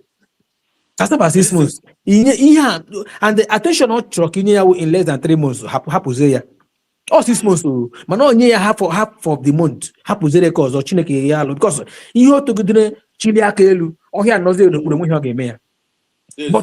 But that peak time only need your attention. That is where we are today. Ahụrụ mama mori kwuru that thing. Somebody na-ajụ say na ama all go kwuru yes all this evening na ọ nọ na-ajụ say akwa say I will sovereign nation. A sovereign nation that's supposed to cater for the people. Now people is caring. When America told you think of what you do for America, not what America will do for you. During the time of their freedom, this is mgbe ha nwetara their freedom ọhụrụ ha nọ na-ebuild. Nwanne asọ agbacha bọọlụ aracha oroma. Nwanne ị ga-ebu ụzọ build onu na ji ị ga-ebu ụzọ my dad si a na-akwa nnoru ma na-akwa ndabe. Gị ga-ebu ụzọ n'ọdụ ma na-adabe nwanne ịchekwa ịdabe ga-ịda aga ịkwacha isi okpoko isi ga-ekwu epụ. Depending ebe ịdara. onye a na-ekwu ọdụ okwu a onye a na-ekwu ọdụ okwu a kedu kategori ebe edumere onye a eyichi nke na gị sokwere na ọwụ onye Igbo maka ọwụghị onye Igbo niile nwe onye Biafra we need to get this part. Ọwụghị onye Igbo niile nwe onye Biafra because ndị ahụ ejiri aka ha mere onwe ha on the mixed blood ndị ha kpọga Igbo Hausa nwanne mgbe oge ruru anyị ga-ewepụgara ha Igbo ha Igbo Fulani anyị ga-ewepụrụ ha Igbo ha paga ha ebe Muslim ahụ nọ. ọ na-ekwu dịtị na asonye maka ihe ọ na-ekwu ịpụ otu o si na-ekwu dịtị ọ na-ekwu asonye ma ịfọdụ na gọọmenti na-eri anyị n'ugwu mgbe onye ara ga-apụta n'ụzọ hụ gị onye ara isi na-adịghị mma elekwere ebe kashi nwanne akwa m ihe o megị according to ya ọ bụ ihe o megị na Soludo nacha tax the USB na-anakwa the citizen tax. Don't worry. Okay, now my people, if you they say that they put your money where your mouth is. If you have recognized yourself and they recognize that you are a USB, recognize your nation. Okay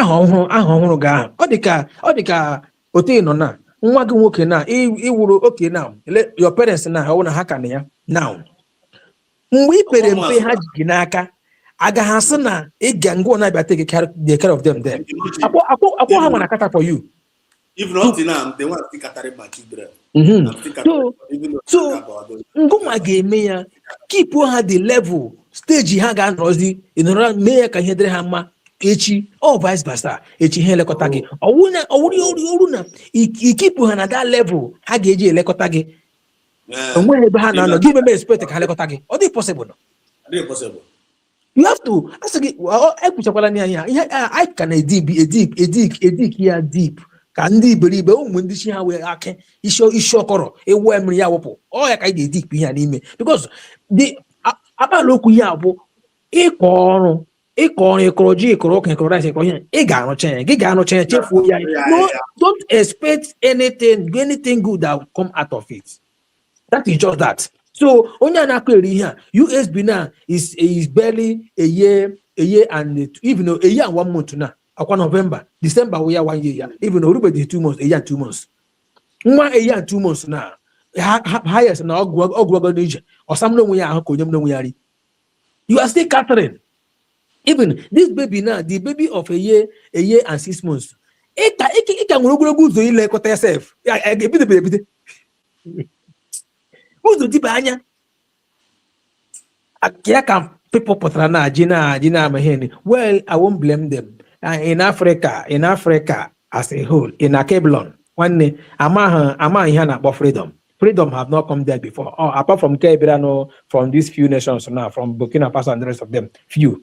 Tauroma, and Ama the meaning of freedom. On Yajaga, only be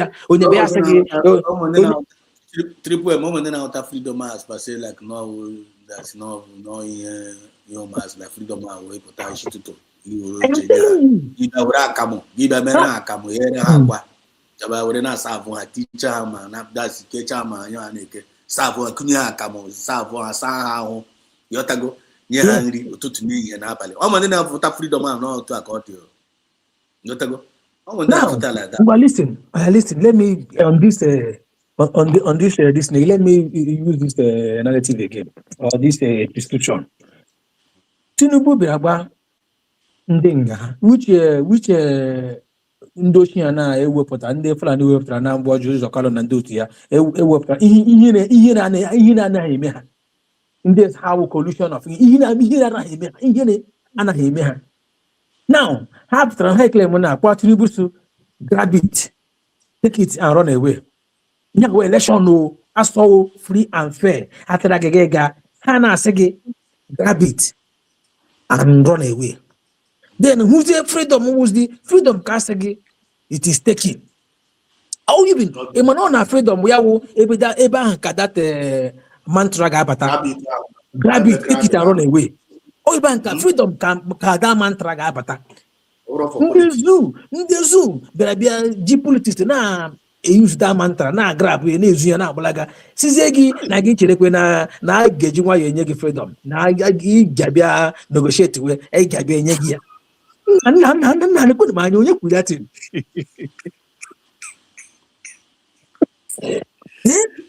Election bụ ihe onye ọbụla kwekọtara asị gị a ga-eti gị akwụkwọ onye akwụkwọ nke ya aka ọ ya nweghachi ha bịa gwa gị dat na ebelibe na akwụkwọ ahụ ọ grab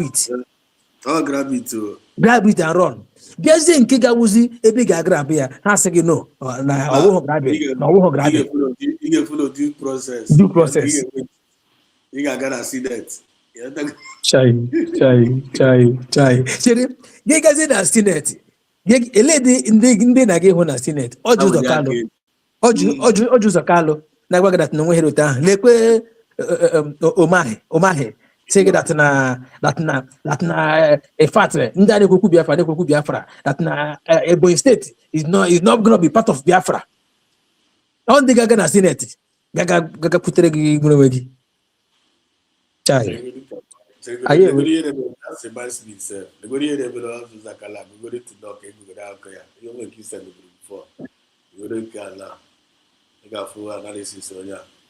people who destroyed Abia. One of the people who had opportunity to do so much for your people but choose not to. As a matter of fact, you were convicted for fraud, for stealing Abia's money. I think 2012 or when was that? Yes, you were sent to 12 years imprisonment, before a Supreme Judge, politics and all like that.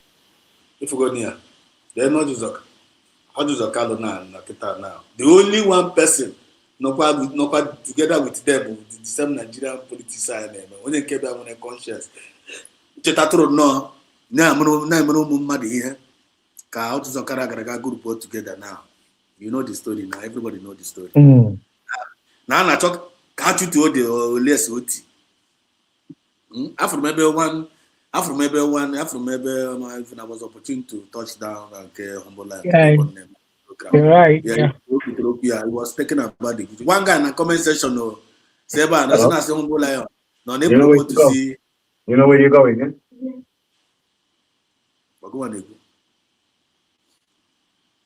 I said that no, they promote to see one guy in the comment section. No, they humble life. No, they promote to see the Nigerian politicians. Could you imagine what them to say reason? For to them to say reason, our people say I like informer no. Okay, our people. Some people are not like informer no. One of you this opportunity to address this. If you see we citizens of United States of Biafra, even if when you are not with us, maybe you are not among us in this USB, but you are doing a good job to humanity.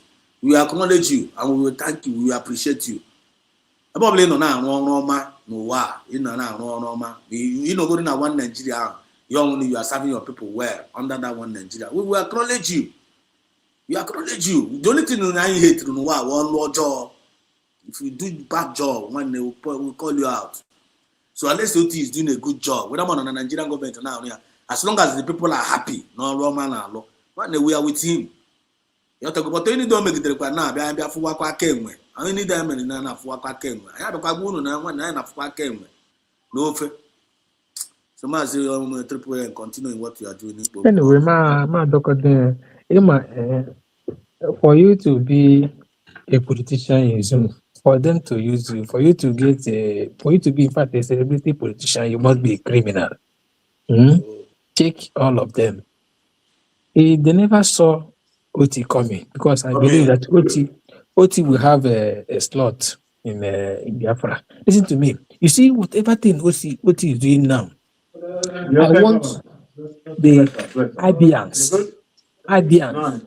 One day, I break Gabugre Professor Oti, the woman brother resort. I break that woman. We have bloating a meta in a that woman. Because if pressurized that woman will take my henny. One you see, if I perish, I perish. Also, if I perish, I perish. You know, now here na kwako na gekpo. Anyone with so many people got to pray on no gaha the original one and the upward result. Also bring one baz. Today, look at the result of that nobody. And they check for that woman. That woman who hero is that did that job. Abians need to keep appreciating that particular woman. And the aim is citizen businessman Nabia. Mwe hamre. Be that woman Prado Jeep, the leather. obiri ya mgbe ọ kpọrọ resọt ahụ nwaanyị apụtara bịa kọ testimony ya this man egwe prado ji pụta leda bida woman jisi ata ike na ihe mere ndabịa mgbe ahụ otu ebidobeghị ọrụ ọnụ hụ na ihe ọma na-enwe ushishi and ọ dị ka magnet for those that have clear conscience and clear mind. Mana ọ bụ ndị ahụ bụ ndị ọjọọ anaghị epesive ihe ọma, ha na-epesive ihe ọma ọ dị ha ka ihe ọjọọ. Now, lekwe ihe onye ochie ya kwuru now also that na Tinubu don't like the way Abia is going. He don't like the way things are going in Abia. That's why they need to deliver Abia to APC. Yes, we need na ihe kwuru na these people ndị Ogboni eziokwu ka ndị Ogboni, they will always be happy when ndị be anyị na-akwa for ọbara na they happy. But you got something that onye ọbụla pụtara na despite the fact that na anyị nwa wosi ndị Nigeria ya enwe n'onwe anyị, onye ọbụla pụtara na ihe otu na-eme na Abia steeti bịa sị na ọ dịghị ya mma, jụọ onwe gị ajụjụ. Ị ga-ejuzi onwe gị ajụjụ ma onye ọwụ mmadụ onwe you people at heart. Ekwe mmadụ ole tipụrụ agha Abia today ka ọ gara chịkọta ha ncha atịkọta ọnụ. Ịma na ọ bụrụ ebe obodo dị mma, ndị na-asef ha ga-anọ na underground jail. Agaghị ha nwede ụcha uche eluigwe anya, ma today ọ nwewo celebrity. My brother, ka mgbado na nga remember that Agman and listening session. Thank you so much, my people. We must continue to support UAP. I'm giving you a heads up first. It's all right. Thank you so much, Triple M. Mama, that guy talking. Mama, no problem, that guy. Every time Triple M talk, that guy, that worried, no.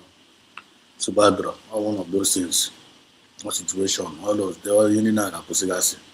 We are going back home. We are get distracted here, no. Thank you so much, Triple M. And thank you so much, Mazo Dogwenugu. Two wonderful speakers tonight. Thank you so much, Ezewife. Ezewife Nekelekwa the Triple M. He's thanking you, say well spoken, Triple M. So well spoken. Well spoken. Ezewife has also said here, he said Triple, good question. Ask them again and again. Don't individual. Very, very stupid, because when we begin to analyze these people, I don't see where their common sense lies. And I'm maybe their common sense lie. And I'm maybe their common sense not lie. When we begin to analyze these individuals, Apatana Kohiri. Nigeria want to take your resources. Don't allow them. And I say, since I understand nearby, what did you use for the people? Nothing. They are using the resources, and they are using the resources to commit genocide. And then when a nation let's assume, allege America be with the resources. If they can take the resources and save the life of people, which one is better? Not the resources in those again. That no ever resources in Ebu. Keke Kama. Oh, you don't resources in those again. Choose now. That one cleared. Then look at all Jews of Carlo. What is a Kalabota? Not now. What OT is doing in Abia State? Now Tinubu is not happy about OT. Only could that thing. The good, which means good job, have become an evil work. I like the way Triple M put it. Said they never see the man coming. One, even the man under Nigerian government. As long as on or there, all with those who not touch people's life. One, I got prayer. You have to go until when Biafra is fully activated. You have to go and you want to our resources. You need that man be for the good of the people. So long as people are happy, he's touching their life and they are happy and he's saving life. What? Give him, commend him, comprehend that is, congratulate him, pray for him, and salute him.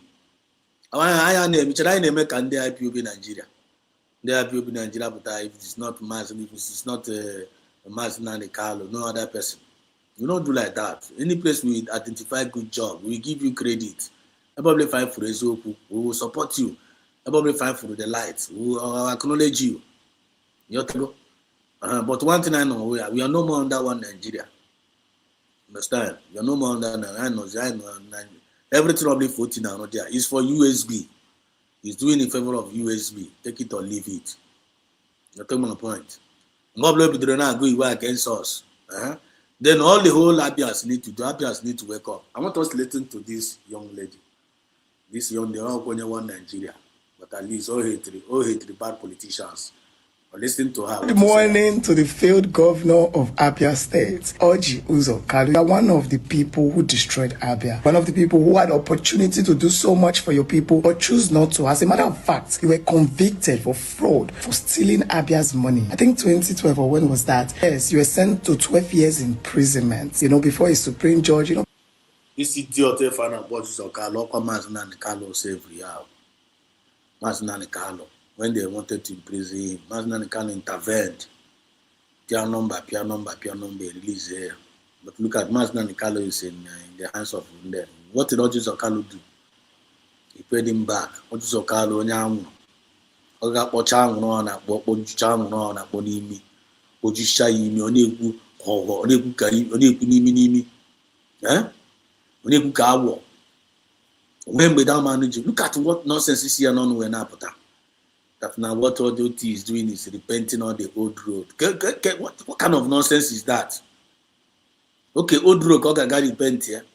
All the whole also in on a Maba road, Mopotaka road, meaning a sweep, gutter everywhere, swamp no road everywhere. Literally, Abia State was like kind of dirty, like kind of a dustbin area. Abia State was one of the worst states in Nigeria. Chineke na dem umu Chineke na begide. People, I even lost my elder sister in the process of Abia State, old regime. I lost my elder sister there because of bad governance. And we're Chineke na putra like this now. This man, yeah, one way under Nigerian politics, so some we got back to when Biafra the world TV now Abia one. Yeah, what this man with a conscience now. The man name mindset of good. Never Korom and the Nigerian politics. It's a miracle. Yeah, OT name under it's a miracle. It's what a miracle. It's the same. It's an impossible task. In the midst of all those jackals and Nigerian politicians, in the occultive chambers in the Nigerian. This man never now in their midst. It's not easy. I can't go there. And the people of Abia, they need to wake up. They need to wake up. The surrender man, who thinks we surrender. Otan de Burkina men on the Burkina to surrender Burkina Faso. This is terror. Because he can't Burkina, he may allow mistake. The people who actually never terror. No, I'll call that man self everywhere. They manage their life where to all the man because the man love them. That is how it's supposed to be. United States of Biafran government is the only government in this world that can grant internal like kind of justice, fairness to the people. The whole world must love them. Listen to what this woman is saying here. You got photos where made the thing analyzed. Politics and all, I feel he overturned it. When you're obedient to when you can now, which the neighbor obedient no. Upon obedient mess and metal useless, how can put the neighbor obedient no? I am also my young and faith in every I am not obedient. You're talking about point. I am not we got tomorrow self now and I will not do any election in Biafran land. We will do any election in Biafran land, I'm telling you. You're talking my point. But if you know to OT no na Loma na Abia State. Now Loma under us, under USB, because all under USB because no talk am safoter. No talk am safoter. So the guy on Loma and the people's life is being touched. I can't condemn him. I can't condemn such man. And I'm not going there. So look at this woman, the way you went free. At some point, you were a convict. Do you know that? And you have the guts to open your mouth and talk about Alex Oti and yap nonsense. How the roads is doing is just painting it. You're shut up.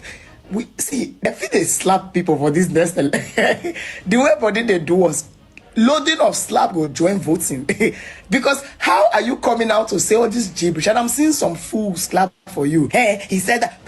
Abia people, you need to tighten your seatbelts. I don't know how you want to. You need to protect this man because if you are thinking he can do it all alone, you are joking. Hey, it's jokes on you. You need to find a way to synergize with the government. Have you seen what's happening with Ibrahim Traore in Burkina Faso? When you go for him, the people stand in his front and say, no way, this man has made us realize our worth. That is what you should do for an SOT. If not, vagabonds like these failed politicians will be roaming everywhere. And before you people sleep and wake up, they brought him down. Hey, they brought him down. And SOT, you need to tighten your seatbelt. I don't know how you are going to do it. Do whatever you can to resist this motherfuckers. Match their madness for madness. Don't try to beat the Jonathan, beat the Buhari. I insisted that heads will roll. Why they don't like me because they don't like the bitter truth. But if we say we they follow them with the sweet truth, we ain't going nowhere. Tell me why anybody I've been to Abia before and after Lesotho. Before Lesotho, I said my shoe pieces. You don't see bad road. I was asking, is there no government here? I was young.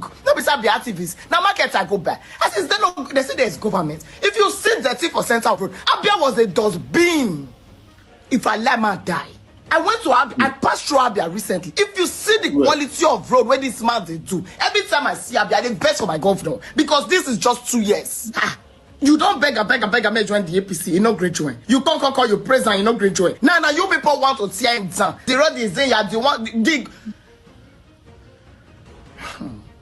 2027. Nigerians really need to sit up and choke I can't inside the eyes of these motherfuckers.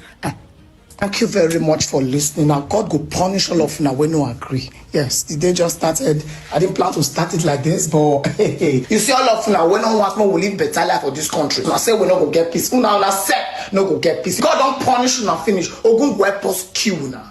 I was reading the memo. Anyways, no need. I'm happy that Abia people are ready for you people. Not chop in the eye. 2027. Aponanda. I'm going to see us on equal. I'm also as for not that. No love for my Kelly former. Double free for job, condemning for job. I am a kind of email. Affordability activated. Way forward for positive ideas. Are you in or are you out? You any good ideas, bring it up. USB up, you're going to go. There's no going back. The last but not the least, let's conclude. Let's check this thing out. Look at the message from BB. Are against you, whether you recognize it or not. They will sweep away your societies, your freedoms, your ideas, the values that we cherish. Exactly. Prime Minister, it really isn't just extreme radicals. There are huge numbers of people who are concerned about Israel's behavior, frankly, including people like me. Well, you know, I think that if Britain was invaded, forgive me, you know, if Britain was invaded and you had the equivalent, in Britain, your population is what, 65 million, something like that, 60 million, right? So you're about 6 times our size. So if you had, on one day, about 8,000 Brits murdered, mutilated, raped, and kidnapped, and they came right next to London, what would you do? We know what you did. We know exactly what Britain did, and I don't hold Churchill or the British government or the British people who supported him responsible for saying you shouldn't have acted that way. You bombed the living daylights out of German cities and out of French cities that were in your way, and so on. We didn't do that. We went in with ground forces. We didn't carpet bomb our way in there because otherwise nothing would be there in Gaza. Akuna nuguya. Ibi na gara na UK this thing na ga interview. Ya ga ton hame ani. At the same time reminding them, if you continue to encourage all these no go around, man aga go no area. And this BP are man of mama, and it's not smiling. It's not smiling with them. Just like we Biafrans, we are not smiling with no go around. If the world can recognize us now, one nine and then go there. So affordability activated. Wait forward for positive ideas. I'm a kind of email. Away be na be akoiri. USB are turned down, not to go down. Emano you bla chuku nanya again. Whether my billionaire, bring it on positively. to support this USB. Time will come when USB government will support you and do everything for you. So now is what we are going to do for USB. Because we're a baby nation. In agreement so that we can lay our hand in our resources. The very important. Don't play, don't joke. And if you are privileged to help, to be of a help, to build this new nation, and you are not doing it, when you're going to cheat, you are cheating yourself. You may think that you are wise. You are not wise. You are penny wise, pound foolish. You have to go. When you are penny wise, pound foolish. Sell Ozoka, see you to go you are welcome. People everywhere. They were one. So in conclusion now, now let's listen to Cameron here and the arise. The fake news. Cameron they call here. Kaiura Chikota. Kaiura Chikota.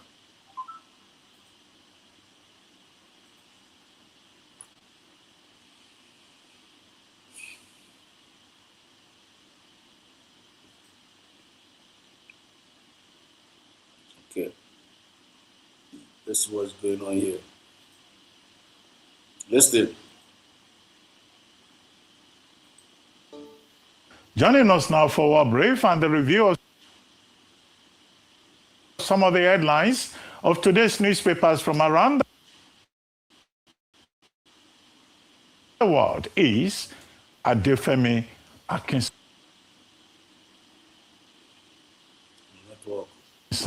Good morning, Adefemi. Good morning, Dr. Rubin. Happy Monday. Good morning, Vimbai. And good morning, Rufai. That's me. Hope you all have a wonderful evening. I think today is the day they will decide in Nigeria. I think they will. Well, today is when they formally, this week. Yes. Says they will present their candidate this week. Yes, today. I think they formally restart the process today. That's your brother, whom we have said will play at the coronation. You know, has also raised an objection. Dr. Bati, please. I'm not saying it's not. We will get back to that. Gentlemen, please. Let me tell the audience. Here we go. He has raised some objections. I'm enjoying it. I suck it all in. I take it all in. No, but you know, they have been touting a candidate on social media. Have you seen? We'll talk about that later. I have seen him. We have seen him. He's handsome. Okay, well, didn't want to say it. Good morning to your viewers. Let me tell you. Let me tell you what's happening around the world. Good morning, viewers. Let us begin in Iran with its warning that it will retaliate against any attack by the United States. Now, that is as at least 538 people have been killed and 10,000 more arrested across 100 Iranian cities as anti-government protests enter their third week. Demonstrations are calling for an end to clerical rule. Medics say more than 100 bodies were brought into hospitals over 2 days alone. And rights groups say the real death toll is feared to be much higher. Now, internet access has been shut off in Iran. All of this while the US watches closely. Now, let's take a look at this. This is Iran's parliament, and you can hear them chant death to America. All of those chants were heard within the building as its speaker warned that if the US were to attack, Israeli and US military bases and shipping centers in the region would also be considered legitimate targets, escalating tensions on both sides. Now, US President Donald Trump did post on Truth Social. He said that the United States stands ready to help as Iran is looking at freedom. At the beginning of the weekend, Trump was asked about his plans for Iran. Let's take a listen to what he had to say.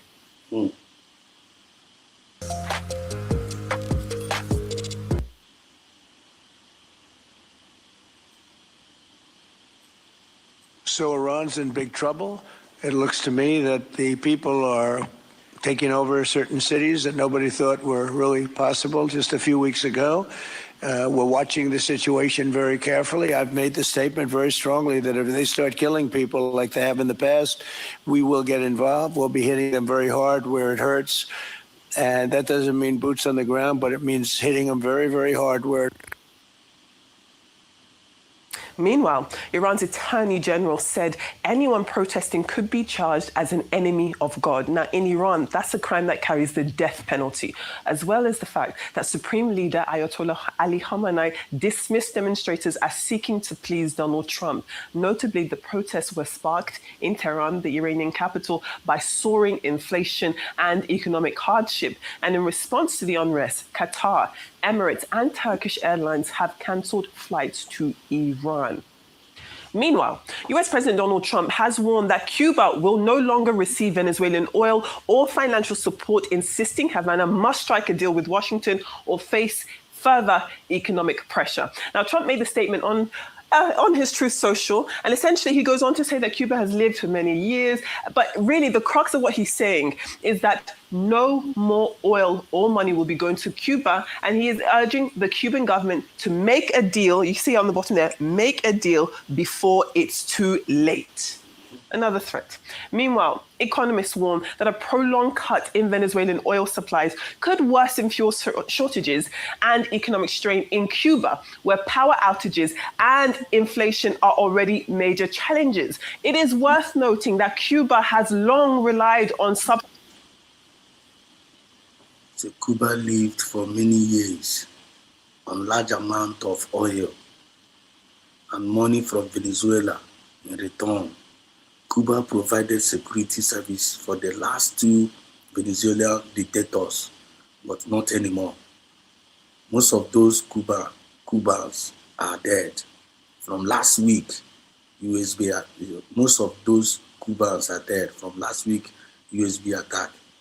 And Venezuela doesn't need protection anymore from the thugs and the extortionists who held them hostage for so many years. Are you listening? Venezuela now has the United States of America, the most powerful military in the world, by far. To protect them, and protect them we will. There will be no more oil or money going to Cuba. Zero. Strongly suggest they make a deal before it is too late. I don't know whether you are getting the point now. Before it is too late. The same thing no before let's make a deal. Don't happen in Israel happen na aka. No green can Israel in Israel na fishi baka. Iran refused the deal. Kita no kifugo na ebe ndị Iran no zina. Iran kita na etigo. Etipia na Iran. The same thing na kono na akwụkwọ ndị Cuba. Ndị Cuba kwa na bịakwa no na bịa no ka make no deal. Oh yeah, mu na make no deal la. Nwezi here nothing. I say thanks for your attention to this matter, President DJ Trump. I cannot know the reason why I did not come and back. But actually, you may assassinate during election, during campaign. Because I'm here, this man, I'm a forza. Ndojo, I'm a mother name. The first one I for has to prayer with COVID. Because of Trump, we create your unnecessary area. One in the good attention. The chinko very good. It has now the chinko and you go to Hamilton COVID. Lady on the Andosranova. Terrorism, Jew everywhere. Terrorism. The chinko be a native on Amaya Basatra. Hasuane, the Tiaka was a terrorism, chinko. Eh? Hasuka. But kita na America which go. America na Amaziaka na Monday Russia, Monday Chingwasa, they bring it on. America kaja. So here I find a book now. These three countries, Nigeria, Venezuela, and Iran, three countries now, a country of particular concern now. At the end of the day, we're trying for United States of Biafra. All is working for our good. You're taking my point now. Let's continue. Subsidized oil supplies. Go to the comment section first. I'll do something. Yeah, the God President Trump. I tell you, God President Trump. Be good for real. He said that man is doing a great job. That man have a God mode. That man, Donald Trump, God bless him. That man is doing a great job. We are very, very proud of you. From Venezuela, which have helped keep the island's energy system running amid economic hardship. Trump to cut Cuba oil supply. I imagine I say, if Trump, no oil, no oil. But these people, they have been using that oil. The Cuba has been using that oil. And we are not using it to improve the life of their citizens. Citizens are Jew all over the world, Jew in America, Jew everywhere. Mwanya herself and a slave and says slavery. Then drug everywhere, cabal everywhere. People are citizens now, immigrants, Jew everywhere, Akuna, Jew everywhere. But wherever drug goes, Umwine is on there. Probably finance we sure we can be now. Umwine is on and the life of Umwine are not in danger. I got converted all of them to sex slave. But all economy did okay. Government now serve people. Ndeba Umwine gonna agba akwuna anyhow. Yeah? Umwine akwuna ga-eju everywhere. Umwine gonna arụ ọrụ, ụmụnwoke gonna arụ ọrụ. Go to America now, you watch in America now. Go and watch WWE. You got to Umwine machara mma. Fine girls. You have to chance yourself and bamba.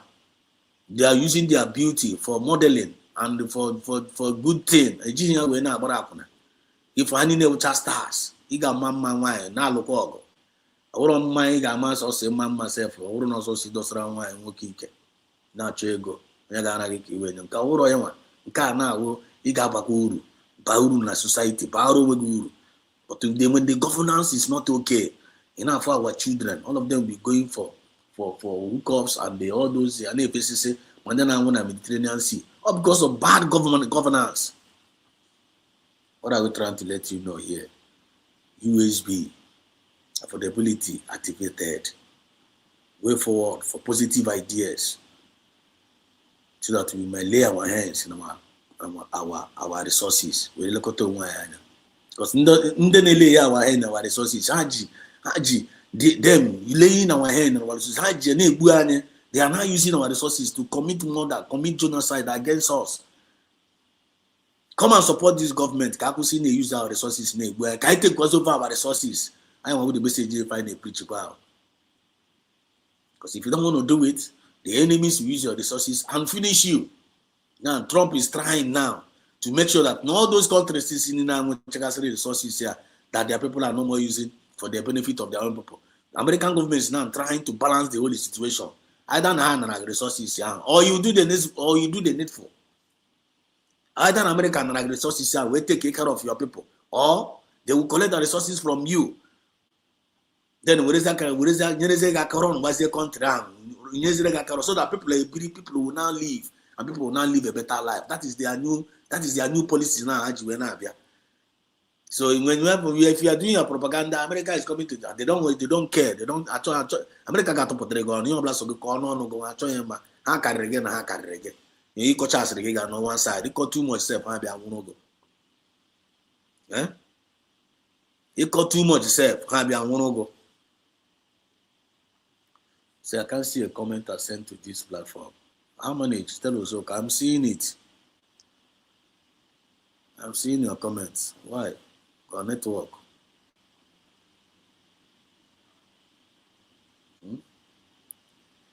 I'm seeing your comment one. I see your comment. I can't see the comments. I sent this. I'm seeing it. Stella, can you see the comment now? Check. Your comment is I'm seeing it. Check your screen now. I'll comment again there. Please check again. So, so the Americans send the Trump to cut Cuba oil supply. Only carry cheer. So Kita now, they are doing the needful. And if only you his own social media, through social media, Trump when to social media now. I was in Ghana and Haga twist there. Those social media can now on his using care from his own social media. Original, literally give the information Trump, he got on social media with Rosia. And he may say, God call you no corrupt. He may say, God will hear on social media, God call another different thing. He will sue you. You got yourself, I think goes from there. o siri ndị UK na aka na-akwụ ụgwọ ya. Mad people everywhere. Let's listen. Hardship and heavy US sanctions.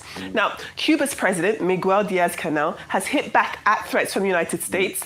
He's said to President Trump, he's declared his country a free island. He says, no one tells us what to do. Cuba is ready to defend the homeland to the last drop of blood. Very, very strong words there. Essentially, saying they're not going to bow to pressure. Now, the president posted this on X. He, as I just read, said that no one is going to tell Cuba what to do and that it is ready to defend itself, its homeland, until the last drop of blood. Now, in response to the Cuban president's message, Trump has urged Havana again to negotiate a deal with Washington. Cuba has historically imported most of its fuel from Venezuela and Mexico, and Trump's warning that Venezuelan oil and financial support would be stopped is seen by Havana as economic coercion. Cuba, no one tell us what to do. That's it. That's about being able to know. Ochint. This people self no. Nobody tell us what to do. No wahala. Stella, what do you say? He said, no, there is one ascent that was since deleted by controllers of the social. Okay. Okay, they censor us. You then a comment section here with the back here. So literally they give them on the lines. You literally call on yourself, won't you say the son? And in a sense, I know. You are right. Even though I'm not running a major program self. I'm myself, I be on a program, Machapara, 12 name program. I'm a chapa data opo. Sige na one no, Quebec or Ranka, one coaches way poor. Yotago. Only weapon here, and I got cancelled by the video. Yotago. So, my dear Kamada quite deleted, but him and I mentioned that Punugana John Bambana, I joined a live. By a funny way in Amia, because so he made the video. Well, the YouTube, yeah, myself, and Jacka herself all the time. I wouldn't need to hear can name allow. Yotago. I wouldn't need to hear. I am couldn't what they find it, but all na government and our own amateur fully activated educator now. I get our own national Yamaka TM fighting bar, our own social network. Our own social was doing it. Maybe there because any this they even did it, they do it to Trump, a whole Trump. They did it to Trump. I mean, the Trump, Trump have to build his own social network. They will season a social network. So I'm one of those things. So still, you're right. So now, fine for you. No one, there's no one. So I want to call me the highway. You know how I jack highway here. What I go? You know how I pray. I name man. I want to make a time on a program. They will even kick you. They will kick me out of the Muane Hoswago. They will kick me out. Man, can you hear me? Can you see me? You take a program gonna all know when the speaker kumba. When I'm gonna go, we got my kick go more out. Then I have to go and off the network and restart it again and wait. Then I will still join in again. All one of those things. Yeah, now to discourage us, to demoralize you. Of which all when you want mental toughness, when you know get boss. Yes, now when you went time for this nonsense, but due to the fact that now, we have been mandated to do it by the spirit of Biafra. He got the restless. Or when you go, if you know to iPhone, if no one goes here, or the casino go where on what Talena Piage, he got the restless until the easy Chapalusia, however, give me peace. Give me we don't come. I'm telling you. I'm telling you, if I see free ship, basic, if I change my caguma, now one to see them again. 93 this week. The spirit are to bag the go. I went more for them now. I want to take holiday like 1 week, but you no go agree. The thing I get them. When you feel like I want to take like 2 days holiday, cause week take better care of. The thing no go allow you.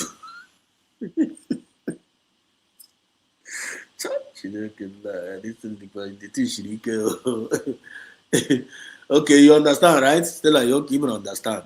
Thank God, you even understand. I say you are right. my brother. Telling you. Why am I name? You So look at what is going on here. America now on the neck of Nigeria. Even in Nigeria itself, they have resources, and who is the owner of that resources? We, Biafrans, and the indigenes of Nigeria. Not Fulani are using it to committing genocide. Negbu Christians. And let them that resources here. Oku mo Biafra. Let them Christians all mo Biafra. And the resources are engaged in committing horrible crime against us with our own resources. Somebody can today be now one body and then that my resources so that people will leave. Because you having resources and they are not using it for your improvement and they are using it to buy you. And I think I say no, America is coming for resources. Don't fire you there. Don't fire you with that your resources are call that thing now. Don't fire you. Eh? I'm telling you.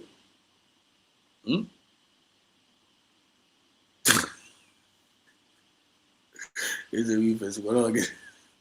Also, why you muted me so? I'm telling you. Oh, my look at that I wonder how couple go online. Can you hear me? Somebody muted me. Can you see me? Where are the before I buy 11? Your scream go now. When you scream, I name me and the ten are child black. The ten are poor. He got no log. He got no you are out. You say something went wrong. You have to go. Get your quotes and connect. Whereas program na gakwa na gakwa, but you go up or out. Only go on with speaker na ekwu mba speaker na ekwu okwu. You have to go. You got me do any issue. Oh, you got like this. You we. Ima move for that. As usual, all we work. Thank God I'm more than we work. Get that now. You never see me when I talk so much. All one of the miracle Chineke na mekwara more na this movement here because more when you walk. I know they tolerate nonsense. And nobody go. Don't give me nonsense. I know they give nonsense. Don't give me. If you give me, ikorogo. I know many mad nonsense. When you know you cross all my lane self, ikorogo. You know go. And I'm like koiri man. So Chineke na most of the things in I will mad when I touch him much. Not too much. Come on, give me we ought to say much. So no from nam na chizo coach now. Okoche from Nachi now, anime way. Those things are never me. Here and then Nigeria name one meet you be on whatever thought of one isha body again one day. They would issue would you wig yourself, would that call you like this, or they can give issue piano war. Mamma never go. Across some of that kind of nogasi. You that is Arab you got know like this self. If you don't hold yourself, you will reach the piano war. So get as instead of people see that what they tell that towards here much. They tell not to see much. And I need to challenge you. I'll subside that annoyance.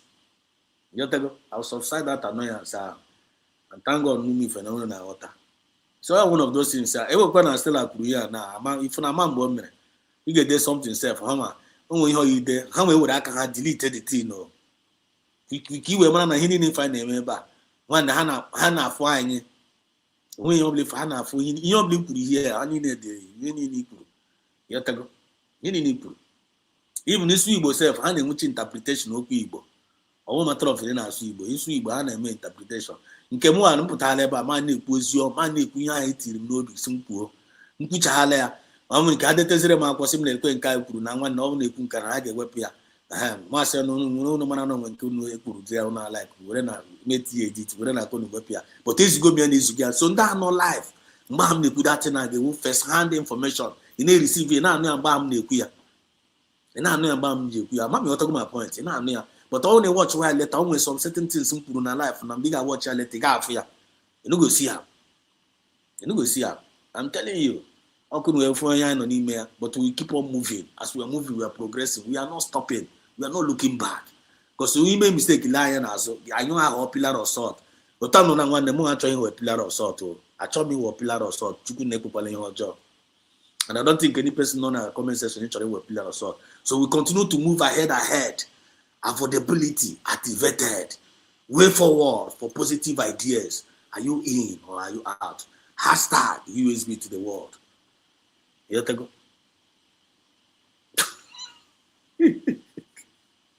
It's a week for singing. You should get it. Today. You see, I should pray that Don Pedro don't remember.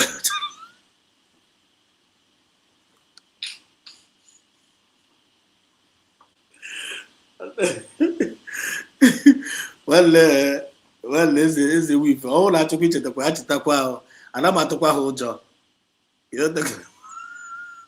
ana m atụ ha ụjọ nwanne ana m atụ ha ụjọ ifuru na aka ikpeazụ a ana m atụ ha ụjọ ana m atụ onye ọbụla ụjọ ịghọtago ya bụ agba ọrụ bụ eziokwu etiri ala ga na-epurichi ya eride Chineke na asị na mmadụ a ga-epurichisi anyị mara na ya nwaanyị agbaligo ma mara na I have done my part but ọrụ m ụjọ adịghị efie dem adịghị efie dem tupu na agba ya ọbụla na-ekwu anyị na-agbazikwanụ ka anyị data ego anyị na-agba ka data ego nwanne anyị na-alụ ọrụ ọma Jehova ka anyị na-arụ etego so Stella na-edekwa ihe na-ede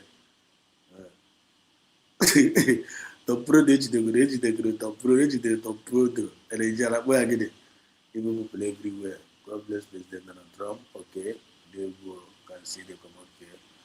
No, there's one sent there since deleted by controllers of the social media. Okay, you're right. Okay.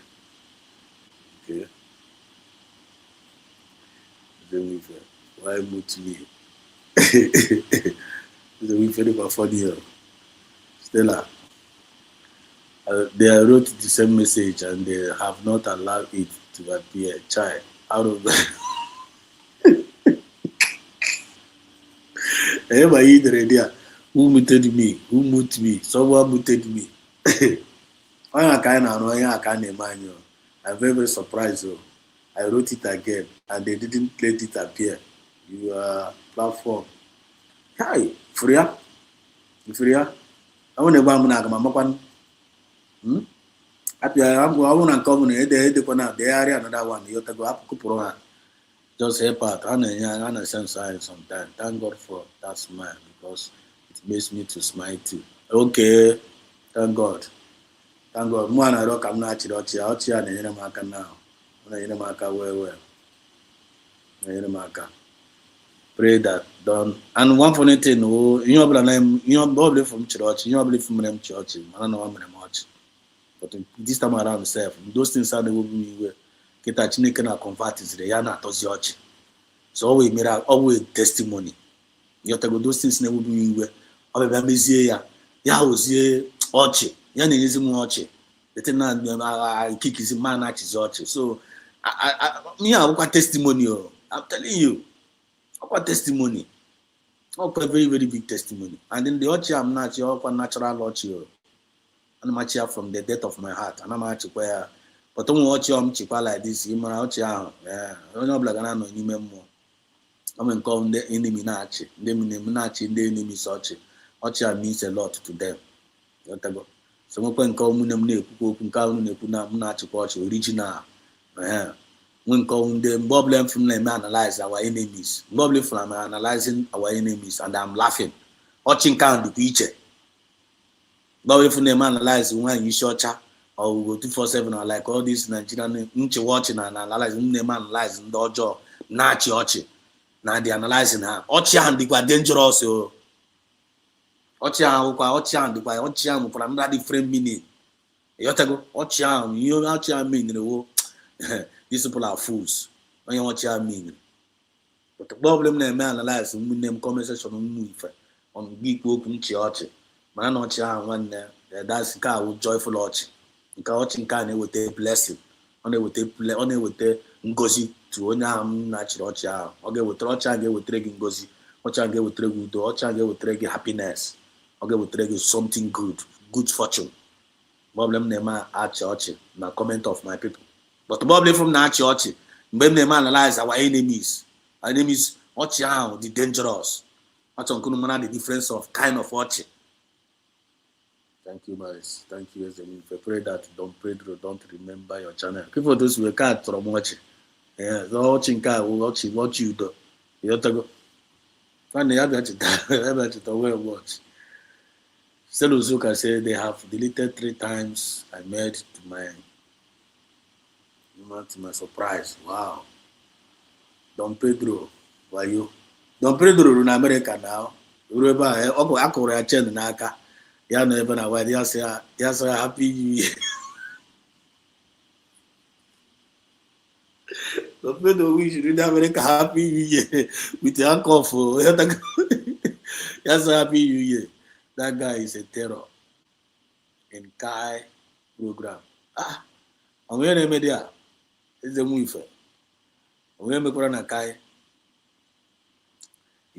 It's a testimony indeed. Thank God. Confirm. It's a testimony.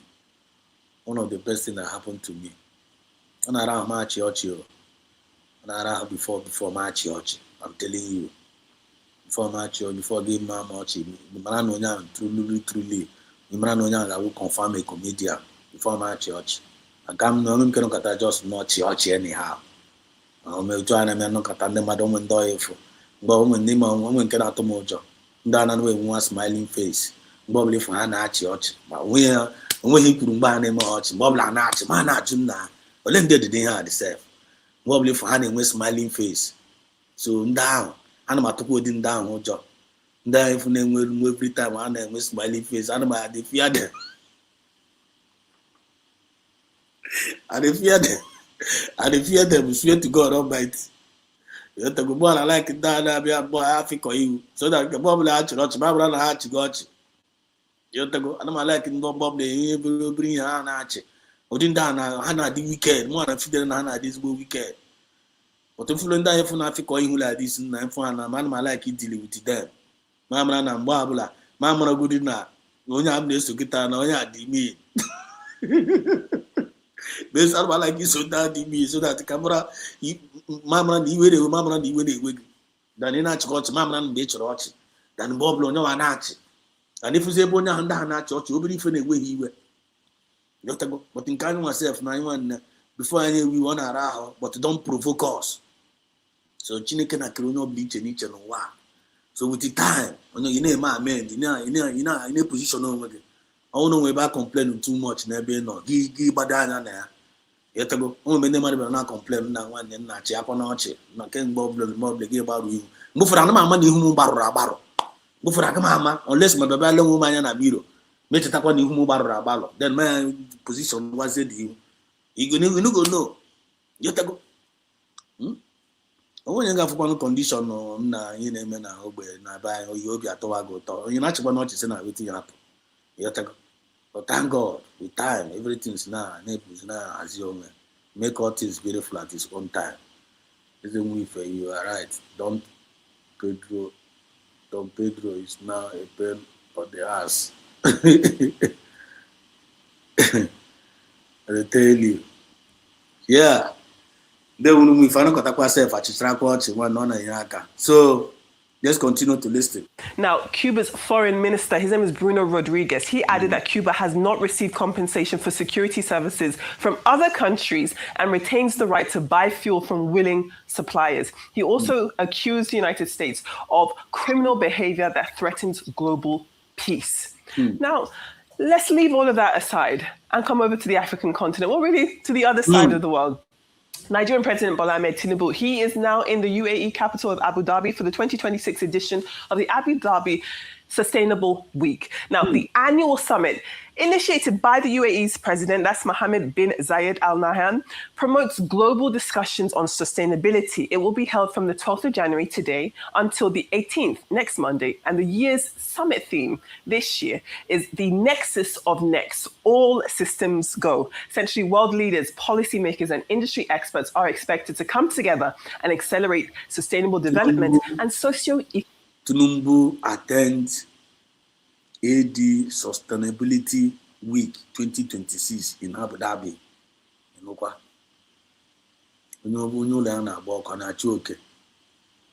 Let's continue to listen. Economic progress. Well, that brings to the end our World Brief. But before we go to our newspapers, let's take a look at some global electoral calendars for the month of January. Now, in West Africa, we've just seen Benin has completed its parliamentary elections, and they took place on the 11th of January, just yesterday. Now, Myanmar, just underneath that, is in the middle of a phased general election, with a second round also on the 11th, which was yesterday, and a final phase later this month on the 25th. Uganda is up next. They are voting for presidential and legislative elections on the 15th of January this week. And over in Europe, you've got Portugal heading to the polls to elect a new president. Ngozi Adichie, she has served a legal notice on Eurocare Hospital over the death of her 21-month-old son, alleging medical negligence and demanding full medical records. Now, the Lagos State Governor, Babajide Sanwo-Olu, has ordered falling heroes and praising President Bola Ahmed Tinubu's commitment to improving the welfare, the motivation and equipment of the military. Now, the Senate President Godswill Akpabio also said that the National Assembly is working with the executive to restore peace, while governors have been urging unity, calm and continued support for security efforts nationwide.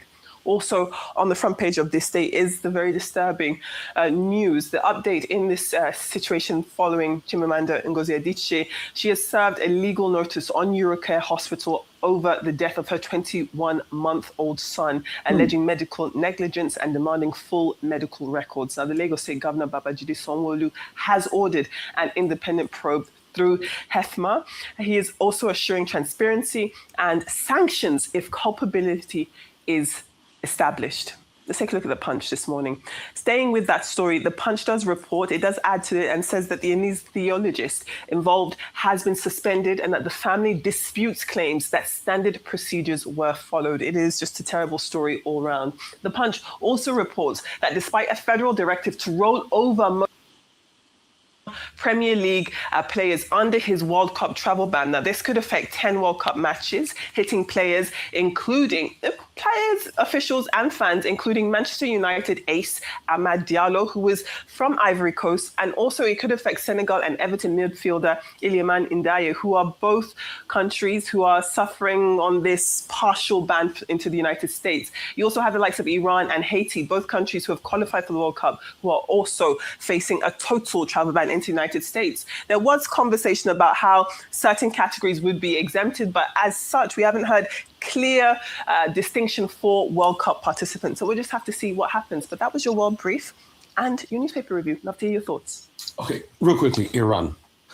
See, I think people should not be deluded. Trump saying he will come help the protesters, it's not that he believes in freedom too much. It's the same thing they did in Venezuela. They are resource in Iran and they want to control things. I'll take you back historically. This was how the Americans did in '53 when they removed Mossadegh. After Mossadegh left, they brought in the Shah because the Shah was amenable to them. And when they had the Shah there, after the Shah... The good in the Iran, these people are... Mami nemen on the Indo Borobara, the Ishala, and they use their common sense. Amamun no, do Burhamon no, to do Burhamon. I feel in Haga Chiwa. Imacolando Borobla, the Macon ideology actually conquered the world.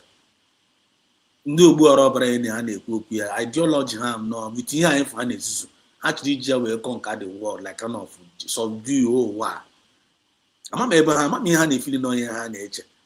And the Kehagi will conquer the awkward same ammunition and the American and Israel now. Okwa actually is we conquer war. Madonna carry cheer. I don't think so. Madonna carry on Madonna carry cheer now. Eh? Madonna carry cheer. Look at Ebana Bapamba. Since Habawaramba, Anna about the Bane Tipia. Iran to retaliate if US attack and made the crackdown. Could you imagine? Eh? You people are going down.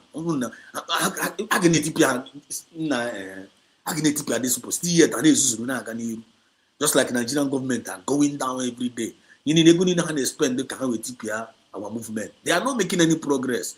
At the same time, Iran to retaliate if US attack and made. You retaliate. When you know eh? We never retaliated. The people are rising. The people now is facing them, facing their government. American is facing. How will they survive this kind of attack now?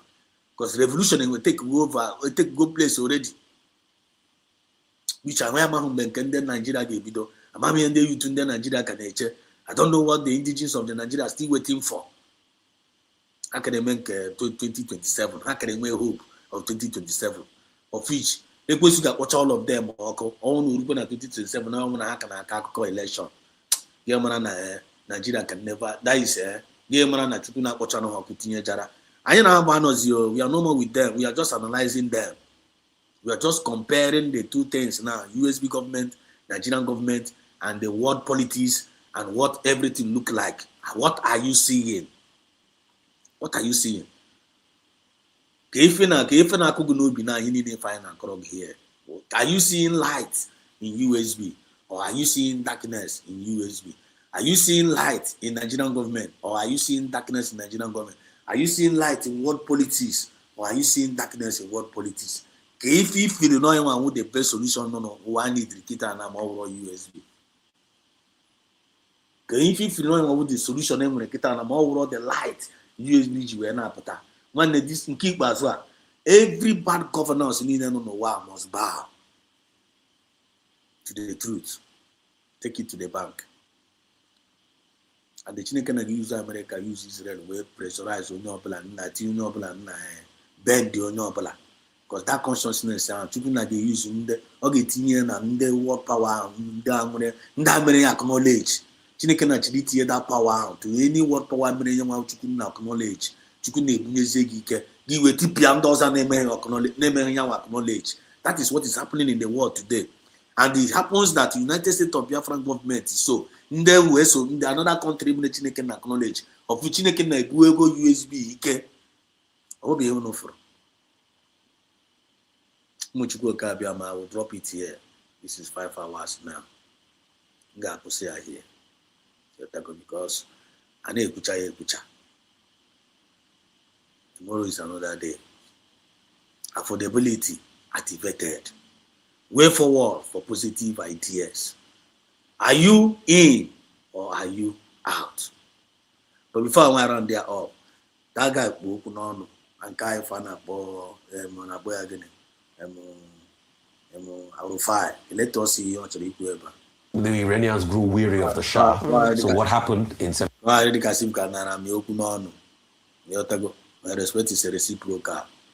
Let him finish what he said. There was a revolution. He left. Khamenei came in, and he had this high-handed, sort of like autocratic rule in Iran, with the Ayatollahs and the likes. It's all about interest. What are the interests? There's oil, there's mineral, there's geopolitics. They want supremacy in that area. You see, the Iran and Israel that is fighting today, under the Shah, Iran and Israel were very big allies. In fact, you had some of the Israelis, be in charge of security in Iran. The Israeli security forces used to share intelligence with Iran. So all of this is part of Trump's idea of America trying to capture the world. He feels he has gotten a leg in the Western Hemisphere. And now he's looking at the possibility of, okay, if I can settle this Iran debacle, because if you remember, the Iran incident when you had the student crisis and, what happened in 79 really affected Jimmy Carter. Till today, some Americans will not forgive Jimmy Carter for that. So it's just Trump saying, let me assert my authority once again. This protest is here. And that's why I think Reza Pahlavi's son has been talking. In fact, they've been chanting his name and all of that. Yes. So all of that is going on. But there's also another side to it that the crackdown has started. A lot of people are being killed, and that's why they're talking in the UK. And in fact, it's not only the Labour Party executives are saying, proscribe IRCG, the Iranian Revolutionary Guards. In fact, people like Togan Hart was seen on Sky yesterday also muting that same idea. Man, look now, say 538 and one dead, 10K, 10,000 arrested. US wage intervention. 538 Kabaguru now this year if name in Iran now. Because the people now they are now looking for their freedom. As now they are tired of no go rubber. Nachia. Where their resources in Ebu, where their resources here in bondage. Now America get now a step will go in. 10,000 arrested, 538 and one. And the people now they are taking their power in their hands. People are the ones that give freedom to their people. Who know an idea? People who they want freedom to their own people. And the DPM said it last time around. Our Deputy Prime Minister said it the same time last time around. It is the people that gives freedom to their people. You know, newspaper review and the world brief. Iran to retaliate if US attack commit process. Now hey go now 35, 38. No kweba na abakwamba me 10,000. Only they can arrest their own people. And each issue the game. You change the game and you call yourself a government and you enable your own people. Only them was in the Nazi. That's to let you know that now these people, they are not there for the people. Because if they are actually there for the people, if the people are doing protests that they don't like the way you are, all you need to do is to put them under dialogue now. I am making a calm down, making a okay, what do you want us? Come, let's reason together. That shows that you love your people. But when your people are protesting that what you are doing is not good, and automatically that makes you a tyrant, and that makes you that you are not originally there for the people before. So can you with the power, can you with your purpose of being in government, if not to take care of the lives and the properties of the people? That is how they fail. Government of this world is upon the USB shoulder, and we are going to teach the world what good governance is all about. We're going to teach the world what peace is all about. We're going to teach the world what fairness is all about. We're going to teach the world what progress is all about. I'm going to teach the world what civilization is all about. And the whole world, the Spirit of God lies in us. And the Biafran Spirit is a perfect spirit. I love you all. And around there up here. So thank you so much. Every speaker in our midst tonight, Mazio Doguenugu, so much appreciate you. Juliana will be I'm going to be the last today. Thank you so much, all the speakers in the house. Mazio Doguenugu, I really appreciate you. Thank you so much. Triple M, I appreciate you. Wonderful contribution indeed. And Triple M and Mazio Doguenugu, two of you that spoke tonight. So I really appreciate. Legend Anna, wow, going to down. It's all right. You're one of us. Legend in there. Legend. It's all right. Let me give you 5. Listening to you.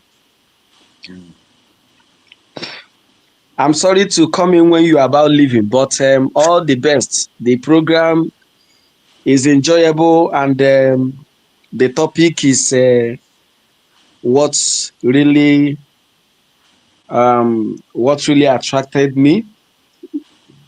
You know, the issue is that from what you have said, anybody talking about agitation, what is triggered now, what is activated according to your word is way to total freedom and total takeover. That is what is activated. That is why the flag carrying career agitators, they don't know from where to start again. If you see what is happening, if the way the IPOB organization or association or club, is a club because of their monthly dues where they arrange their money and know. So the IPOB club, the way they thought is not what is happening. They think Simon Ekpa being taken away will give them the better grounds, because if you see what happened then, contribution, they all start sharpening their knife for monthly dues, the normal monthly dues and contribution. Some state directors that are sick, some became healthy and started ranting on social media. Thank God, I equally say this always. If not for Dr. Ngozo Rabez, honestly, I don't know. God bless that woman. God bless that woman.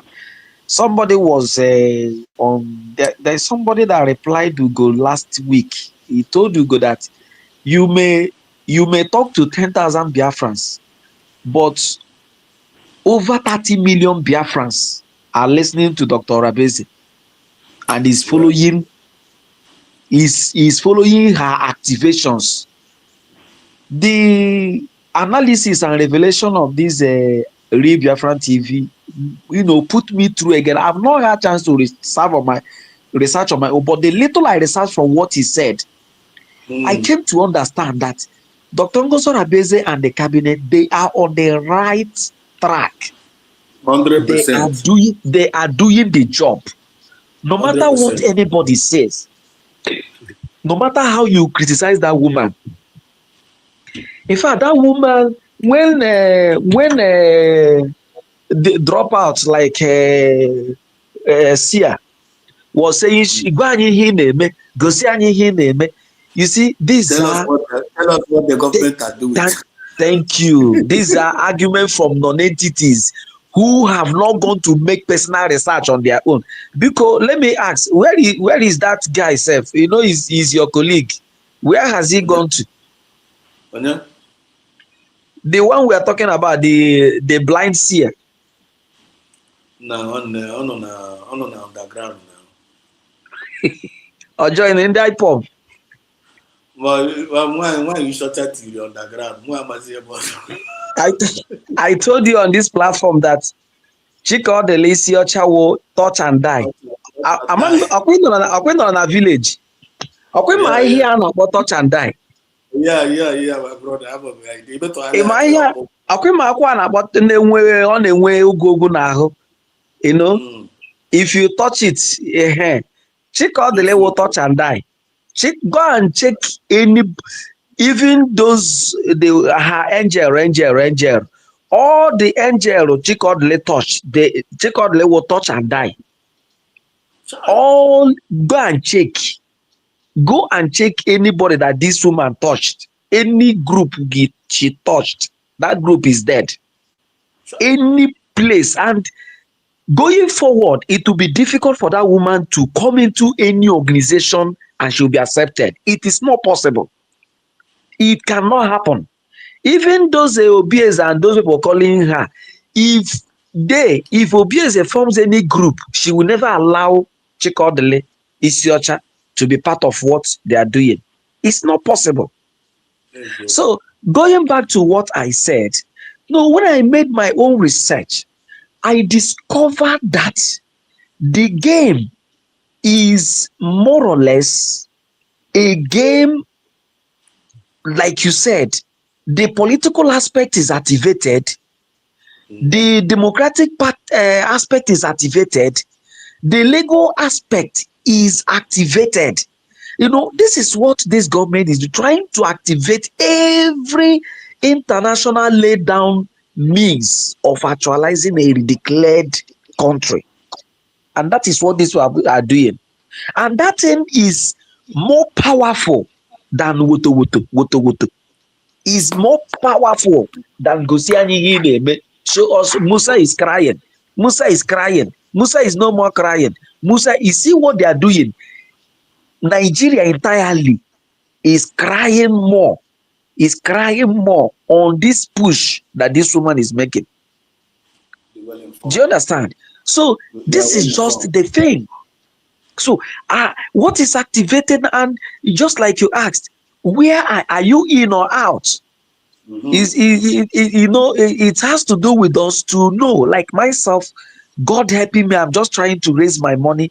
By next week, I will be applying for my ID card because I have gone through the things I've seen. Shows that, in fact, let me say, Mazezedos, you people should keep preaching it. It's part of the move.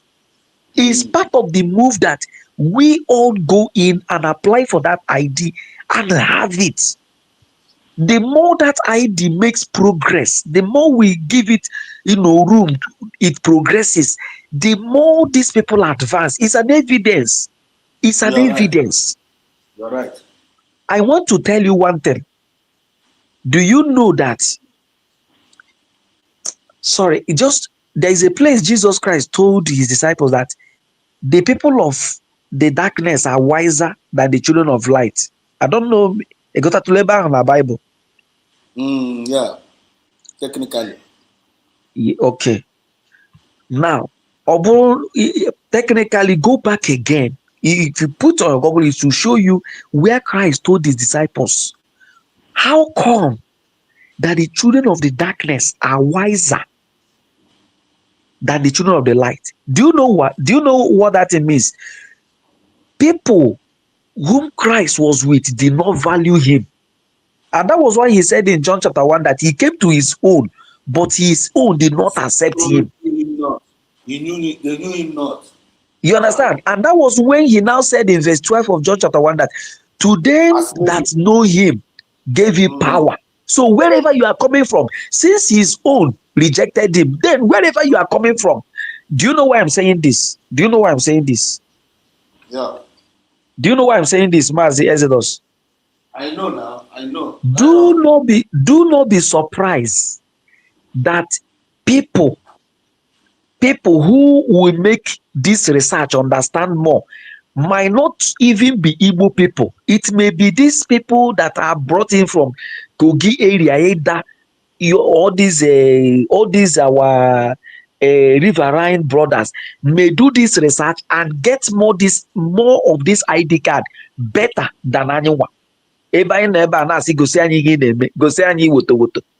Whereas people who understand the thing have gone for the real thing.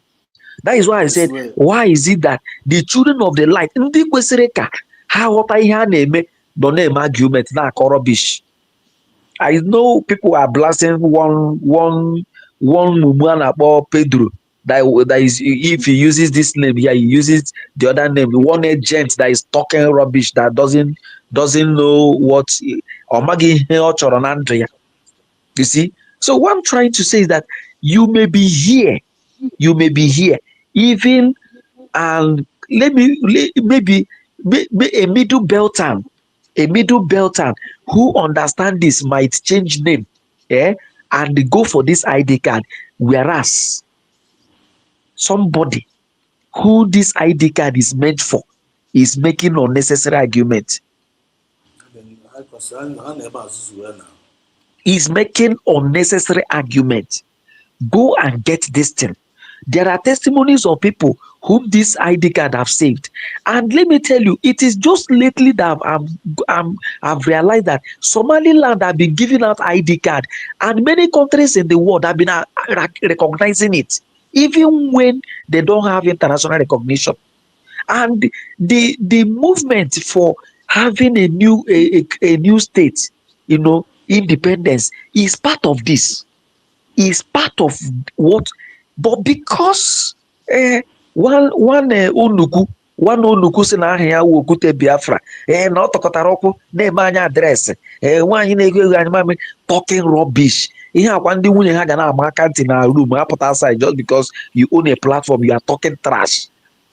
The only thing that Mumu saw in address, some people that are not cultured, the only thing he saw in address when Dr. Ngozi Cross Rokuya just na stool na turn. See her sitting position, very cordial, very official, very, very presentable. And one nuku apota, the only thing Okute, whatever Biafra neku, AOG platform ya neku, he did not hear anything that Dr. Ngozi said. He did not hear any from beginning to the end of that speech. That guy did not pick any point. The only thing he saw was now across Rocco. Can you imagine him? Who doesn't? Some of us gotta be abroad, but we are not civilized. We are not civilized. Some live in America, some in the UK, some Europe, but civilization can be very, very far from us. So what I'm trying to say here is that from my personal findings, I came to realize that, you see, this government, the cabinet, they are trying. And I want to give God glory from this platform for the exit of the sycophants, the saboteurs. No matter their noise, are they not disappearing? They are disappearing. The sycophant, the mediocre. Do you know what a mediocre is? A mediocre believes in negativity. He doesn't believe in positivity. He doesn't believe in anything good. That is mediocre. He is always negative, always negative. Everything, even when he sees that thing, when he sees it, he is always negative. That is mediocre, and the attitude of a mediocre. So if you watch now, you see there is peace, there is synergy, there is understanding in the cabinet of today than when Ugo 247 onye asịrị. You see, this is evidence of ndị nọ na cabinet na-akọ asịrị na-ewere ọnụ okwu na-ekwutu the cabinet. One man from Russia challenged Ugo that what Ugo told him about Simon Ekpa. Yeah, when they nọ na cabinet na-agba their APM, I mean their prime minister Gbokpuru. Show me, how do I make my donation? Ugo 247 deceived, discouraged, and diverted the attention of that man.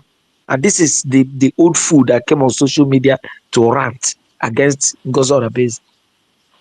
So what I'm trying to say, bro, please, I equally suggest, this is our platform, that from time to time as we preach the gospel, let's encourage our people before it is too late. Grab this thing now. You are not, at least get it for getting sake and keep it. It's going to work one day. So finally, it is obvious, order open to everybody, that Elias had been a deceiver, a dupe, a criminal, a white criminal, fantastically corrupt. Here Boris Johnson of Guarandi, Nigeria, that Nigeria is fantastically corrupt. Elias is fantastically corrupt. And it is obvious. You see the moral global now, Achola Elias. Now tell me, Elias now ka also ihe a ka o ji soro oge nkere na-aga town hall meeting na-aga eme address Biafra a na-akpọ ya Maazị Orute. Jesus. Nke atọla m ọchị, ihe na-ewe iwe atọla m ọchị, ịgwa gị eziokwu. Lenu Okocha ka a na-akpọ Maazị. Our people nọ ebe a na-akpọ Elias Maazị. God. Yeah, Ogucha ha na-asị ya Maazị. Thank you, Maazị. Now, ihe Elias ji gawa town hall meeting, even ama m ọbịakwala osokwa na-aga fundraising ka erezigharị ya ego ka ọ ga mepee ọfịs n'isi oge nkere ọ ga-eji na-eri ọrụ. You understand? Na-eri ọrụ, complete ọrụ ka ọ chọrọ iri. Ịmakwa ihe bụ moral global? Who is Elias to open such organization? To open such this thing? Ịmakwa ihe bụ moral global? Who is Elias? Who is Elias to open such organization for global gateway global attraction?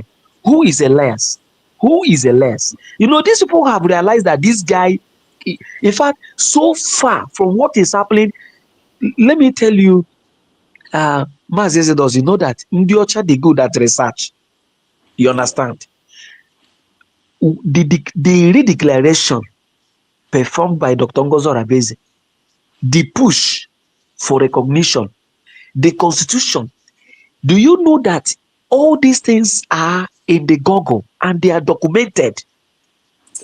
And Hano in parallel with Ogechukwu Nkere's activity, it does not even play along. So how would an establishment like Moral Global mess themselves up with Oge Nkere and the dirty activity here? This was why they sacked Elias, because if they continue and allow Elias will drag that organization to the mud. They will become useless. That is the reason for sacking him. He is sacked as a career, and they sacked him based on evidence on hand. USB government to go on a hatch distraction. It is even time for them to sue Elias and Oge Nkere. And the I'm telling you what I'm telling you. What I'm telling you is, we don't have their time yet. I said if love that Ihanachu carried, you know, ka achụcha egbe ihe a na-achụ karịrị. O nwere ihe dinta na-achụ ya echefuo na ogwu mabara ya n'ụkwụ. Do you understand? If not, is even time now that they will sue Elias, hold Ogengere, and get them. Use all the activities on social, get them down. Even Ogengere knows. Because Ogengere we are now that moral global now. Actually Elias. And Ogengere man on any support. On any mouth in this life again. Because I wonder I wonder somebody that is complete, somebody that reasons well, that will see all these things that is evolving, and that person will make his mind up to say he's a follower of Ogengere. I wonder that, except Ogengere is paying that person, even this woman, Betty Fotorama, whoever, and all of them, you know, I wonder who we only get little way and say I am standing with Ogengere. It is even better that person go silent without supporting anything and anybody, because it is obvious, it is clear that this man called Elias had been ripping these guys off, ripping Biafrans of their hard-earned money through Ogengere. Okporo Ogengere ya ga say picture. Even m chọrọ ịjụ Ogengere akpa ahụ ọ na-ebu gịnị nọ n'ime akpa ahụ? Akpa ọ na-ese mgbe ọbụla na-ese picture, what is inside it? And this is what they've been doing. But thank God, it is now obvious that Moral Global want to maintain their integrity. They want to maintain who they are. They want to protect their image. And for them to protect that image, they have to put away this criminal and his criminality called Elias. Then Elias no we achụkwara criminal ibia gwa ha na ọrụ akọla ihe a niile o mego ugbu a na-abụ tu ọ chọrọ ofu ọfịs ugbu a mepe n'ego Ogengere na-enye, then ya ka continue na-eri ndị ọrụ. So but in all, I still pray for Dr. Ngozi Orabeze. Nke ọ na-amaghị na nke o metebeghị. May God give her the strength. May God give her the wisdom. May God give her the enablement. May God give her more wings, stronger wings to fly than she has been flying. Thank you very much, and good night from here. Thank you so much. The legend. A wonderful contribution indeed. And Biafrans have heard you. God bless you, my brother. My Ocean Master, can you hear me? Yeah. Maazị Exodus, ndewo. Ndewo, my brother. Thank you, T. Welcome. Gị nọzụ na mpịakọta, right? Anọ m na nchịkọta ezitere ozi na ama amabatazie na so ọ nwekwara ozi nke Chineke na-atịpụra gị n'ọnụ. The mic is yours. Yeah. First of all, thank you for the good preaching of today, because I know that every day is getting better every day, day by day. So I thank you so much. I think this last year, I'm trying to see him. The legend. Okay, legend. Yeah, legend. I thank you. You know, I hear when you were talking about the number of people that have been arrested and those that died in Iran. You see, well, okay. Let me greet the Biafrans all over the world according by your time zone. Let me greet the lovers of freedom and the Biafran allies, lovers of equity and justice. We appreciate you all, our brothers, and the comment sections, those who are watching here right now and those that will watch thereafter. Do good as you watch, share it, like it, so that the news will get to others. That is how we progress. I learned from the exposition day that Trump have strike Iran I learned that about I don't know if it's 6B, but still number 52.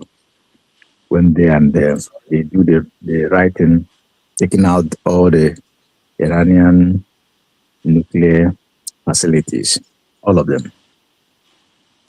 So the US is doing very good because if you allow these people with the way they are going, trying to acquire a weapon of mass destruction, the world will not be a better place with that kind of weapon in the hand of these people. And the movement that is going on in Iran, Tehran today, let it be a very big lesson to the fools in Nigeria. You see, Iran and Iraq are the bedrock of Muslim. Iran and Iraq, which is in Bible.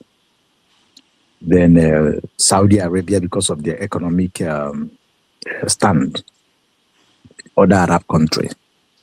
But if what is going on in Iran today is going on, that even they burn the central mosque of Tehran, saying that they don't want the Republic Islamic of Iran again, that would teach the world a very big lesson. In fact, in London, one of the Iranian guy ran up to their embassy in London, tore down the Iranian flag, the Republic of Islamic Iranian flag, and they replaced it with their old flag when it was Iran. You can imagine such. So let what is going on there be an eye-opener to those in Nigeria. I don't know if you have seen this tweet of Sahara Report, which said that our Nigerian government used already abolished law to jail Mazi Nnamdi Kanu as NUC, MBA, keep mute. Do you understand what it means? Because today they are talking about protests they want to do against the government. But they are there, especially the NBA. NBA, they are there, which is a Nigerian Bar Association. The law that is not in existence was used to pronounce and sentence on an innocent man. Non-existing law. Today they are trying to wake up to protest against that government. There was no law there. Yes, it is incredible. But in a same country, in a civilized world, in a democratic country, no matter if they are in the third world or even in Arab world, it doesn't happen. There is no a place in the world that they use non-existent law to sentence a man innocently. A man that have not killed anybody, a man that have not raised any obunigwe up, nor carry arms on his hand. He's just a man with microphone and the pants, trouser shirt and the shoe. Pen and paper. Pen and paper. How does that happen? That can only happen in the zoo called Nigeria. So I just saw that tweet. I said, let me read it out here. And I want Biafrans to know, like what Chino said from his research, that Dr. Nguzo Rabeze, the USB government, are rekindling the recognition of Ivory Coast, Zambia, which are these 4 countries that recognized Biafra during 1967. They are in touch with them already. They are having strong progress for them to recognize Biafra. You can imagine that. And there are a lot of nations. These ones are the ones he found out of research. The document that have went to United Nations, the document that are in European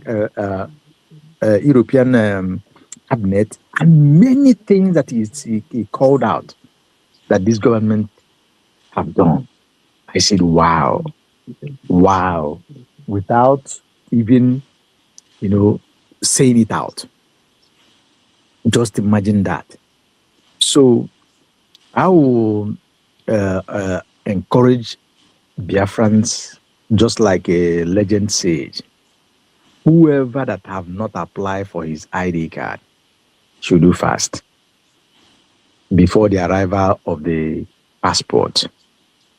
Yes, this is part of what is bringing the recognition. If you don't have it now, there comes a time it's going to be hard. So you apply for it, especially now the world stage are talking about Biafra and looking deep into it. Now that you know that miracle, we may just sleep and wake up, something else happen. And you listen to the speech of Dr. Ngozo Rabeze, we all know how she talks. She doesn't come out to talk. And when she makes some certain statement, meaning that a lot of things have gone deeper, you're just waiting for the announcement. So we should all do that. And I'll use this opportunity again to thank Biafrans who came out en masse on Saturday of the fundraising and do that great thing that make the world to call us Biafrans. The people of love, the people of unity, the people of good mind, the people of consciousness, the people of freedom, lovers and justice and equity, lovers of freedom, lovers of justice. We will continue to do that. As Exodus, it is awesome.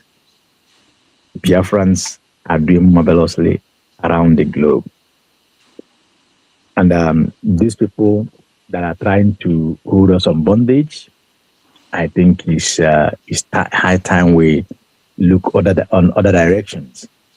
We can't ignore them, we purchase them as time permits, but we keep moving. That is something that this our brother said here, legend said here, oh my God, it escaped my mind, that I wanted to touch. But it's fine. Anyway, Mazizoros, I really thank you for this great opportunity and what you and every other independent medias are doing. We that are coming to this studio to speak, I really thank each and every one of us, because what you see we are doing, to some it doesn't make sense. For us, it makes a huge lot of sense. And it is yielding in open. The results are very, very clear and enormous. So appreciate each and every one of us, and I encourage each and every one of us to keep doing that, because there's no two ways about it. Yes, sir. Whatever those people like, let them do. We are getting close. And it comes my mind and go again. What is this? It is okay, Mazezolos. I will leave you then maybe tomorrow, because you are closing already. Right? Yeah, I'm rounding up. Yes. So what? So I'm rounding up. Before we go on Abacha, before gonna Vision Master, I'm a legend and Abacha. I'm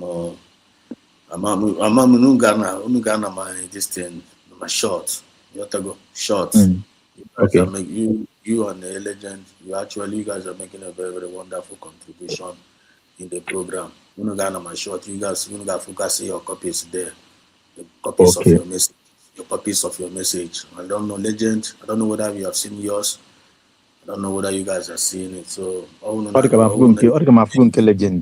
I've some of your submission and legend, and then after my meanwhile, Teriki is on the short, because I don't know. Maybe okay. If you just buy now, your friend is Exodus TV now. You click on the headline.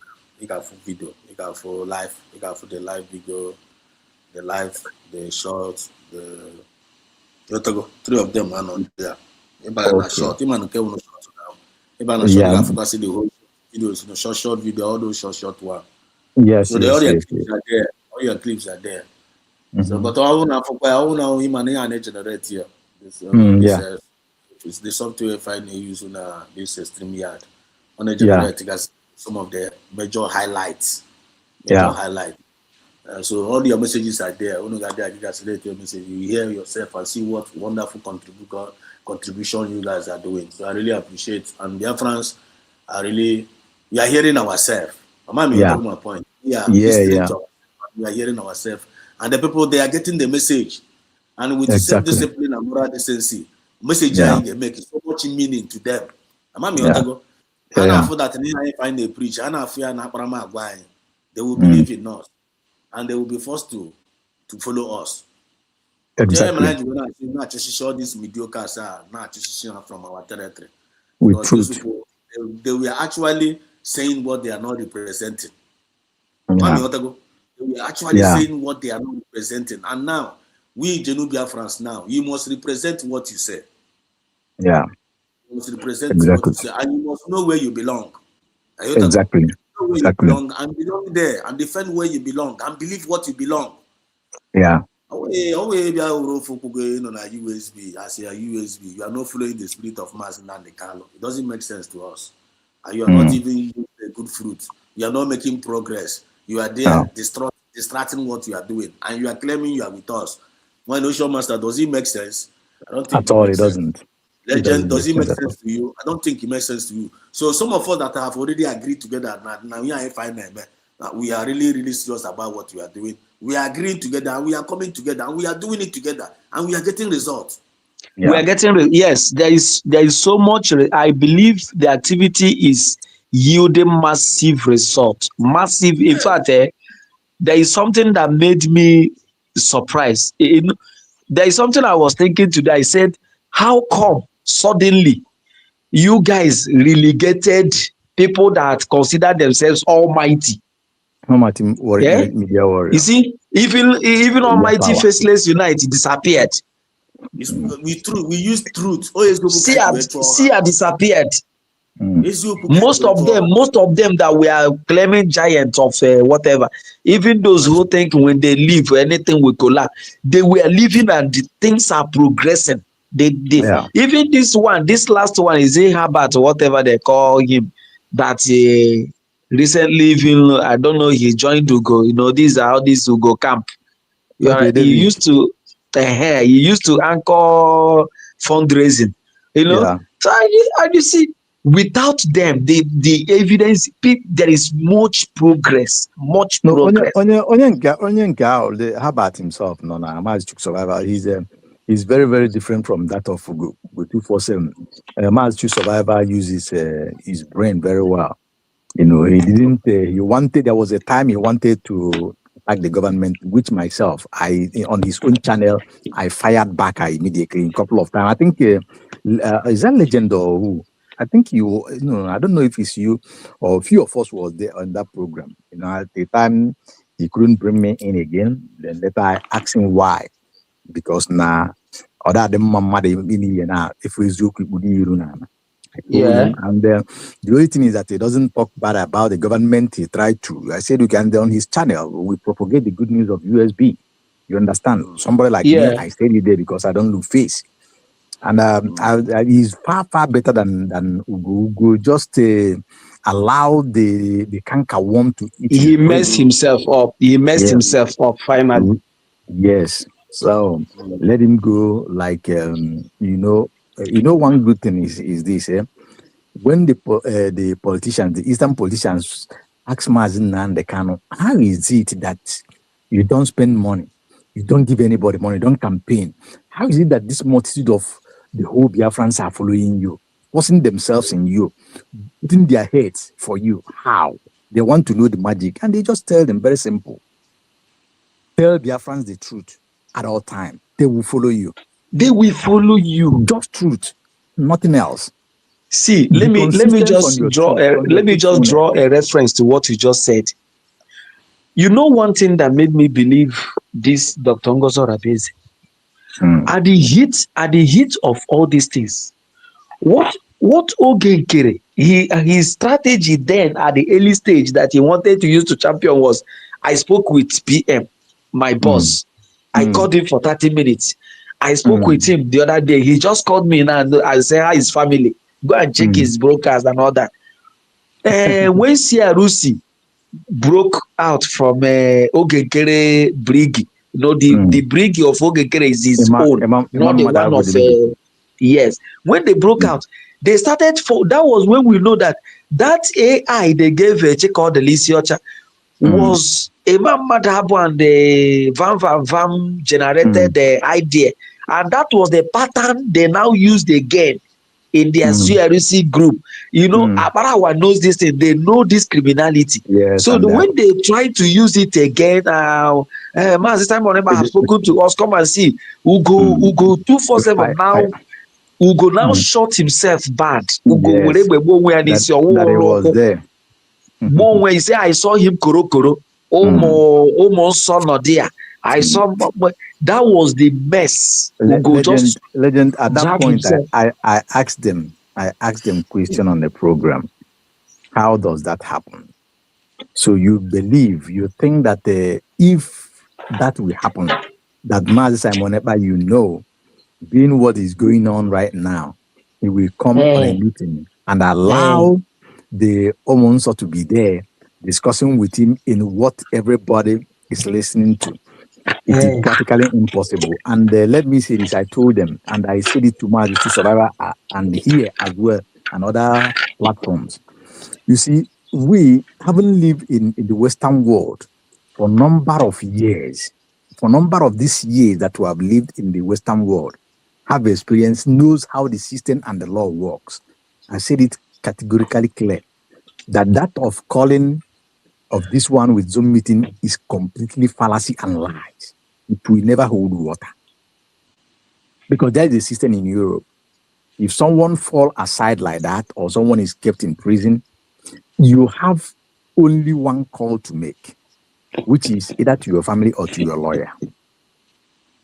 To your family or to your lawyer. On condition, you are not allowed to use any gadget that we pick up Zoom or conference or whatever. It is not allowed because you just like what you use is just like a house phone. Do you understand? Yeah. There is no way you just make your research. You will find anywhere in Europe, it's still the same. So there is do you know my argument there? My argument there is, I don't know if it was on this platform or Kelenda. I said, legend motion master, just a minute, just hold your thoughts. The only thing in the comment section, USB nation say, also go Monsa. You have seen it all with the mediocres.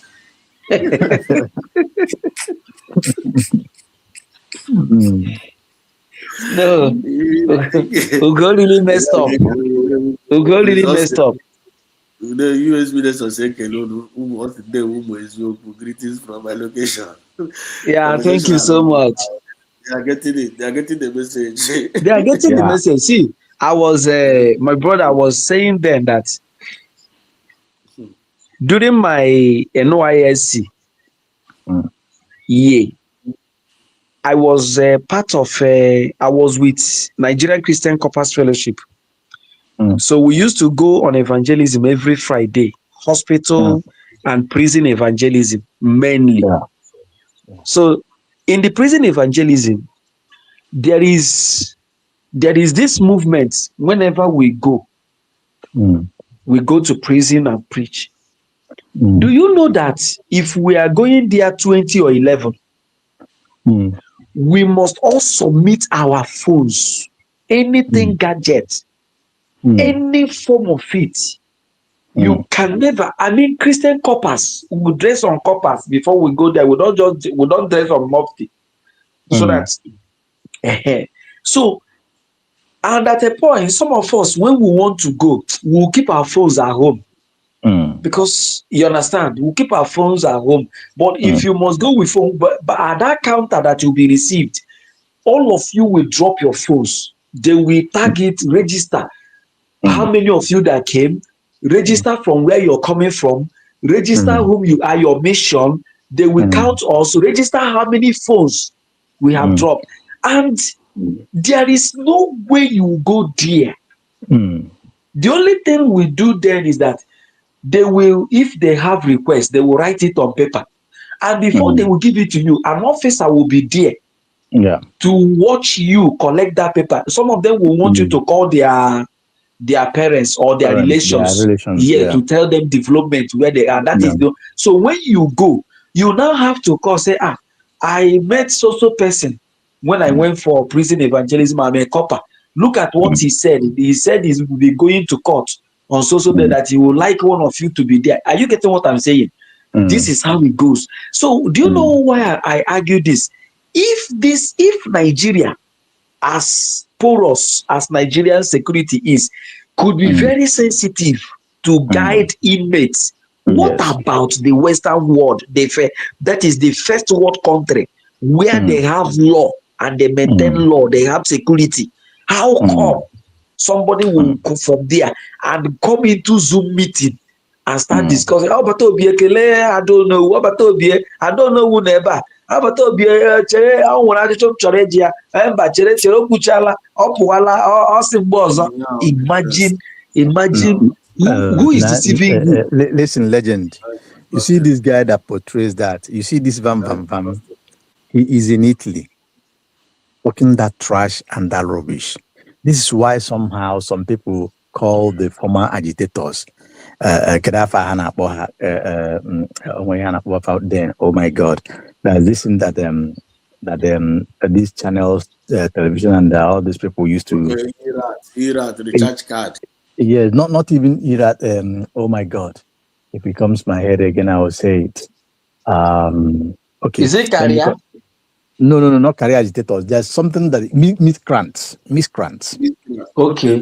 You see, this is why they call some of them miscreants. You see, somebody who is in Italy, for example, let me use Italy as a case study, where you know how these things works very well, and you came out without shame and telling this lie that telling lies that this your children will see it tomorrow, and the generation that comes will see it. Even in the last 200 years, it have never happened that a prisoner is allowed. In fact, in those days, you don't call. There's nothing like call. It is when this human right of issue comes up that the prisoners are allowed to call. I'm telling you as it is. We are not children of 10 years in Europe, 15 years or 20 years in Europe. We are very, very, very, very far aware of that. So I'm telling you that no matter what happened, you can never have that in Europe. No matter how democratic they are, just like in Finland, that their prison is like duplex or Scandinavian countries. Even as a day, you don't use this kind of phone. No internet will permit you, because internet you're using is censored. There's limit on what you can do apart from that call and respond, and everything you're doing is being monitored. So there is no way, just take this word to bank, there is no way that will happen. And somehow I wonder how those who call themselves professors, we allow these people to portray this kind of lies. It's rubbing shit on their face. How can a prof who's supposed to know those things, those doctors, those who call themselves I call that woman professor of criminality. That woman is professor in criminality. You see that woman that is there, and is championing of criminalities, because for someone to become a professor in the field or in the area of his specialization, meaning that person knows what he or she is doing very well. These ones are completely morons and non-entity. They are just those people that just went to school, to acquire knowledge without acquiring that knowledge. They lack wisdom. They lack completely wisdom. That Professor Koma is a disgrace. Is a disgrace to herself, to her professorship and whatever she have. That Professor Koma and she will owe in her whole life for being part of that criminality.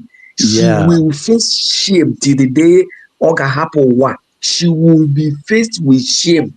That is a shame that she can never escape from. Because if somebody of that academic echelon will condescend so low, very low, to such cheap, very cheap criminality, the too cheap. I'm telling you, even legend, sorry, even the man, academic highness, he lives in Italy as well. Even himself is there among them. That's a shame. The one in the UK, the one that they're supposed to be lawyer, it's amazing. It's very, very worrisome that people like that. Anyway, will I say that? If I will analyze them, I will just say that with this Nigerian mentality, is still eating them up so much. Where those who call themselves professors it's not even Nigerian mentality. See, my brother, Unye danger comes so Igbo. Yeah, exactly. A bad man or bad woman is a bad woman. There is nothing you can do about it. Yeah. It's not Nigerian. Is it not an Hausa boy of youth president? Had just few days communication with Mazen Nnamdi Kanu. Came to media, even used his money to sponsor his Hausa community to come and protest for Mazen Nnamdi Kanu's release. Yeah.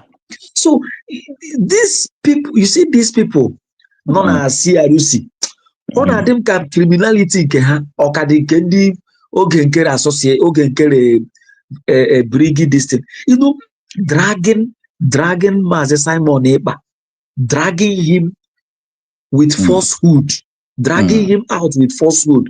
Go and made his AI, jam it together with his broadcast, build it up together. And the Unuku Ugo 247 came out. The only thing Ugo can offer after resigning from USB is to say, I see him with my Korokoro, with Omonso. We are waiting for him. This is new. He said he's coming by 2026. I don't know why he hasn't come. Yeah, I don't know why he hasn't come. He has been coming now since he was resigned. He has been coming, but he never comes. So that man is he loses the little respect that somebody like myself have on him. And if you remember, during the time he resigned, I went to all the platforms canvassing that nobody should attack him until he brought his head and his legs and danced naked on the street of the world. So we have to help him to do that. Anyway, having said that, I just want to touch on this Morang Global sacked of Elias Nwoke Greek Moldovia, because he's not even Elias he's not not even a real Greek man. I'm seeing him as a Mongolian Greek. Maybe he immigrated the Greek, or maybe he do stray during the hungry time. Yeah, Master. You know that they said that a bird of a feather flock together. Yeah. You see, all these people, all these AKA. We don't know the name of Ogenkere. If it is Ogenkere, AKA Anyogo, AKA Ogenkere, that is exactly the type of Elias. Yeah. We don't know him. We don't know where he's coming from. We don't know his originality. We don't know.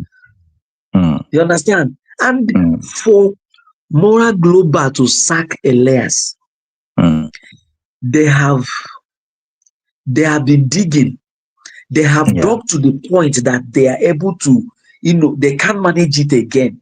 Is either they sack, if they did not, is either they sack Elias or Moral Global will collapse. Yes. So, and the only option they have is to ensure that they sack. That is why I said, had it been that USB were efe, apia ya mmanwu a ga-apia ya ọ ga-anọ n'ụwa mgbe ọ na-ahụ ụzọ ụmụ ya etochala gba ahụ ọnụ ụmụ nke ya The issue is that for USB will not leave the most important thing they are doing at this point of need and time, to pursue the case of Moran Global and the layers. Though Moran Global have done the best thing they could, because in US it may take time, but US government will come against them within themselves, because that is fraudulent. What Elias is doing is open fraud against Biafra, and I believe the world knows about it. If a resident officer could go and change a document without the consent of the boss or the prime minister, even while prime minister still out there, not that he's in prison or this, change it and lie. If that Ogenkere will do all the things that is committing there, and the layers, it's on record, becomes it's part on record. of all those things. It tells a lot about that Elias. And I keep saying this, yes, we before we conclude, we have to have a substantial evidence. But looking at assessing this guy, if you listen to your spirit, since I saw him, he said that he found the Biafra on internet and come. That didn't go down well with me. That Elias. I keep asking myself, how? How? And how? Or you did not see any other person as the one that baffled me, that this man is a Mongolia Greek that hated the black people, and he was so much in love with black people to come and be the Messiah. At the same time, he begins to tell the black people that they don't know their culture and stuff like that. That is the worst that guy did that made me to hate him. The day he abused our women, abused our culture, the guy is just like some Igbo people like me, following Ogekere, sitting under the address of Aparawa. Even him, he doesn't have a name. That is why they are all, Ogekere, Elias is accomplice to that Ogekere falsification of everything. That man is there for falsifying them. All his primary intention is to be getting that money, to be milking just that gullible Biafrans every month.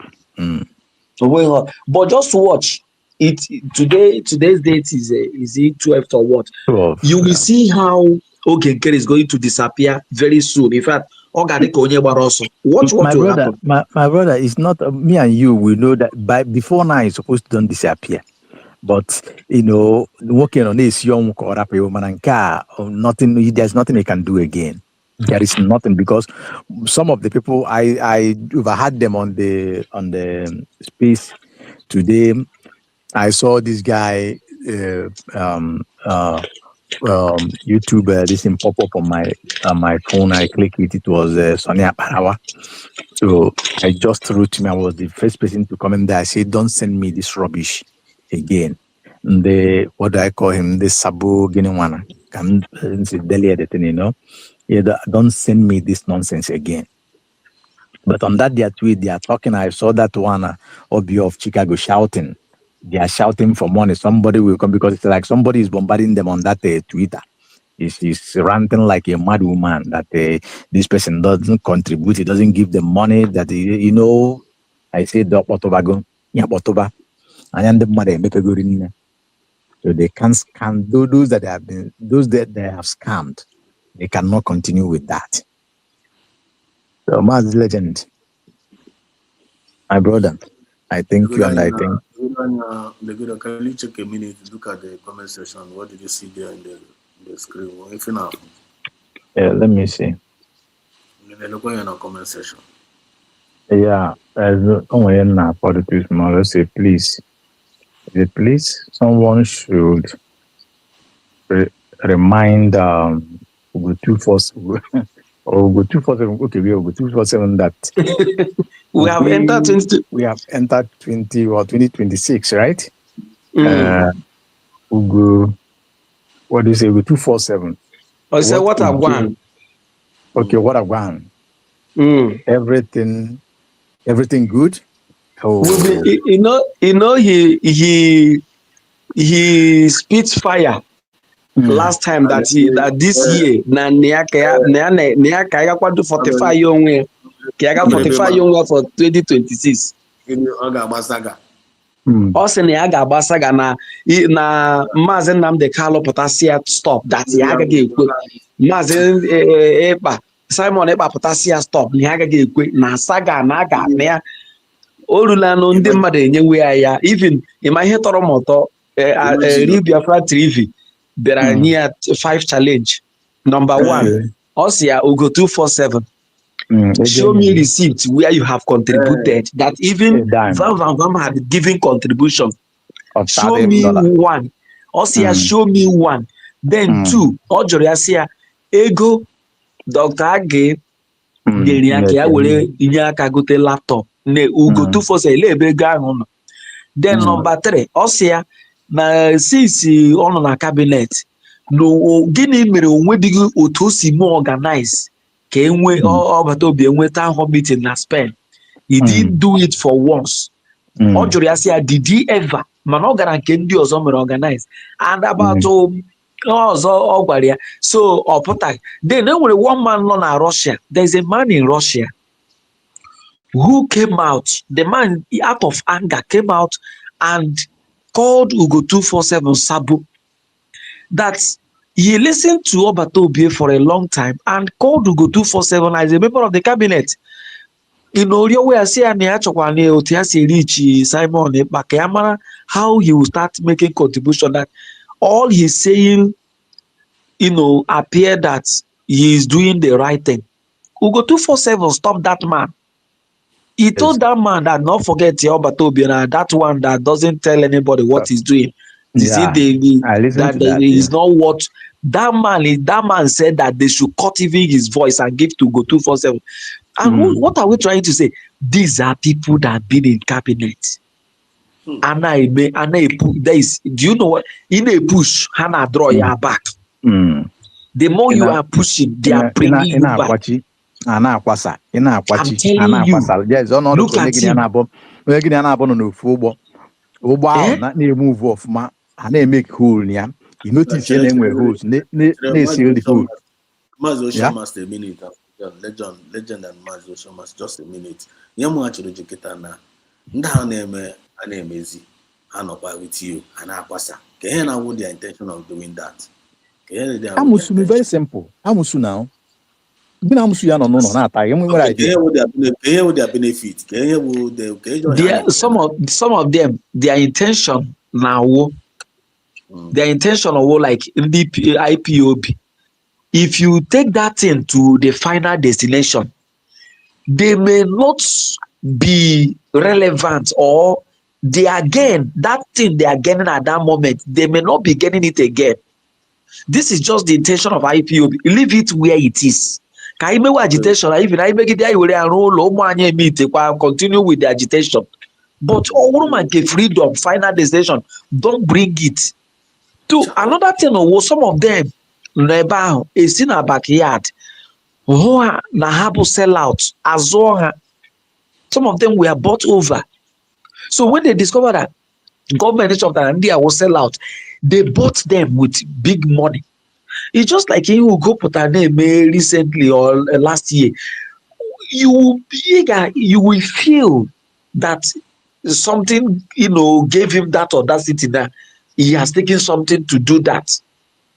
Because ordinarily you resign, you said you are not going for saga, that you resigned honorably and you don't have issues with it. But all of a sudden you came out like only Amarogwara. You see, so, I am telling you. So you see these guys, and some another thing of that they honor in them. Let me tell you, if you grow in the village, they honor in them not to see progress, even when they are there. They don't like progress. Now that is the point I was trying to tell my Exodus, because Joe. They have the benefit of those people and why they are doing that. So you're supposed to know this. Hold on, Mazi Exodus. Ask yourself, in the first place, why is there Amusu witchcraft? Why? Because everybody is working mad. Why is there witchcraft?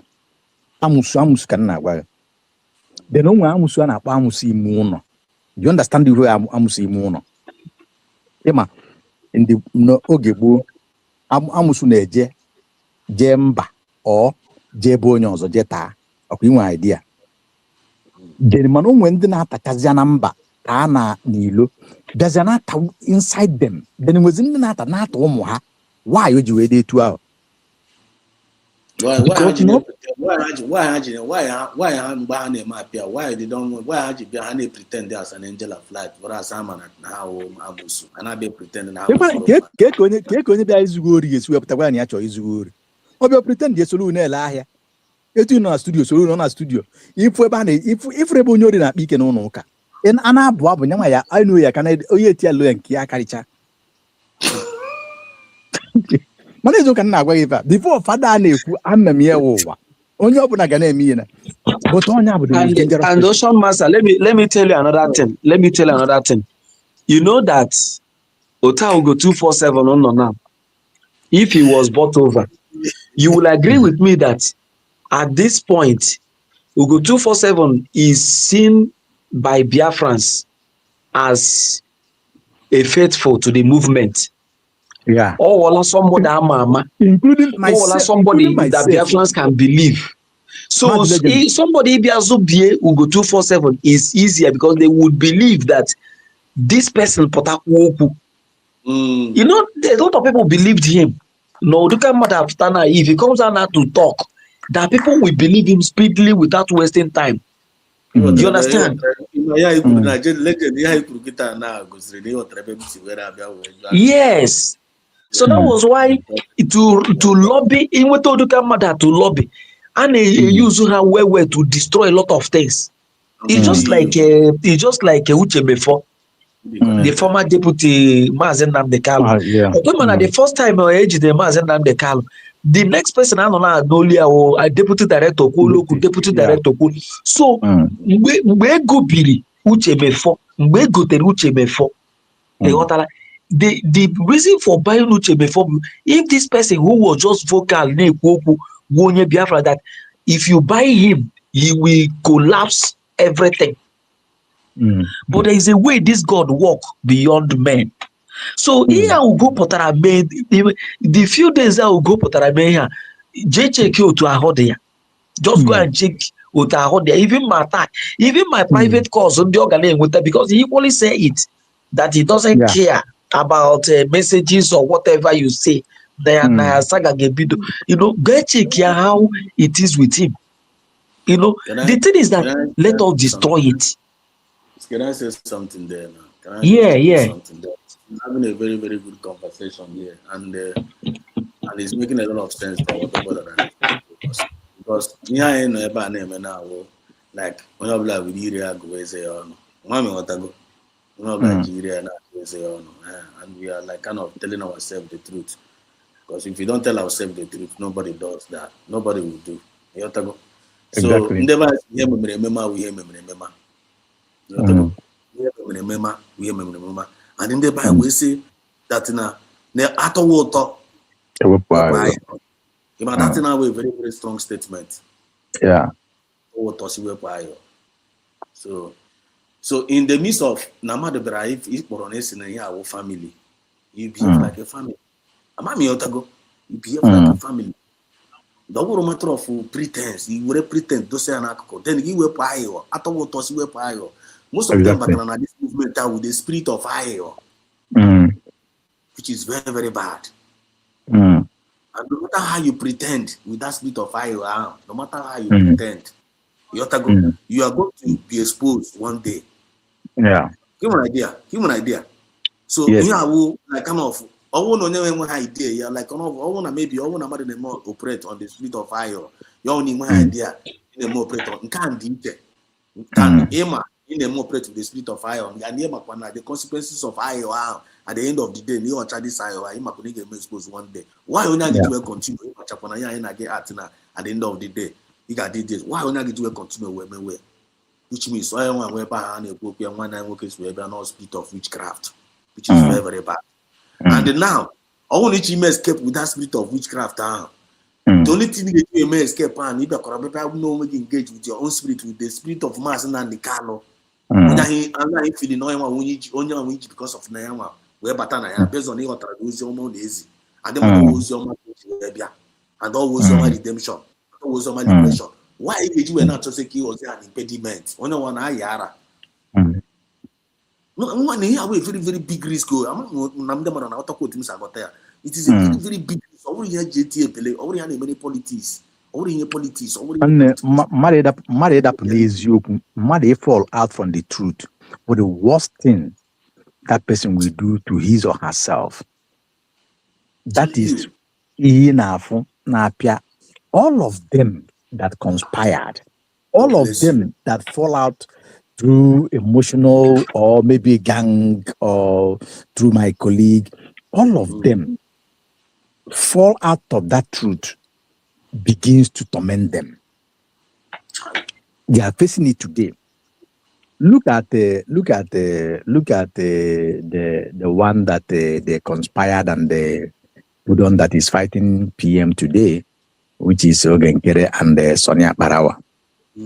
Look at what is going on with them.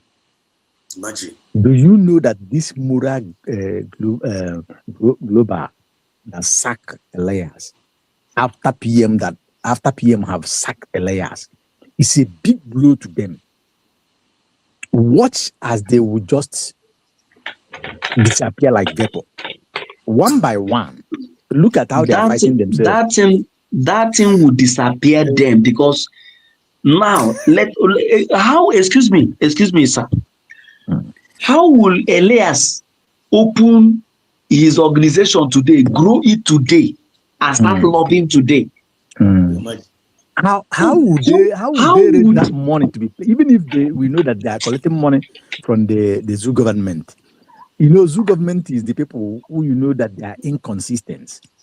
If you are not giving them that thing that they want exactly, if you are not easy, because no Biafra, you can't convince Biafrans to join them. They can't do that. And once they see that it's not yielding, Hannah, he be dealing with problem. Did you see how smart Elias is? You see how smart he is. He knew that it will be open that he had been sacked. Yeah, he now quickly rushed and said that he has fallen apart with Moral Global. And at the same time, that he is going to establish his own so that he will start doing whatever, international, whatever. The question is, Elias, how can one boy do no tata? You grow your business today. You start shipping business today. You start connect your connection idea today. You start making business today. How possible is it? Tell me. My brother, even with the name Mura Global, this man could not shield Isaiah Ogenkere in the presence of common arise journalists in Washington, where they want to sneak in at the inauguration President Donald Trump. Ogenkere was just disgraced by Arise media team, just a journalist. That Elias could not. A minute Ocean Master and the legendary, just a minute. In conclusion, people know very well. China school now, they were about to drop them. Oh my God. Biafra is a spirit, but Ocean Master, you want to you hold the line. You get there, we're gonna run the program, that drop and so meanwhile, because the goddess not in our midst now. You have to go. Goddess not in our midst. I don't know. I also must have been given kudos example, but as a goddess, Nikuchi Neko, Kamuga drop on my school. Just help me continue the program. Okay, how long could it take? Now we can take 1 minute time. I'll be back. Maybe I'm still around. Okay. Yeah, go ahead. Yeah.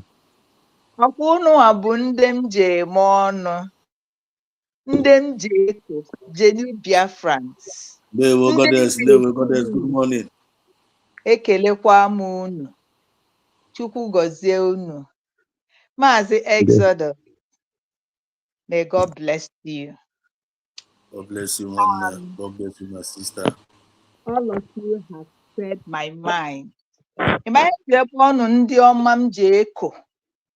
That we are still standing. Ndị ọma m ji cruise. You are the reason why we are still cruising. Yeah. It shall be well with all of you all. Amen. You see?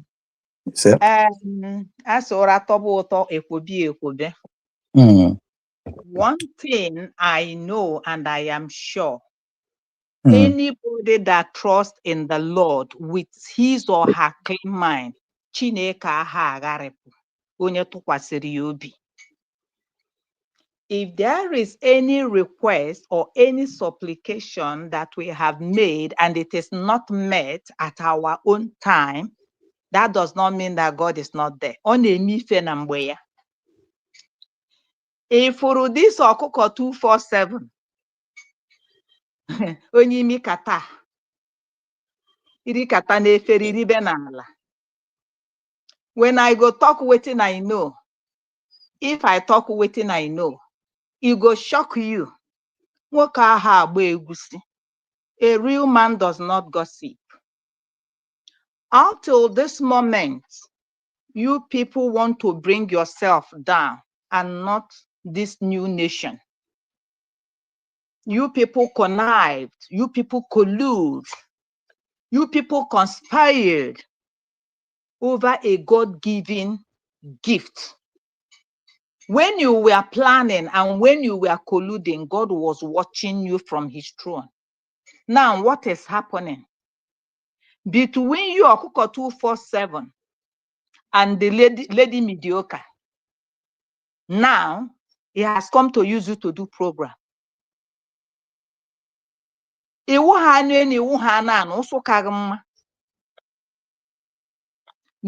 go about Okuko 247, you know the truth. You people are in the cabinet. You people left what you're supposed to do. You people were there to bring the downfall of yourself. You people were there recording yourselves, meaning that you are not genuine. A2 Brute, you Okoko 247. Look at how the mediocre of a lady, look at how she has diswangwed you. All these things you people are doing is for your own pocket, your own enrichment. Onye na-ekweghị itinyere anya ọnụ bịa were anyị na-ata ncha. Look at Agege Elias Egraramus. Look at him. Unu le nwoke ahụ anya from picture ya, from ọnụ ya, from shoe yoyi, from ishie. Unafu, there is no credibility in that man. Ihe a bụ okerekwu nkere bịa were ya ka ọ zụọ anyị draft joromijo. But we are very smart. Those days has gone. Simon Ekpa, our PM, honorable, nwa amụrụ na mma, nwoke ndikelele, nwoke amụrụ mbọsị a na-amụ ibie, onyinye wee nye Biafra. You have really done so much for us. Gị na Maazị Nnamdi Kanu and Ngozi Orabieze. I will always remain loyal and grateful. Ọkụkọ 247, ọ nwoke ibe gị bụ Simon Ekpa, my PM. Sorry, aso. Look at what he did within 2 years. And you were there. Now, in his absence, let me ask you mediocres, what have you done? And you people know more than any other person. What have you achieved with your platform? I thought by now, Ugo 247, Ige me karịa otu our PM si me. Ị ga-alụ karịa otu o si lụọ. Because ọ rapụrụ gị ife sị gị ka ya jee ka ya bịa. then kedu ihe imeputere isoro ụmụ nwanyị onye abụrụ ọnụ then o mess anaghị up mess what you represent up. A mediocre nọ na-asị gị, do you know who I am? Do you know where I come from? Do you know where I belong? I am a deity that passes deity. I am Python that passes Python. I am oceanic Python, whatever. And I want to ask this question. That you are asking people that they don't know you. You came for a purpose, and with your mouth you declared yourself. By their fruit we shall know them. That you will turn to Sabo. And that is what you're doing. And we are not scared of you. So if you mmadụ bụ ọnwụrụ tete, and so if you nwere ike ilibodo mmadụ bụ ife na-edere aware of. But with all this power you acquired, with this celebrity you think you are, you say that they have known you all over, and I don't know what they know you for. They know you as what? What have you represented? What have you brought on the table over this movement? That got viral. What kind of viral are you going? Well, before when I go to, I go on 100. With all the powers you acquire, you cannot break the chains that is holding Mazen Namodekan. You cannot break the chains that is bonding Simon Ekpa. And you are interested. No one in EBA. If you want in Yelumbunga Jidelum, Nkatukwala Ganon, Otoshiliginon Mike, Ngozora Beze, Toshilunu non Mike. And that name, I don't know, you people have not come to know that name. As many that is fighting this Ngozora Beze, what is in this name, Ngozora Beze? That name is fighting you people. Yeah, eh? Oh, na no deti. Oh, no, hana that name. Ahuana June Yori Yori. Unara hora onamu hanyu nezuhike. All I want to tell you, we are not going back forward ever. We are in it. What we are saying is about recognition. What we are saying is about pushing forward. Then when they come in your platform, how are you representing or presenting this recognition? Yeah, asili no gumwabo okuko 247 and co like you. So if I say waiting, I know that's what international community will listen to. My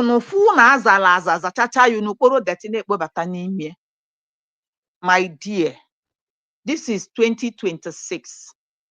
Nkonye kpara na ọkọchị ka ọ ga-anya n'udu mmiri. Mkpụrụ onye kụrụ ya ka ọ ga-awụ.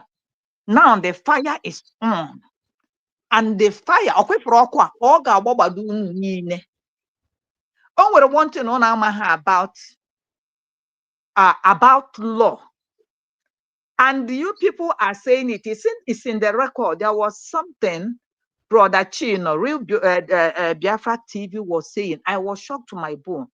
Or see that all these things I name to push this movement for our recognition, for our freedom. Or see, it is documented and it is archived. Then mgbe jụzie onwe m ajụjụ na-ajụkwa gị na onwe gị ajụjụ mgbe a sapetere chapter gị, kedu chapter a ga-asapete? At this time, Okuko 247, I thought you would have knocked at the door of Donald Trump or assistant to Donald Trump or that country no nimie. You're supposed to have knocked at the door of Wenachu Buddha.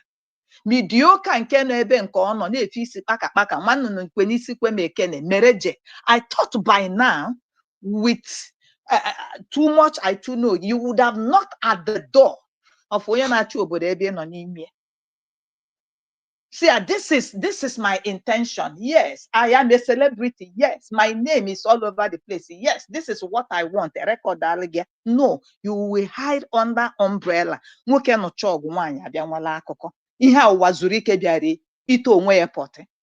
thank Biafrans. They rose up.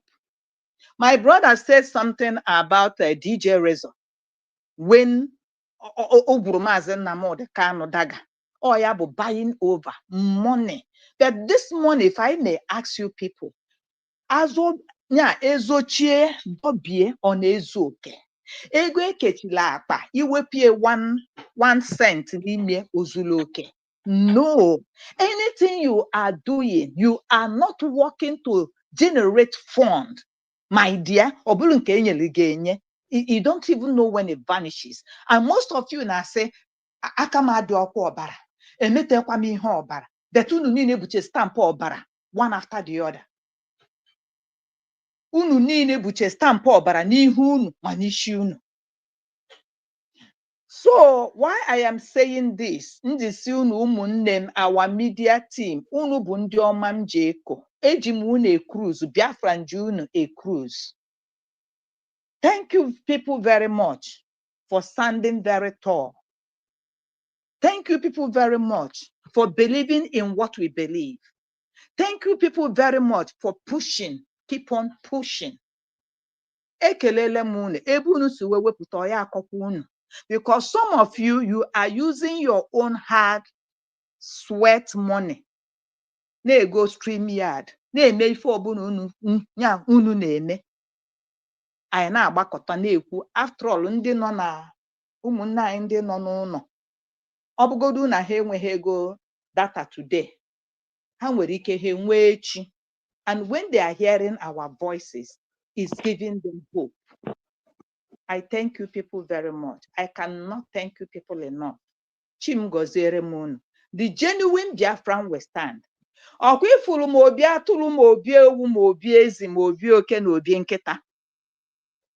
You people should start doing something. Ọkwa ifuru ụmụ okorobịa ndị ala na ụmụ ada ndị ala na ụmụaka ndị ala.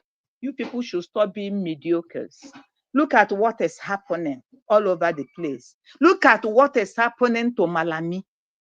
Karma is real. I am telling you people, karma is real, and karma will cut up with you people.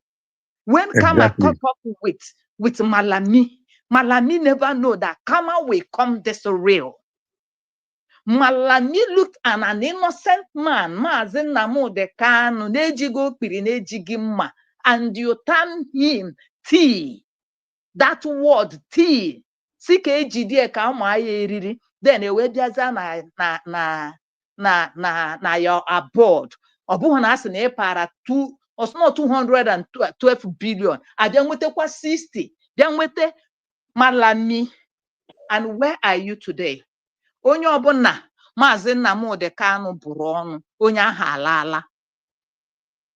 These terrorists we are talking about today, there is something Maazị Chinedu shared today, how the Nigerian army opened the border for the ISWAP, for the terrorists to come into the country.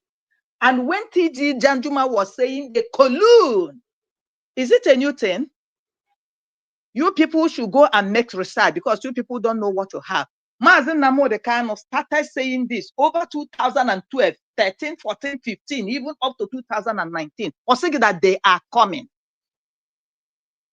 This is a prophet God gave to you people. Look at you people now. You now go to pilgrim in Sokoto. Let me tell you guys, the man who saw tomorrow is a sent from God. Nobody, no man born of a woman can conceive evil or reach out or may for joy until yanachi ekuchai for cholebiane. Look at mediocres like you people blowing your trumpet before anything. Uno ganya kebo na ganya keba. Uno ne predict about Simon's movement because God has uprooted you people from the cabinet. You people are not getting that information, and you are the people that is telling us there is sabo in the cabinet, and God exposed you people. You are the real core sabos, and God has, yeah, yeah. Onya no was not jiboko sisi beton with he carry roji when they jara or prute oji or prute where. Then you people are not getting any information again. When I'm on now wagging your mouth like a dog wagging his tail chihuahua. is coming out on August. It's coming. Unu ga-anọ na nlụ na-ama ihe ga-eme. When Simon Ekpa will be free, to whom the Son of God has set free is free indeed. When you people were taking Simon Ekpa like Odalacha Lacha, you people don't know the game, Anazu. And you don't know how God did it for Simon Ekpa to step aside for you people. Exactly. So you people don't understand the game. Now you people are crying for Simon Ekpa. But when Simon was there, Musa cried. Ogwaimaka asymmetric and decentric war. Musa for ihe karịrị. Oh, nwatakịrị bụ unu. Mere Musa appear na Al Jazeera. Mere Musa ebewe. Then we rapụzialụ na ebe o mefọrọ. You people are here na call rubbish and nonsense. Ebe anyị unu dube ego. Unu were arụ hotel ọ dị mma na were arụ bunker. Let me tell you, Sonny Akparawo, and let me tell you again, Kere, there's this thing my brother said. Ike agwụgokwe n'oge nkere. The main that one is gone. He's gone. He's gone and gone totally because he's confused. He doesn't have anything n'aka. Ịma na asị na achịdo ụkwa n'aka ọ na-agba kpọtọkpọtọ. Ọ bụrụ paper ka iji, ọ bụrụ document ka iji. That's why when you say that Ignoramus knows that no baka and Ignoramus achọghị ka ụwa mara that na enyeghị a back door. That's why he came in the form that he came. But we have all known, or we have known this. Then yes. Ignoramus, all the people their law firm is representing. If their law firm is real, look at Eritrea, look at Cameroon, look at Ndofilo. Is there anything good coming out of it? Oh no, abunde Biafra bisi okpukpu. Ignoramus tachalun we. Because Ignoramus have started speaking the language of Ndi Igbo. There was something he said in his platform. I have PhD now for violence. Platform, you are a disgrace. If you have the law firm, and this is what you said, you have PhD in violence. What kind of language is that? Language in the Krimo is the language of the Krimo. So we have come to know you all. Confusion gabana brata portion unu gana alarola manono mwanya anagana achu unu gana achu unu mmiri unu nwuru gana agbakwa unu n'onu ebe unu si unu ga mafu eziokwu onaghị ekwuye ma ha niile ma papa unu ya bụ mmadụ abụ kombekwa abụ ka unu niile ha we split the house into 100. My first left or Ikorodu boy, my remaining Jews, you will these ones are disgraced already. They are disgraced already. So I thank you all. So Okoko 247 deal with the mediocre. If you go Gijim man, or go Ginana, your respect is gone. So unu baba they are selling and we'll be here. Na analyze reunion, ne debunk reunion, ọgwụcha ndị niile nọ n'ime USB, anyị niile bụ ndị ụwọma. Ndị niile nọ n'ime USB, anyị niile bụ ndị ụwọma. Mụ onwe m nọ n'ime USB, abụnụ m onye ụwọma. Onye ụwọma, onye ụwọma, onye ụwọma. Gị nwa nọ n'ime USB, ịma n'ịbụ onye ụwa ọma. Ụmụnne m ndị nọ n'ime USB, unu niile bụ ndị ụwa ọma. Ma onwe m anọ m n'ime USB, abụ m onye ụwa ọma. Onye ụwa ọma, onye ụwa ọma, onye ụwa ọma. Ihe ọma mere m mbụ to be in USB. Ihe ọma mere m olileanya m Chineke ga-emezu ya. Ka ihe niile gbasatara ndị zoo nya ka ọ bụrụ a bygone in my life. Yes. Ọ ya ma bụ olileanya m. M na-agasi ije ike n'obodo m nọ n'ime ma na-ebuli isi m enu. Yes. I was so proud last week in my workplace. My colleagues. Well, who are you from? Imago, this Biafra something. So at a point, as of 6 months ago, In a who this Biafra, you to ndị ọcha ịghọtago. Ọ na-asị gị where. But I now thank God that as from this year, Ibara, when you say that Biafra, say, oh yeah, I understand. Oh yeah, a new thing. Yeah. We don't have much to fight ourselves. So Yeah. one of my boss, even last week, do you know what? I don't know. I said, there was a lady that I saw. And when I asked her, she said she's a Biafran. You understand? I said, wow, what part of you are from the Igbo side? The Igbo side, they are beautiful. You are from the east side, the woman Neleya. Say, how do you come to know about this? I say, yeah, I have every information. I learned that the place they are welcoming. Onyocha siya kedu. You understand? So my happiness now, we are now integrating. They are now understanding who we are. And I am proud to be who I am. Thank you, my brethren, for giving me this wonderful opportunity. I drop my mic. Ndewo, Madam Origin. You really did very, very wonderful. Oh, goddess. River Goddess, sorry. I really appreciate you, Nemna. It is genuine, Amaka. When the genuine Biafran talks, you will see it. You will feel it. You know. Thank you very much, Nem. I appreciate it. Okay. Thank you very much. Yeah. Too. They were. Mazi Legend. Yeah, she really made a point here because from the history of time, there have never been a time it went well with a betrayer. Master Legend, I appreciate you. Good evening from my end. How you doing? Happy New Year. I wish you the best. I wish you the best. Anọ m na chọọchị mgbe nọ na enye ndị ọjọọ aha na-akpọ ha aha kwesịrị ha. Ma nwatakịrị mee ihe ọjọọ ahafụ ịkpọ ya aha akpọ ya aha ihe ọ na-eme ihe eji mara ya. So an abomination before us. So we've crossed the road and we've given them back. Yeah. Exactly. Their family and their children.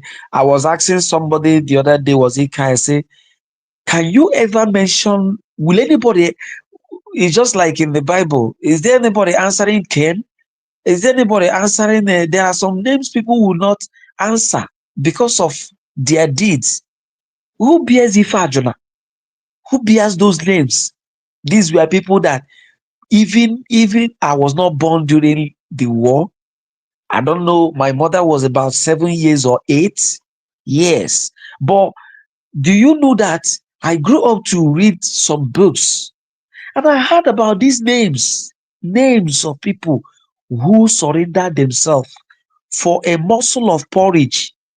For a morsel of porridge, they sold the Biafran fight for a morsel of porridge. Some of them today, their families changed.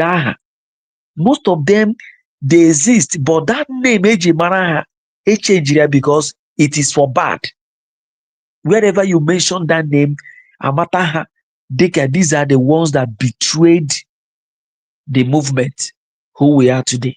So it has never gone down well with betrayers. And that is how it is. You see how they are falling in shame. I was listening to the old woman who was supposed to be an advisor, who at her old age, she is still practicing the same thing she practiced in her prime age. I don't know.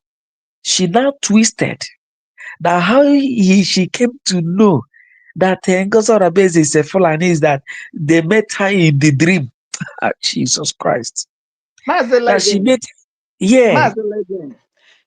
I'm sorry to comment. You see, when you sin, when you do evil, the spirits, the good spirit in you will be withdrawn in you. Yeah. That's why the Bible said that a merry heart doeth made like medicine. It's like a medicine in the body, in the soul. Or saying that a bitter heart that it drieth the bone. If Madam Gongoro, you Yeah, understand? Look at yeah, Madam Gongoro. When Madam Gongoro started dwelling in evil, recently she was changed, she was transformed. She looked sick, exactly. she looked withdrawn, she looked shrunken. Yeah, That joy, it is not there. it's not You there. get me? It's not there Because anymore. when you look at her, there was a program, the last program they did, there was something that my eye caught. You see, in his house, when you look at her, it's like somebody who is going into early dementia. Number one, you understand?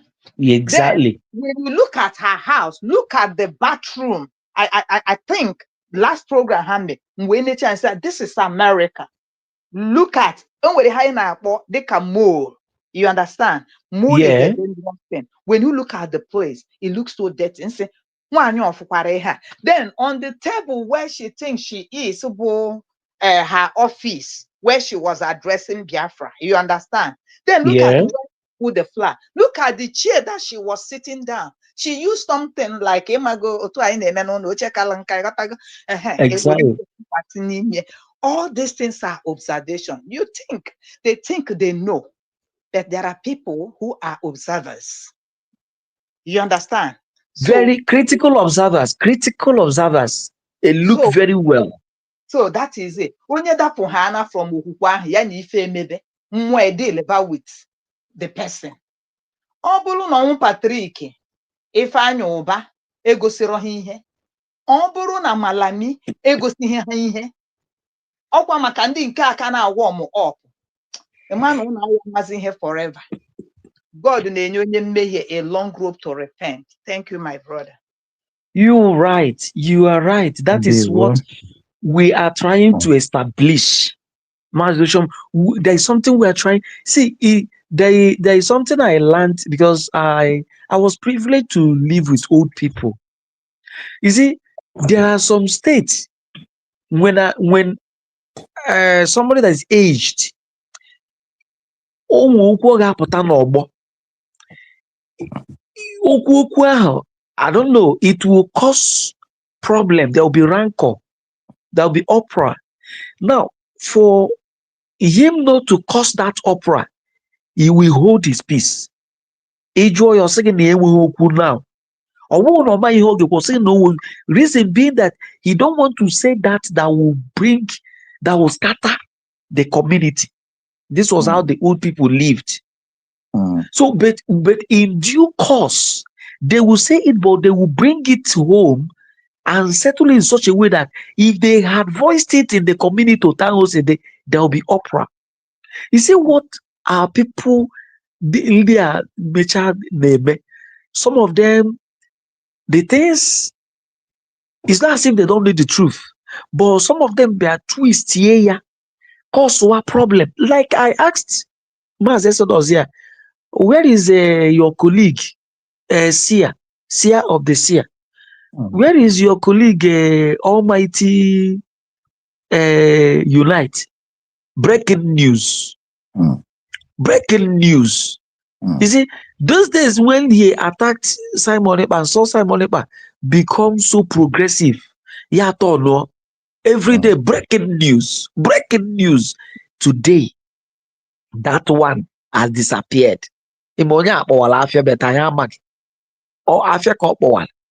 Because when the very first time he messed up with Chatter, he now put his platform for sale. They wind him from behind. He came back again and messed himself up. The final. He don't know how to come back. So each time he comes up, people start lambasting. People keep abusing him on his platform until when he said he was raising a orgy for a humble lion and all that. So these are the things, these are the people we're facing. So far from my own knowledge, the things I've seen, the things I've heard. Do you know what happened? As a legend, do you know what happened? And we're in the of a human being. You understand? They Yeah. lied against me that I was the one that brought out his picture. You got it? But Yeah. the mediocre of a human being was the person that had rancor problem with this Ikorodu boy. You understand me? Yeah. And at a point, he said he's going to reveal who he is. This mediocre of a woman gave woto to this faceless human being. You see? You understand? They discuss it in their platform. How can somebody who is faceless, come in to lead? If you want to be a lead, let him show his face. You understand?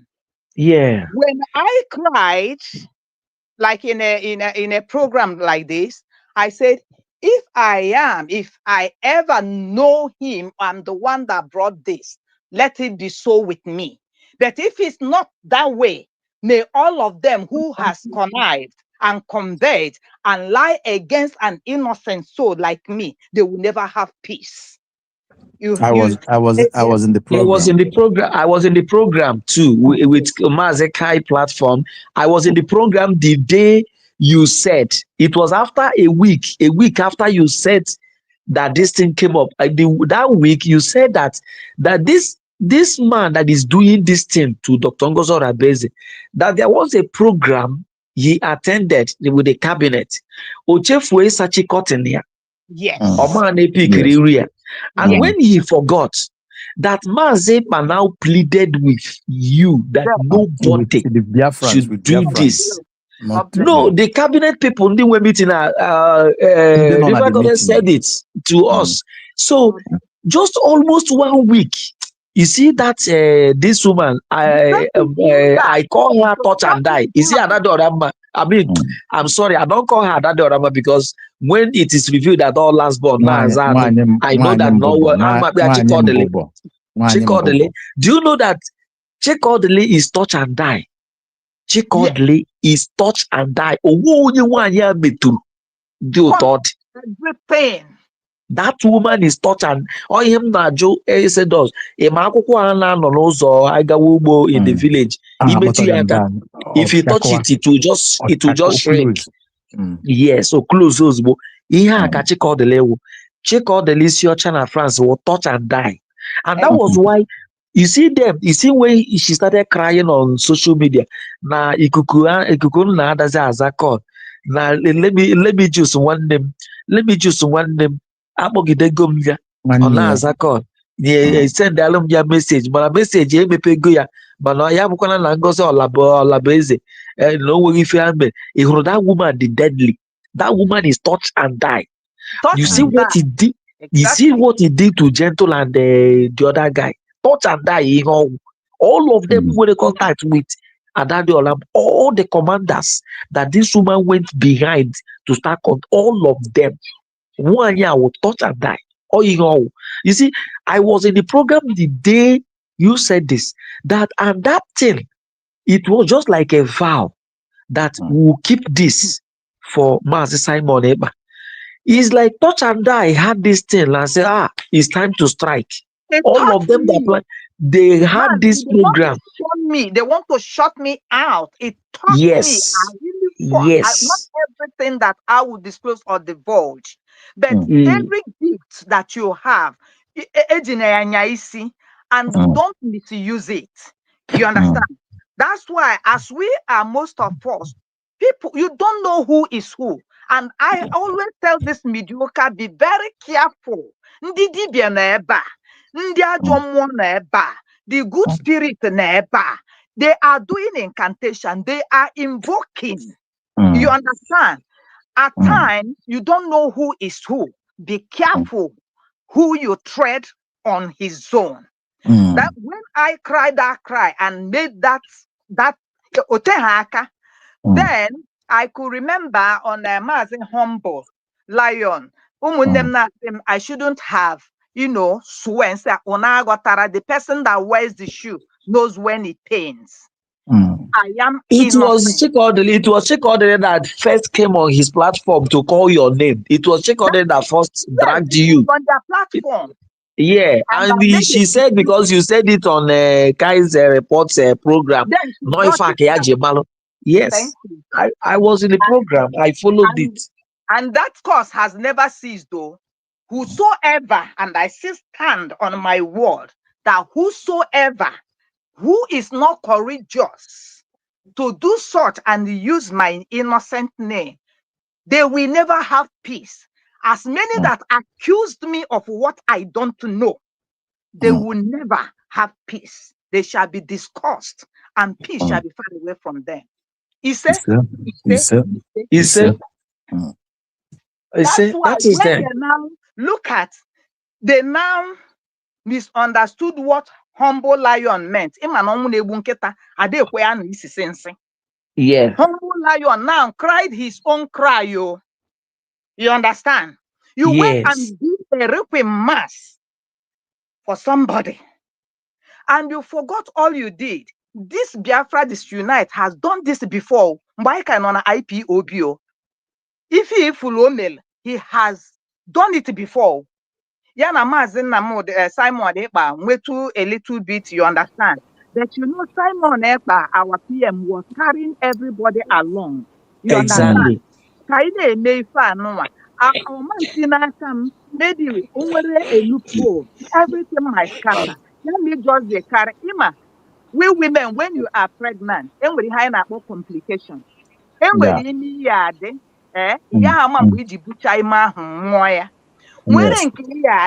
from the moment we call it complication. Yes, complicated pregnant. Na papa afima na yo Chineke ịghọtago ka emegidie ka nwanyị amụọ maka mmanụ. That is what Simon Ekpa did for people who are saying all these people. He was carrying this complicated pregnancy. Ka apagide kene ka mama amụọ ya. That was what happened. And don't worry for Simon Ekpa that said they forgot. Before Simon Ekpa, we saw him last. He went to a kind like river or pond. Yes, with egg, With egg, we throw you. Who told you that PM didn't know what is about to come? And in 2 years, I will finish this journey. And when I'm coming back, I will come back with the beast that is in me. I'm going to be the beast kind of me. Yes. So thank you, my dear brother. You are very much correct. And after this guy will mature all this nonsense, they all disappeared. The one that marvels me is the seer. You see, when this guy was saying the truth, these were the voices that everybody want to hear. That guy. See, I used to be a die-hard follower of seer. And this Biafra, do you know this seer? Like myself. I was following Sia, Facebook, any common with the platform. In fact, whenever I stay one day and I did not see that guy, I will start praying for him. I will be restless. But for this guy, he turned overnight and said, fall back. And from there, I start abusing a woman who has done nothing to you. Calling her Madam Panapuru Mini. All touch and die, yeah. All touch and die. And the only Ozokwa bụ Madam Azuka. And Madam Azuka is deadly. Totally right. Madam Azuka used this remaining juice. Because all young one be here with ego je kponyere tomato na nwa mkpụrụ akwa na aba na account. Here sardine na nwa endo na oje tụwa onye Togo ime. So remaining juice is where it's coming from. And this very yoka. Now say apuhom one remaining juice. That he did not tell the members what happened. That yes, running, not the IPOB that is after him. Neither is Ngozi Rabeze, neither is USD. You pregnanted a lady. When? You understand? Oh. That was the story. Because when they were saying na nwaya nwunye mụrụ nwa nwee complication, I was like wondering, is it this woman mụchagoro ụmụ toro eto? Because when he came out with his daughter, yana Bobo almost ọgbọ. Then I was asking myself, is the remaining youth running with nwunye na family nwunye ejekwa ime again? You understand? You see the complication. If ebe ha na-agba onwe ha tackle. Then the next youth gave the lady Mgbadike. The lady mụzia nwa ọ dịka ofu has a problem, maybe in incubator or something, hospital bill and everything, you understand me? As for the guy, the people that knew what happened, no the guy that is after remaining Jews, because remaining Jews took to his heel because he could not make up with the hospital bill. Because mgbe ahụ ọ na-abụ ọgbanye ring light ya na-ajawasị ọnụ, ọ jawasịa o were ndoni loduo ya Abuja tinyere ya sardine nwatakịrị richaa ya na-emesie. Everything has a repercussion. Repercussion. It has a repercussion. Ọ bụrụ na remaining Jews is still in the body of Christ bụ USD and he has any problem, I'm telling you, USDNs will come out in their mighty to support him. Exactly. But now that you have deviated, now that they raise money, otu ha na-ezugo onwe ya, ọ bụgodo $5 ọ bụrụ $1, it collects $5 na $1. 100, okay, 10 people for $5. How much ka ọ pụtara? Is it up to $100? Nnụnụ family wee bee n'ebe oze ka nọkwa n'ebe ọnụ. Yes. Treat USD with evil, you will see evil all over you. Onye nnọ nke m. That is a big punishment that will set him back. Before he will recover from this, it will take time. It will take time. Many legend, many of them that have gone will never recover until Biafra, until we get home land to Biafra. Then the law will take it course. You see, Emma, sometimes I need I na-akpọku Chineke, na-akpọku Ajana, na-akpọku mmụọ anyị magasịrị. Sometimes we don't even realize when those things are at work. You see these guys, for manke abo faceless, manke mawai gwongworo nuku. A lot of them were in suffer, just like whatever goddess neku, right? Yes. Good. So, Good. Always your check out the lento. Yes,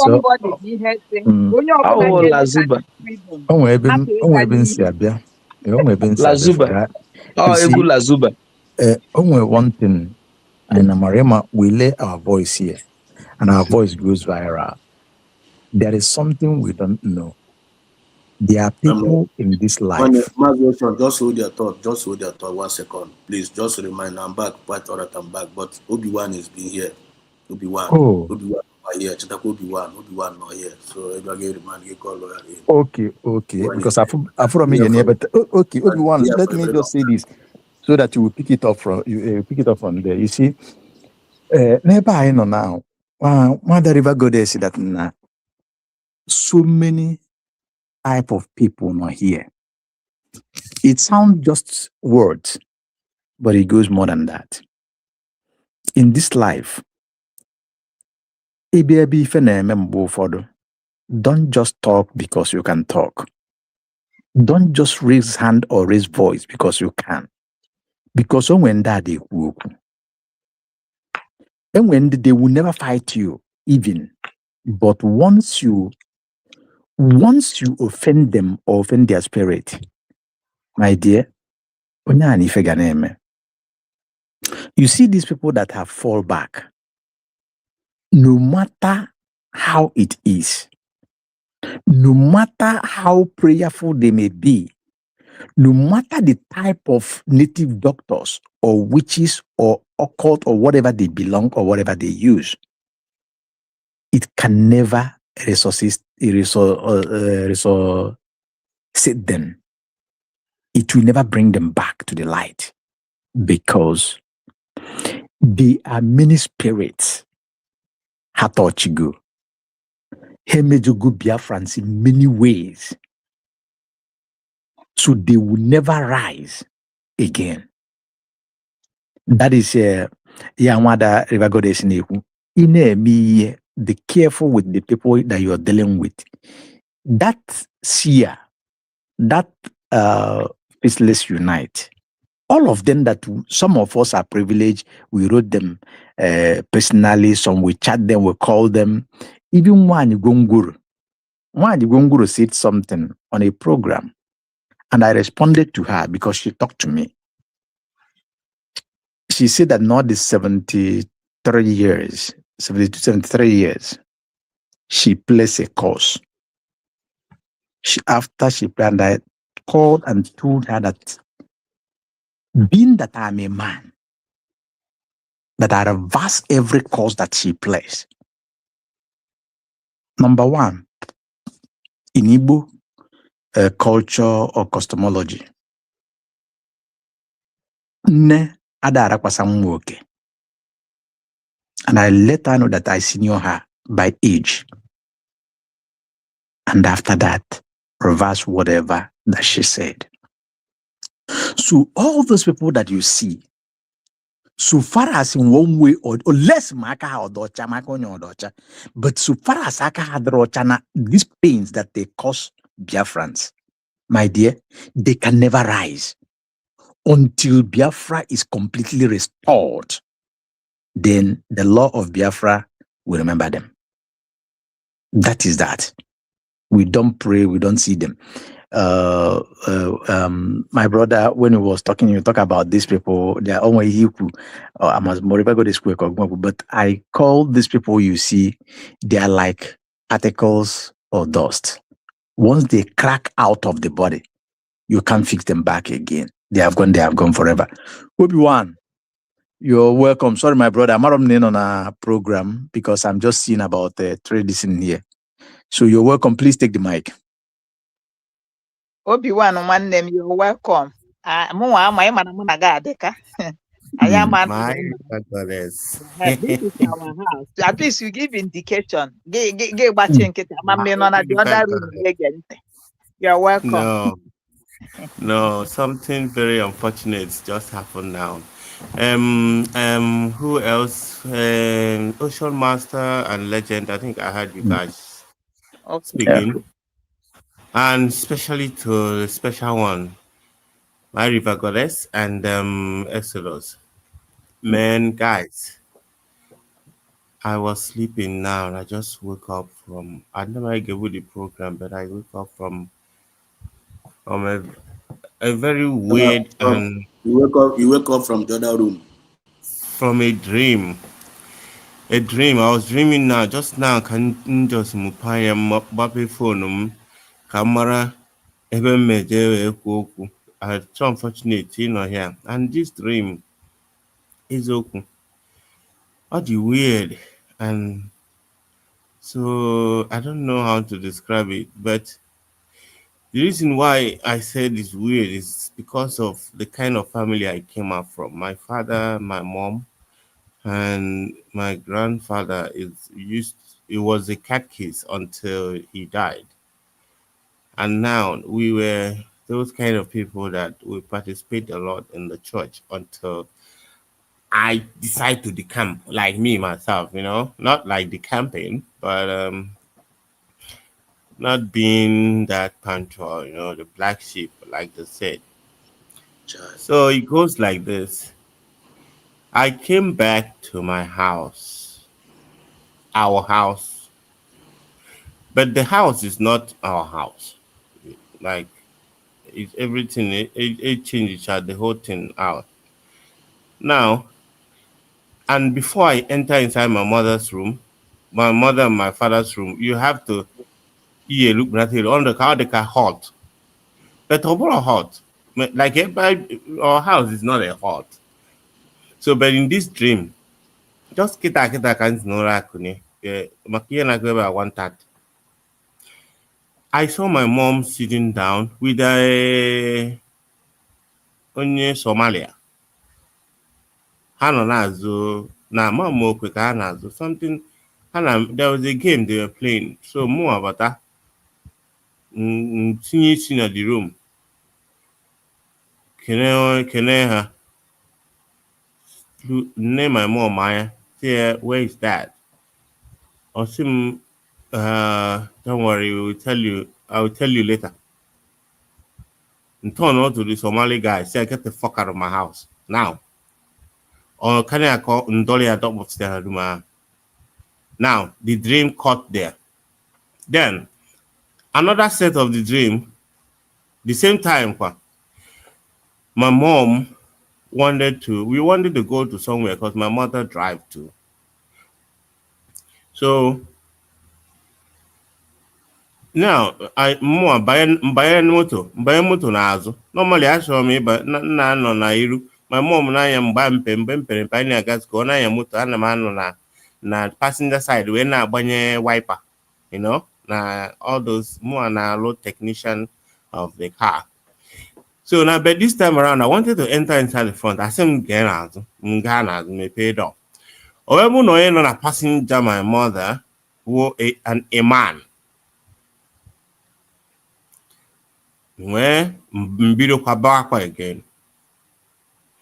And see my mom, where is this man going to? This and that. A man said, don't worry that na neighbor they along the way where we are going.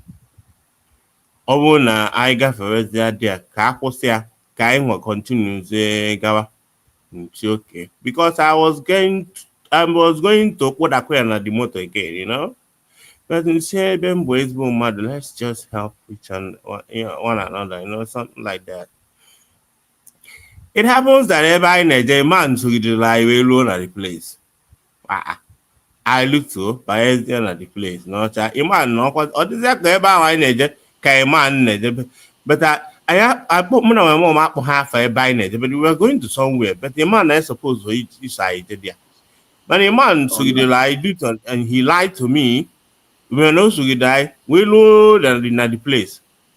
Now seeing here and make it now I just came out from my dream now. And change the singing all the weird kind of way. So then when see my mom, I never obele. See my mom begodi come where my mom na bia na bukete side the door. My mom bello jack my mom say angwa kainawa no. So I thought at first that my mom was in agreement in what they are doing, or I haven't understood whatever that is going on. But the point there is that my dad is not part of anything that is going on here. What did they do to my father? How can these guys just came here and face his mother for based on my Igbo Muslim and so my mom, let's go home. My mom, I also. So when the man and my mom no na bondage mgbe my mom gbakarize m n'ọsọ sef ebe anyị na-agba n'ụlọ nọ na-asị keki o nwere ike na-enye m na ikuku na-agba I lute na that house. You have a different kind of house again. Onye m ki mkpope gate gada ebe moto suppose isi wee also ka ji wee now nluzie dia si angwa ya park ihe oyi wee pụ je na room m je bute pump action load oil ozugbo. So then ka ifukwa na anyị bụ moto wee pụọ mana ọsọ ka anyị ji wee bata mana mgbe anyị ji n'ụlọ moto adịghịkwa n'ụlọ anyị eji wee pụ. So mana mgbe anyị na-achịkọ na be anyị aha ese ndigo nkịta ka nkịta chụrụ anyị bịawa dia. That was why anyị ji wee mabutekwu ma egbe have gone not set to go now because I was ready. So mgbe a na room mbute egbe m tinyecha mgbọ na ya kọkụọ ya my mom park ya ihe na bata tinye na moto anyị na drive na-apụ ha nwapụta kwuchizie door my man ahụ anyị buje ihe na mgbe release ewa n'elu si ya onye ọbụla kwuchie onye kwuchie na m ga-agbaji ọba ha ncha gafe ha ncha ship to nne ha ncha niile n'ihu si ya I'm going to go keep my mom safe. I'm coming back to sanitize this city. back and no back and no they take it out. Like I just wake up now with this. And it's so weird. I'm scared a little bit. I am not, but I wouldn't be able something like that. I keep talking about Muslim invading our place, but I've never actually thought of it. I don't know if any of you guys actually. I don't. You wouldn't feel how I feel now, but I. It was so strange I because of think the something now. goddess. I think just a minute. Just a minute. I think the goddess have something to say about this. I think we are always our area of specialization. And do you see in the people got this? Oh, Nigeria among them more now, but. Wow. Um, at Mana times, when I need explain, maka spirit in bike too, so that one you know. thing about this, Yeah. at times, our mind and what is going on around us, at times they can come in many ways to interpret or they say something. You understand me? Are you getting what Can I'm you saying? repeat? Can you repeat back? Sorry, hold on. Let me. Goddess, please, can you check your mic? Goddess, check your mic, please. Check your mic. More. Yeah. Goddess, check your mic. Your voice is not coming out. Check your mic. Okwafa no mbanye ade me affect okwe because it's Hello, not. is Obi-Wan, it your voice is coming out coming out now? well. Obi-Wan, Yeah, your we can voice is hear coming you. out well, but the goddess, your voice is not coming out well. Is it coming out now? Okay, now, yeah, a Yeah, we little can bit. hear you. Fair. Okay.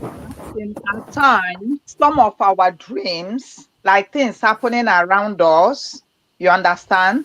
At times they represent themselves. Ghọtara Yeah, ihe m mere? You yeah. saw Or Igbo, your last thought before you you go to saw bed. Igbo, you saw Igbo Fulani, like Igbo Muslim. No, they were Somalia. The first guy was a Somalian guy in the room with my mother. I Thank you kicked so that much. one out. Thank Now, you. on the way God to bless we going to somewhere else, the bless you person richly. sitting in front of the car was an imam, which is their pastor. Imam, but for me, who the man? You know what I'm saying? I am But getting you. yeah, they trick him. Nsizia my mother, my mother. Kedu? Hold on. Wherever you are at this moment, I don't know the state, the town you are. Be very careful. Very important. Very, very Yeah, important. are you understanding me? In your workplace, Yeah. in your house, wherever, be very, very, be careful. As a test here or spirit, that is being on your toe, being vigilant. Okay? Yeah. Attack But has that's about come. time, fa. That's about time, fa na. Akwadosi m ike. Ya ka m Akwadosi m na-agwa ike. gị. Si onye Mana Somalia ụlọ nọ gị, n'ime ụlọ ndọbụlụ ya dọbụda. Ịma you na-esiara m won, asị but na. be careful of an attack. Attack abụrụ na ya eji mma. Attack abụrụ na ya eji egbe. You understand? Yeah, In the workplace, yeah. around you, whenever anything wants to present itself, because of this revelation you got, you understand me? Ịmagbugo ya, yeah, you have seen ahead. So be careful your workplace and you're around. That you conquered. That is the major thing. You understand? You conquered. Yeah. Then Adiana Uno, you understand me? Adiana Uno, Mm. your family is safe. Oh. And I didn't know Yeah, I why. know. I know. Your family, That's they why are they didn't safe. show my house. Yes, they are really safe. But Adiana from side or mother side, when they call you to ask for something, because they might ask you and ask for something, like if you go no well, if you go. Mm. Then I need to know what. Yeah, Onwere ife I hear you. dapụta asị m ife ego like maybe no nwere something maybe achọ gị something yeah biko send gị n'ego na ihe a check it weigh it very well you understand your spirit will Mm. guide you your spirit will lead you Yes. but in all things be careful. But your parents, they are safe. Nothing will happen. You understand me? Because when you Yeah. look at these dreams and you look at this revelation, they are not straight. They are regular. And anyị na-ekwu egosiro gị ya ka egosi gị ya straight ka ị mara, so they are regular. But the point in it is that before they will be yeah, amam ka m ga-esi kọwara gị ya, before you are ome ifugo ere ahead and you have conquered, let me say a word of prayer for you. You understand? Emecha ọ bụ Yeah. ihe niile ka ị ga-abịa nọ nga a, ịghọtago? Well, maybe later time onwe Exodus ma how to reach me. Okay? Okay. In ihe m kwuru. Yeah. Yeah. I got you. Onye nwanyị na Chineke nna nke dị ngọzi dị ebube, onye na-afụ n'ife na-afụ na nzuzo, onye maara mmadụ, and anyị bụ mmadụ maara gị dịka chi anyị, chi nke anyị na-efe ofufe. Ewere m nwa oru gị wee tie gị n'aka, afa ya bụ Obi-Wan, were ezinụlọ ya wee ranye gị n'aka. Mkpughe ikpughere gị bụ Jehova mazuru, and mụ na ụmụnne m nọ n'ọgbakọ a na-asị ka ha rabụrụ echiche ndị iro n'ụzọ abụọ na ụzọ anyị na-emegide ma na-akagbu ya na-ala ha n'iyi n'ụbọchị nke taa site n'aha Chukwu okike abịa ama. Ise, ise, ise, ise. It shall be well with you, okay? Amaghị m ma side ebe ị nọ unu nwere ihe dịka alligator pepper. Amaghị m side ebe ị nọ. Can you get it? It's something you I can can get. find. It's possible to get it. Okay, ị ga-reach m through Mazi Exodus, okay? Let me keep it at that. Mana gị were ose ọjị ahụ, ịghọtago? I were ya mee ekpere. You understand? Nkwọ, Eke, Orie, Afọ, ụbọchị eze ezumezu acha na anọ. Then fee ya n'isi gị, wụpụrụ ya n'ezi. Okay. It Or is one well, yeah. nwere ya mete ekpere. So one day ka m meji ya mee ekpere for 4 days. Yeah, you just keep it because in my English fan I did and then open it from your bag, then you take mkpụrụ pesta, then you will sit in then where see also there 4 days, that's what we have, market native or native market days for native 4 days of the market, then you will have to start omega, rapụzie ya ọkụkọ agbasazie ekpesi ka ọ dị like that. Anyway, thank you very much. If we're on a nine-way, different kind of doctors in the house. Spiritual doctors, physical, psychological, psychiatric doctors. A na-agwọ anybody. Ụdị ọya ọbụla isi, adadara ma bụrụ ọya isi mgbaka bịa anyị one room. You know? I'm telling you. Hey, nah, I get a new name, but I just get up now. I would dream. I maybe phone Munaya wouldn't on online. Was going to I go link and say, okay, let me just come here and come and share my dream. And you know, when they go at that at the same time. It's all right before you add up what you want to say. Meanwhile, we have in our midst, Madam Origin is in our midst. She just stepped in. I've been here a little while ago. And before then, I have to add up to what your dream. If you check the comment section, I got one of our brothers there, Triple M. I say this is to awaken the spirit of each and every one of us. Also affect and it's also directly for each and every one of us. This is to awaken. Yeah. And I agreed with the spirit of Triple M on this. And the more I also have felt it, and our river goddess have done a great job. We may not tell you everything. Like Remotos will make what I explain as a spiritual woman. Or this is to awaken the spirit of each and every one of us to sit up and support our newly declared nation. But we are waking. It is whether waking in the spirit. We talk in the spirit. You're talking my point. And we are being possessed by the spirit of Biafra. And no weapon fashioned against us will prosper. And any tongue that rises against us shall be condemned, as long as no be in the Ochani in Nacho. Or Chu Wakuko Wada, Wakuko Nwe also. You're talking my point. So fear not. Yeah. Your friends will got us. So I'm the origin, Madam Origin. Okay, Madam Origin is still in our midst. I don't know whether we're going to give her the mic right Yes, now. I'm here. Can you hear me? Yeah, we can hear you, Madam Origin. The mic is yours. Okay, Mazi Exodus, thank you so much. 3 things people said that I'm going to repeat, then I say why I came in. Thank you so much for your platform. In fact, I was binging and I came in here, I listened, and I had something important I was to do. And when I came back, I had another video I was watching, but I don't know how I clicked back here, and immediately Obi-Wan came in. So it is like Triple M said, this is a message. It is a message, it's a big one. And for me, I'm not a dream person. And when I have one, I know that it is a message. Over a year ago, that was how I knew Mazi Nnamdi Kanu is coming out.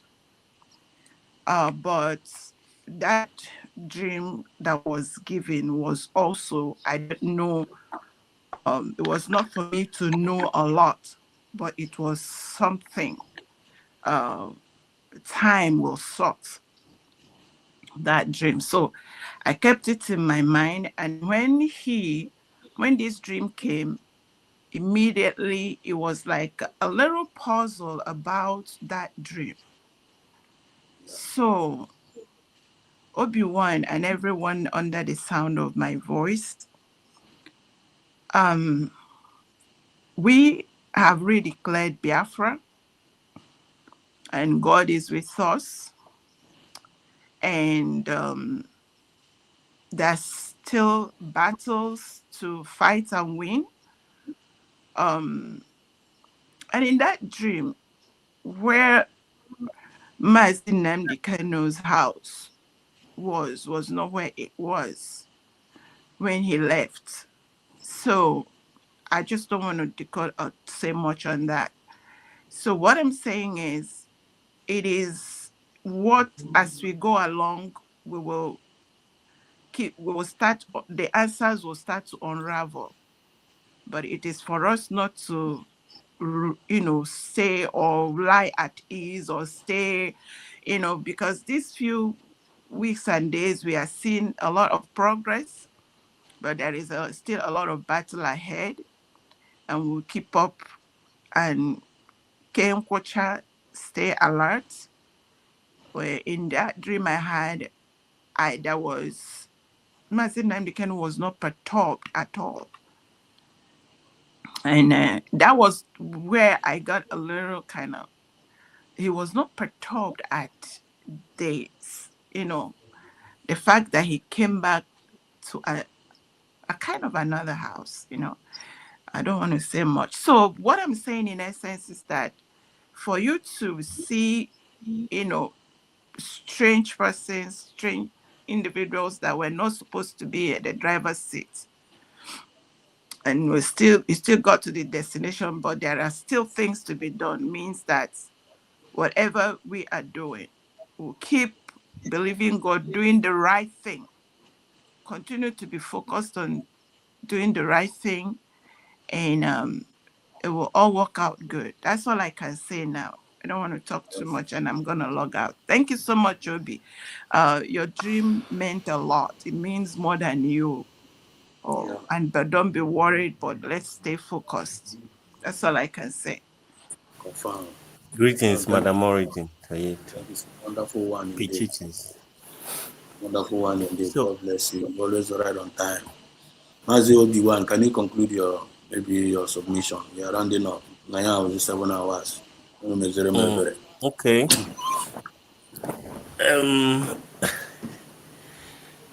At the same time, I have to say my mind as well on whatever that happened now, because I'm still letting my body settle, because Yeah, our topic tonight, maybe a bit can relate. You have to go just to keep you posted. Affordability activated. Way forward for positive ideas. Then we're asking, are you in or are you out? And your hashtag USB to the world. That was our discussion this night. So in general, I don't know when anything got add up to it. You have to go. Just add up to yeah. it. Anyway, I quite agree with what any contribution anybody contributed there, and according to the meanings of whatever that might come out from what happened now. And for me, in my own sake, I think I before I slept, I watched a video of where a woman, they were saying that that the United States should protect all Muslim in the US, for them to be able to worship without any harassment and all those kind of a thing. And all of a sudden, when the protection came, they started breeding, and they outbreeded the owner of the country. So I think the fear of them doing the same thing coming in Igbo land, because they are still using the same language of let us coexist and worship without anybody harassing us. And when you give them that time, the next thing, when they see that they have started having crowd, they start pushing for their law that we accommodate them as Muslims. Before you know it, they now start removing your culture and all those kind of a thing. So I think those were part of the things that actually contributed to what happened. But I never knew. I never, my mind never know that. In as much as that I know that sometimes is good, because I read a lot. I like my curiosity mindset, they're very high, and my like for more than you expected. So I know that it's good for you to actually be on a good frequency of thought before you go to bed, because that leads to where your spirit will go, because we don't die. It's just the body is resting and the spirit is out. So I think that was part of what, not that I don't agree in any other thing, but the thing there is, I just have to add one or two and still process, something like that. So we just have to be careful and not ever let this thing to breathe. We shouldn't allow it to breathe in Igbo land. No matter if left for me, anywhere for ebe ha na-agbakọ eje eme ikpe alakụba, sisuo na anwụ ọkụ, anywhere afọ ha na-eme onye Igbo tukwana na-akpọ isi ala, si jee mụnye ebe ahụ ọkụ. Kamia ọkwa Americans are scared to say Islamophobia. They were all scared to say it, and this time around, what is going on? Everybody is proud to talk about Islam. Yeah, call me a racist. Call me a racist. I don't care. You left your country, and the next thing you say, help me, protect me. And the next thing, then you decide to overshadow. That is exactly what they do. That is exactly what they do. They decide to show themselves in Nigeria because they realize that they have penetrated themselves into the government. Watch out, Isa Pantami. Isa Pantami. Ka enyere gọọmenti, enyere ọchịchị ịsapụta iwu information minista wee were nin si ndị mmadụ wee nye ndị Fulani ha ji wee mee fake ID batacha na Nigeria. Nin asị gị na ọ bụrụ na enweghị that you may mepe account na Nigeria, which what they took, because ichete mgbe ahụ when they kidnap you, isi na enweghị ego na account, the Fulani people, they know how much you have in your account. They know. So they sneak attack. They sneak inside your place. Each and again, the next thing, they convert everything. In the key position, this and that. Oh, Geru. They have time. America face to face now that we are here to change to change America. Even the British flag cross so then Ghana kwoku that na need iwe to the flag cross so then no they represent unity. Can you imagine? Can you imagine these people came from a country where shit is whole? Where is in America, na UK, where is that the flag of them not supposed to because obu cross sign. Not supposed to the cross. Waiting in unify on your Aqua Britain that shows that you are British. Somebody will walk up to you and tell you, are you a racist? He will a Britain person. He represent your country. Where you are na your country. Mother onye an immigrant see beyond or to you say, are you a racist? Why are you wearing British color? Now your own country. These are the things that you see in time because I cannot just understand how a person onye Igbo amamihe ụka akụzi ọrụ gị ọ ihe omenala akụzi ọrụ gị iji wee nechacha anya ozie no Islam ya akụziri gị. I don't get it. I don't just understand it. With the thing that is going on in the north, with NAFO everywhere they put their hand, they destroy it everywhere, just like Adadiorama. Wherever they anchor, they destroy. Why are they not migrating to Islamic country? Why are they not going to Saudi Arabia? Came and had a general UAE. They leave that country. Eba suppose in a practice that alakoba. Ene ejena nke ndị Christian elu ebe ha musasia those radical ones. Musasia they take over country na-eme ihe so ha. Agenda. Kayali allow what this thing. Kayali allow we because now otu anti we nata ba na nlo. Come most of you years ago we na uno n'ife. Ana akozere ya akụkọ nwunye ejiko wee gbasakwa and film again they will tell you we are not going anywhere. We are not going anywhere. You know? So another drama way somebody a stupid person that is like the woman and speaking about her is just like wasting my energy because I believe she's catching her cruise. She is out of this struggle for a long time. She left the struggle for a long time.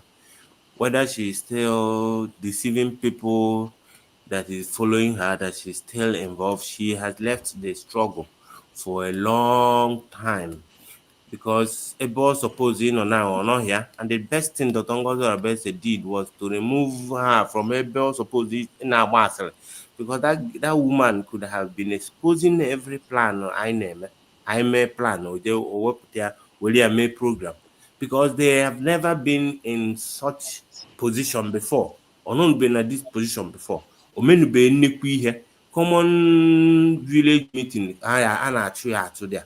So nubi abachakana no a up or when any place you don't involve or tinyere aka on anabata ya gwakene me one group at the man on yakita gwakene one group that they accepted her and no kids no ji aka wee dozie ọnọdụ a ọkwa nya bidoro.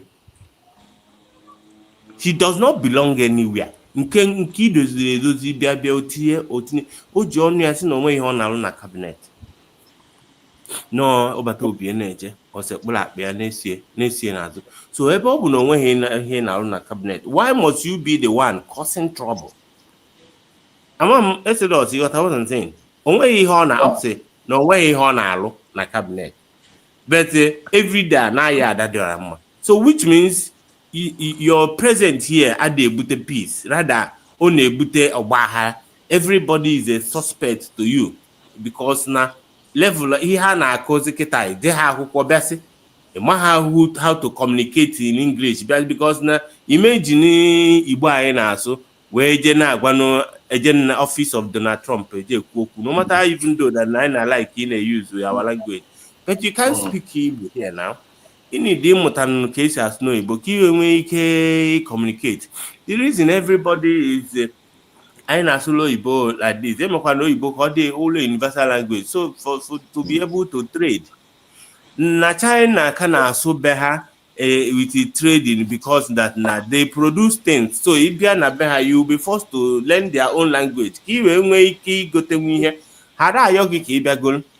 But I nọgidekwa develop by factories anyị afụ na anyị enwezi time to go and buy from another place. Mgbe a isizie Japan bịa ịbịago ihe na Biafra ịsụwa Igbo because no back ihe na-eme asụwaghị Igbo already sef. Nye ka nna gwa ibi ibegoluzi egolu ịbịa na ọda anyị ebe ọ bụ na anyị dị comfortable n'onwa. Most of these countries dey develop when you tell them to speak English ha na-amụ ga-amụ. It's all if you have and they are proud of it. But I not because that now we don't produce anything. So for us to be able to mingle with these guys, we have to speak English. We communicate. But the moment we produce our own, for that now people will be forced to speak our own language to be able to communicate well. We go to cheaper. So Adarama is not in that category, and she can never be in the category. Otherwise, she will just keep spoiling the ones I maybe. So you need to make it have just all the relevant. Can YouTube when I go and because of what happen now we're getting Zoom as or we go on a certain people or we go on a certain woman's in the French. Hi, you call you anything? Oh, on the good internet. Okay, you know, I don't really. Or I go to any sable cigar, nature your phone, or don't really more. Can I have can up over a time on terrorists. Obieze,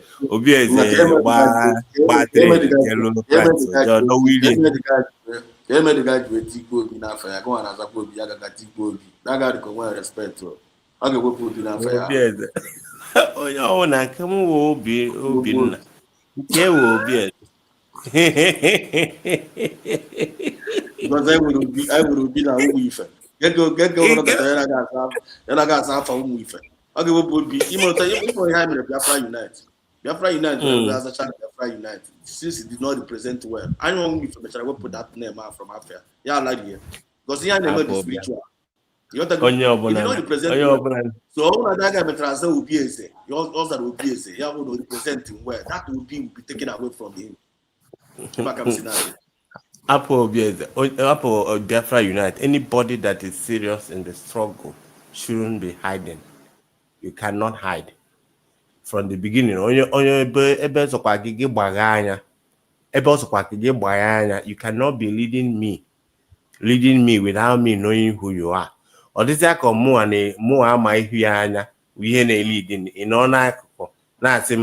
it to you today that whatever that is going to happen today, you name yawo onwe ki yesi we usulu oku otaji obosie salary asuru na si ile siri na si ile no ọkwa nwa obere court achọ isu oge nke chọ isu Dr. Ngozi Orebeze ka ụfọdụ ji lachapụta ọsọ ịma na ọsọ bụ 247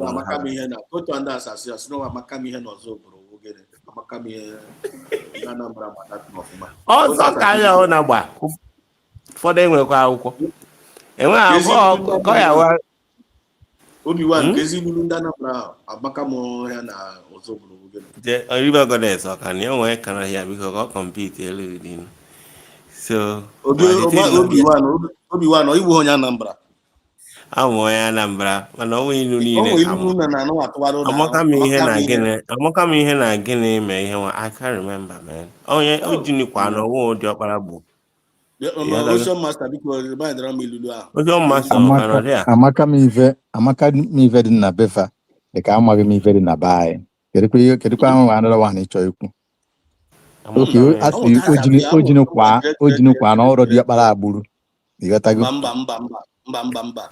Mba nke a nke nji wee refer to onye mmanụ nyame nyakwuo oke na amaka m ife n'ọzọ obodo dị ka amaghị m ife dị na Nnewi. Okay. Amaka m ife n'ọzọ obodo dị ka amaghị m ife na amaka m Nnewi. ife dị n'ọzọ obodo dị ka amaghị m ife dị na Nnewi nya the wise man in ọzọ obodo na ọdụ ka nọ n'entiti nya imbe na Nnewi ghọtago. Na ka ị na-akọwaziri inu a onye atụrụ inu kọwaa n'idezi kọwa ya ihe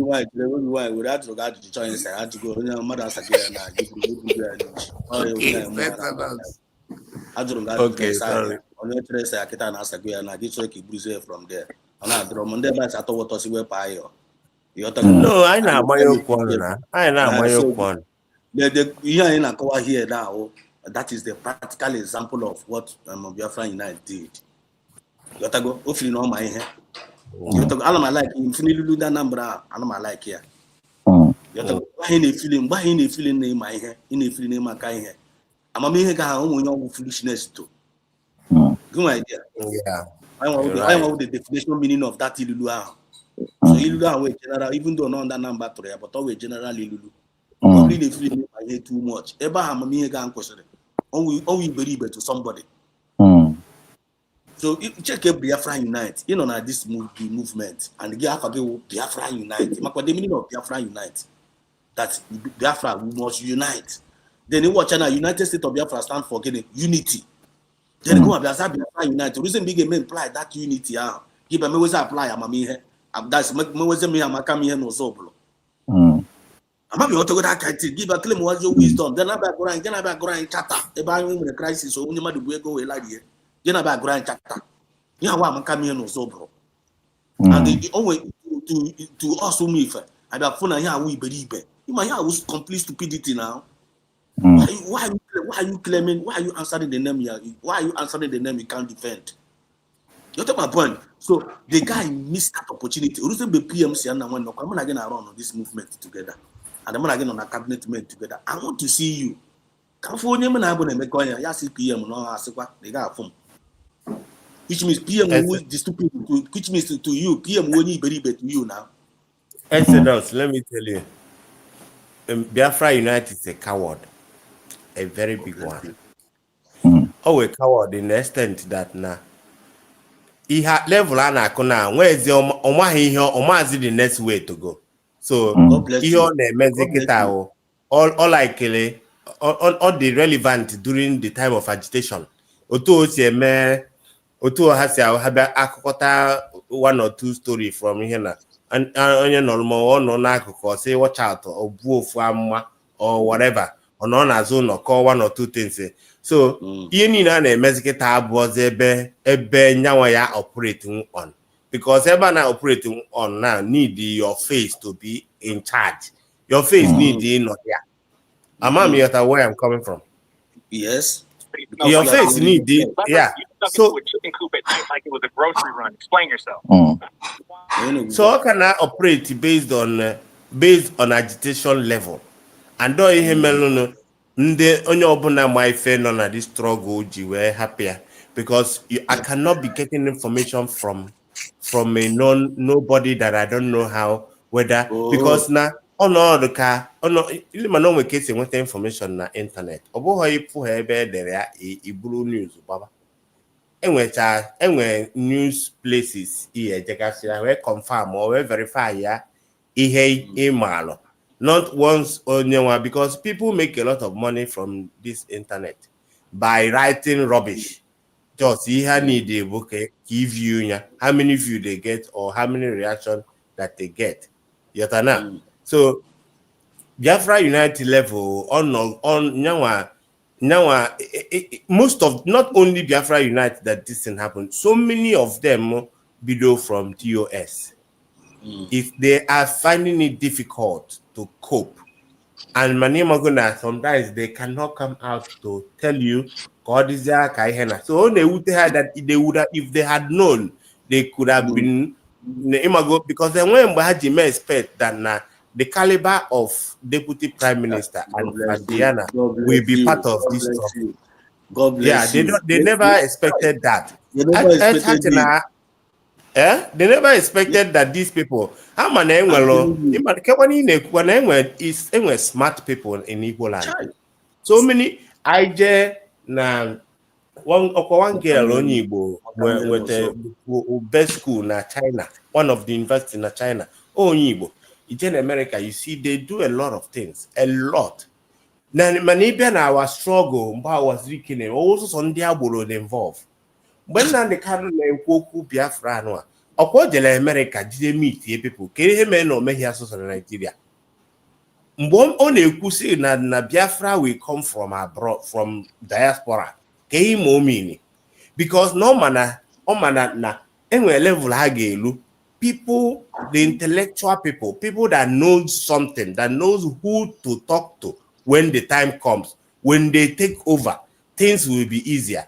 But if they are people that don't know where to go, they don't actually know what next to do. If you have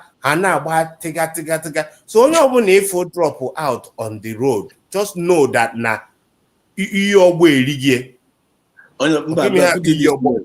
Put it this way. Gonna be practical and technical. When you drop away along the way, wouldn't they? Makami also had a cook here. I'm coming. Because never can bring a posere. Among you to go, never can that Brennan for Hana Posins, Hana Porogo, Nakromuna, Ushomas, Nakro Nobela. Bobby for drop along the way, Ebaka Bren, her highest brain Hanina, because after what was be pio, Ebaka Bren Hagor, Ebaka Chen Hagor. Then the people whom they were so Mama de Hema, the writing, I step or in. About Ndama the right hand after Tabu has food before. Mammy Otago, Ndama the right hand after time, away like Nawane, they are nobody. Because they were just there watching. They were just there looking at you. Camera man, cameraman, way back, they say step in.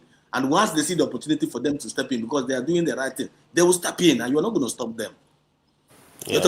And then I'm making them go feel that that hemego resource that they are time limit.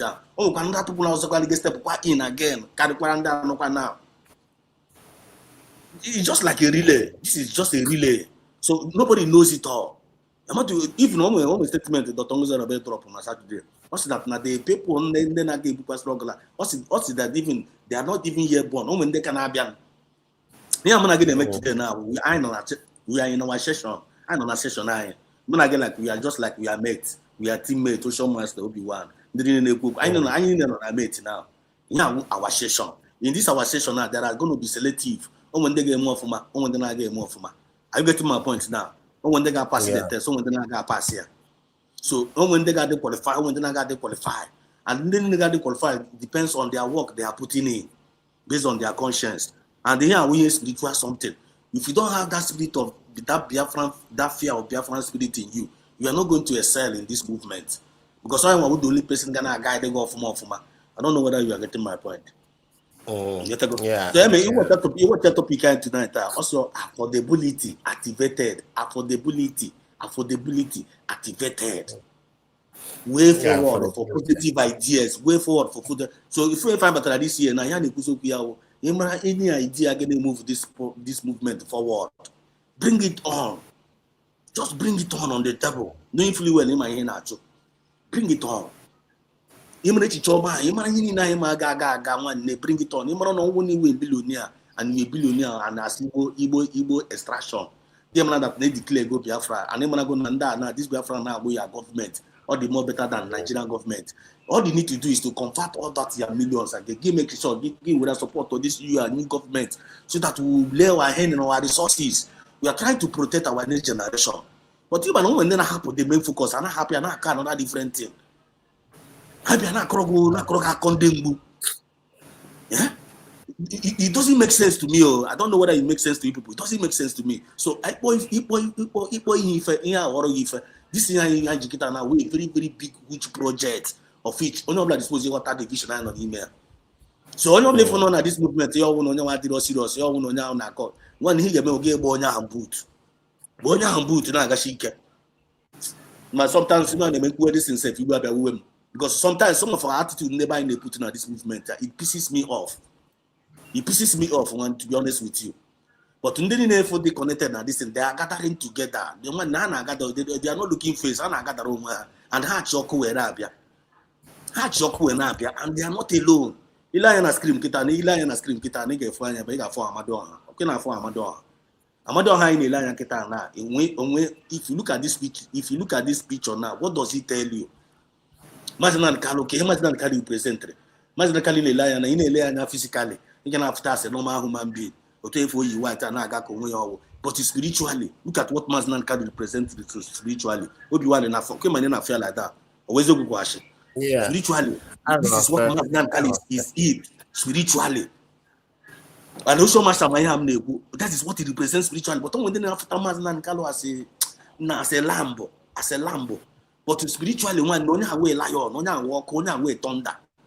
And watching in the man and Nigeria, keep photos down, all the enemies of the but talk about on their camp, they destroy everybody. Now one good channel for today because can't read by emotional. They will be conclude on Taiwan.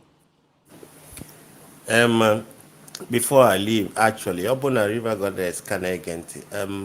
I think the best way to contact for me to get to her is from Kai, because Kai, Mom contact Kai. Kai is my personal number as well. So if she's listening, because I'm on a group as well, the group Kai or me number. So I come that through Kai, Kai your number. So yeah, Kai is my personal number. So I got it easy like that. So that's what I'm saying.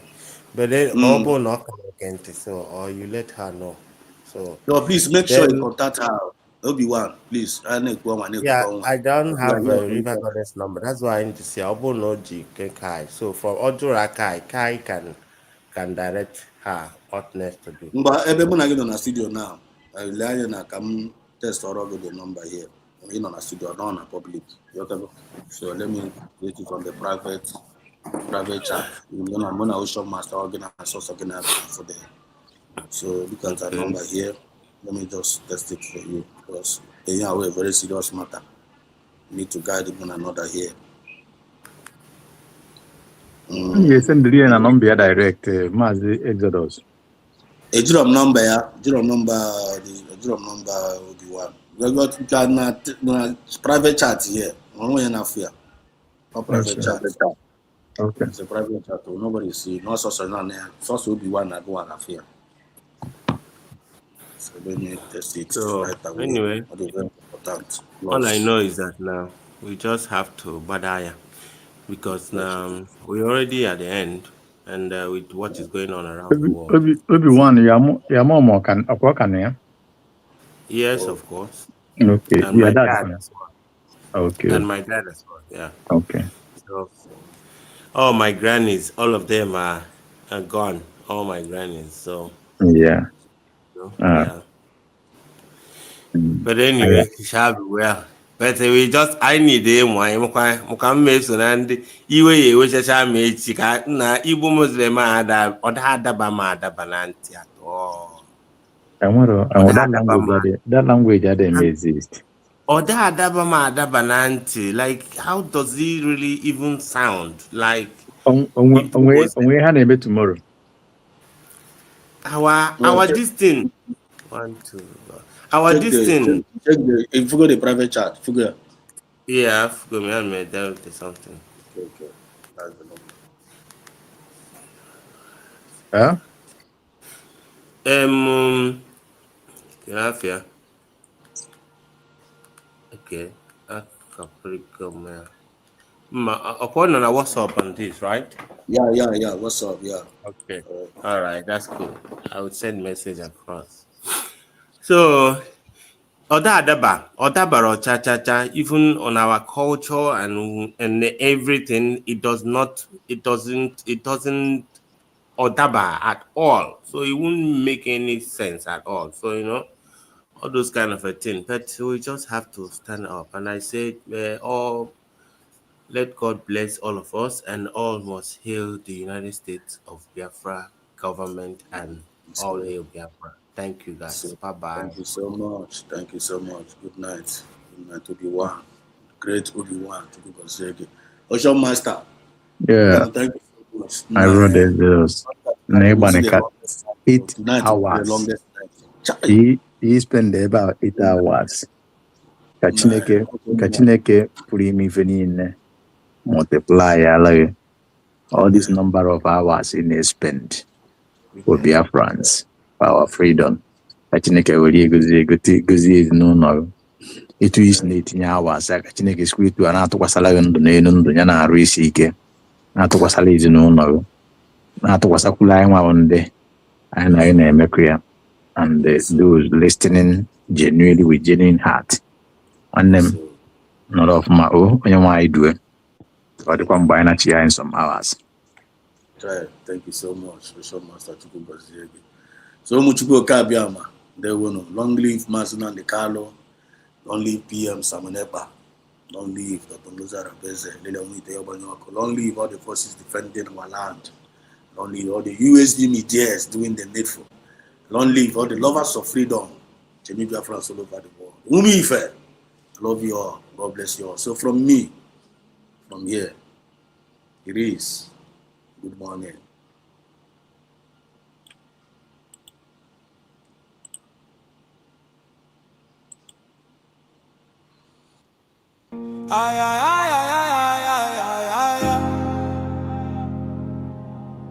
Stealing in the name of taxation.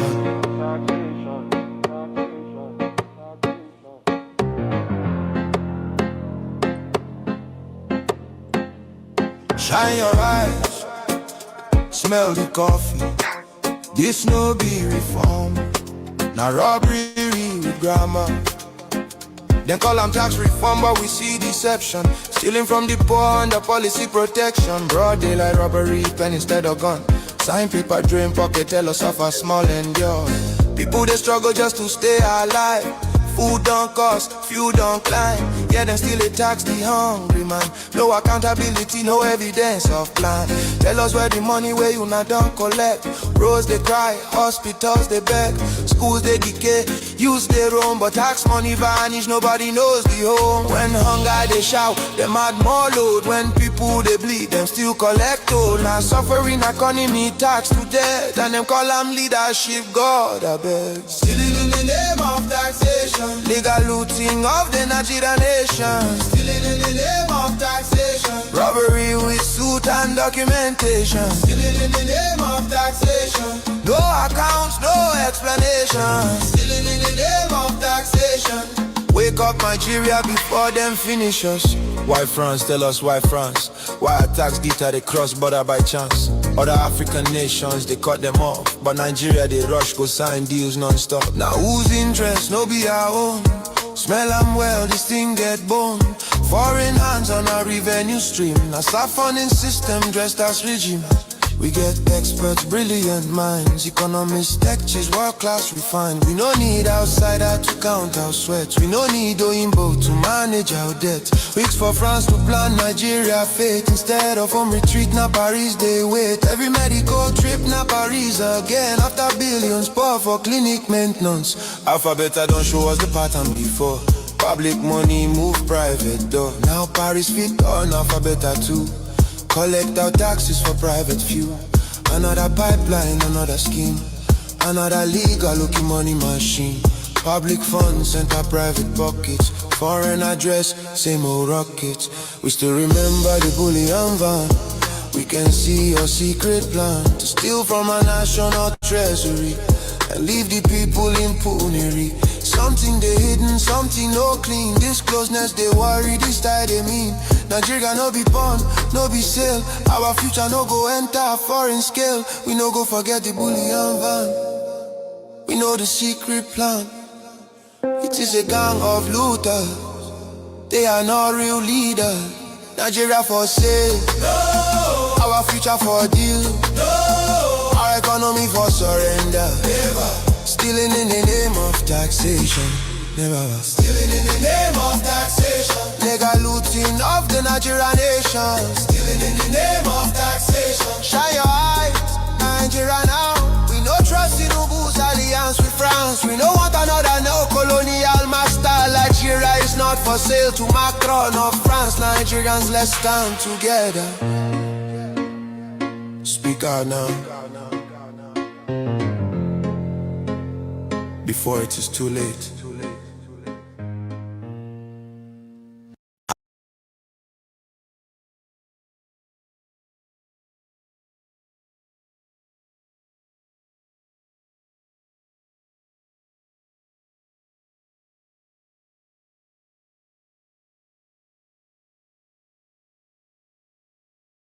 Is a we fan Pechigu and Atopa Bob. Is a we thank you so much. Imagine the bingo inviting the Bumbozi to our platform to hear our old fashion. It's a we sound like ourselves, but we sound like ourselves like if we all of them. Imagine, don't worry, tomorrow is another day. Thank you so much, Ezemube. God bless you so much. River run dry. Chukuna Goziege. This is a perfect ending of the program. Chukuna Goziege Ezemube. So much appreciate. God bless you richly. You are blessed forevermore. There we go. Biafra Kabachad. Tomorrow is another day. Frank in there. Thank you so much.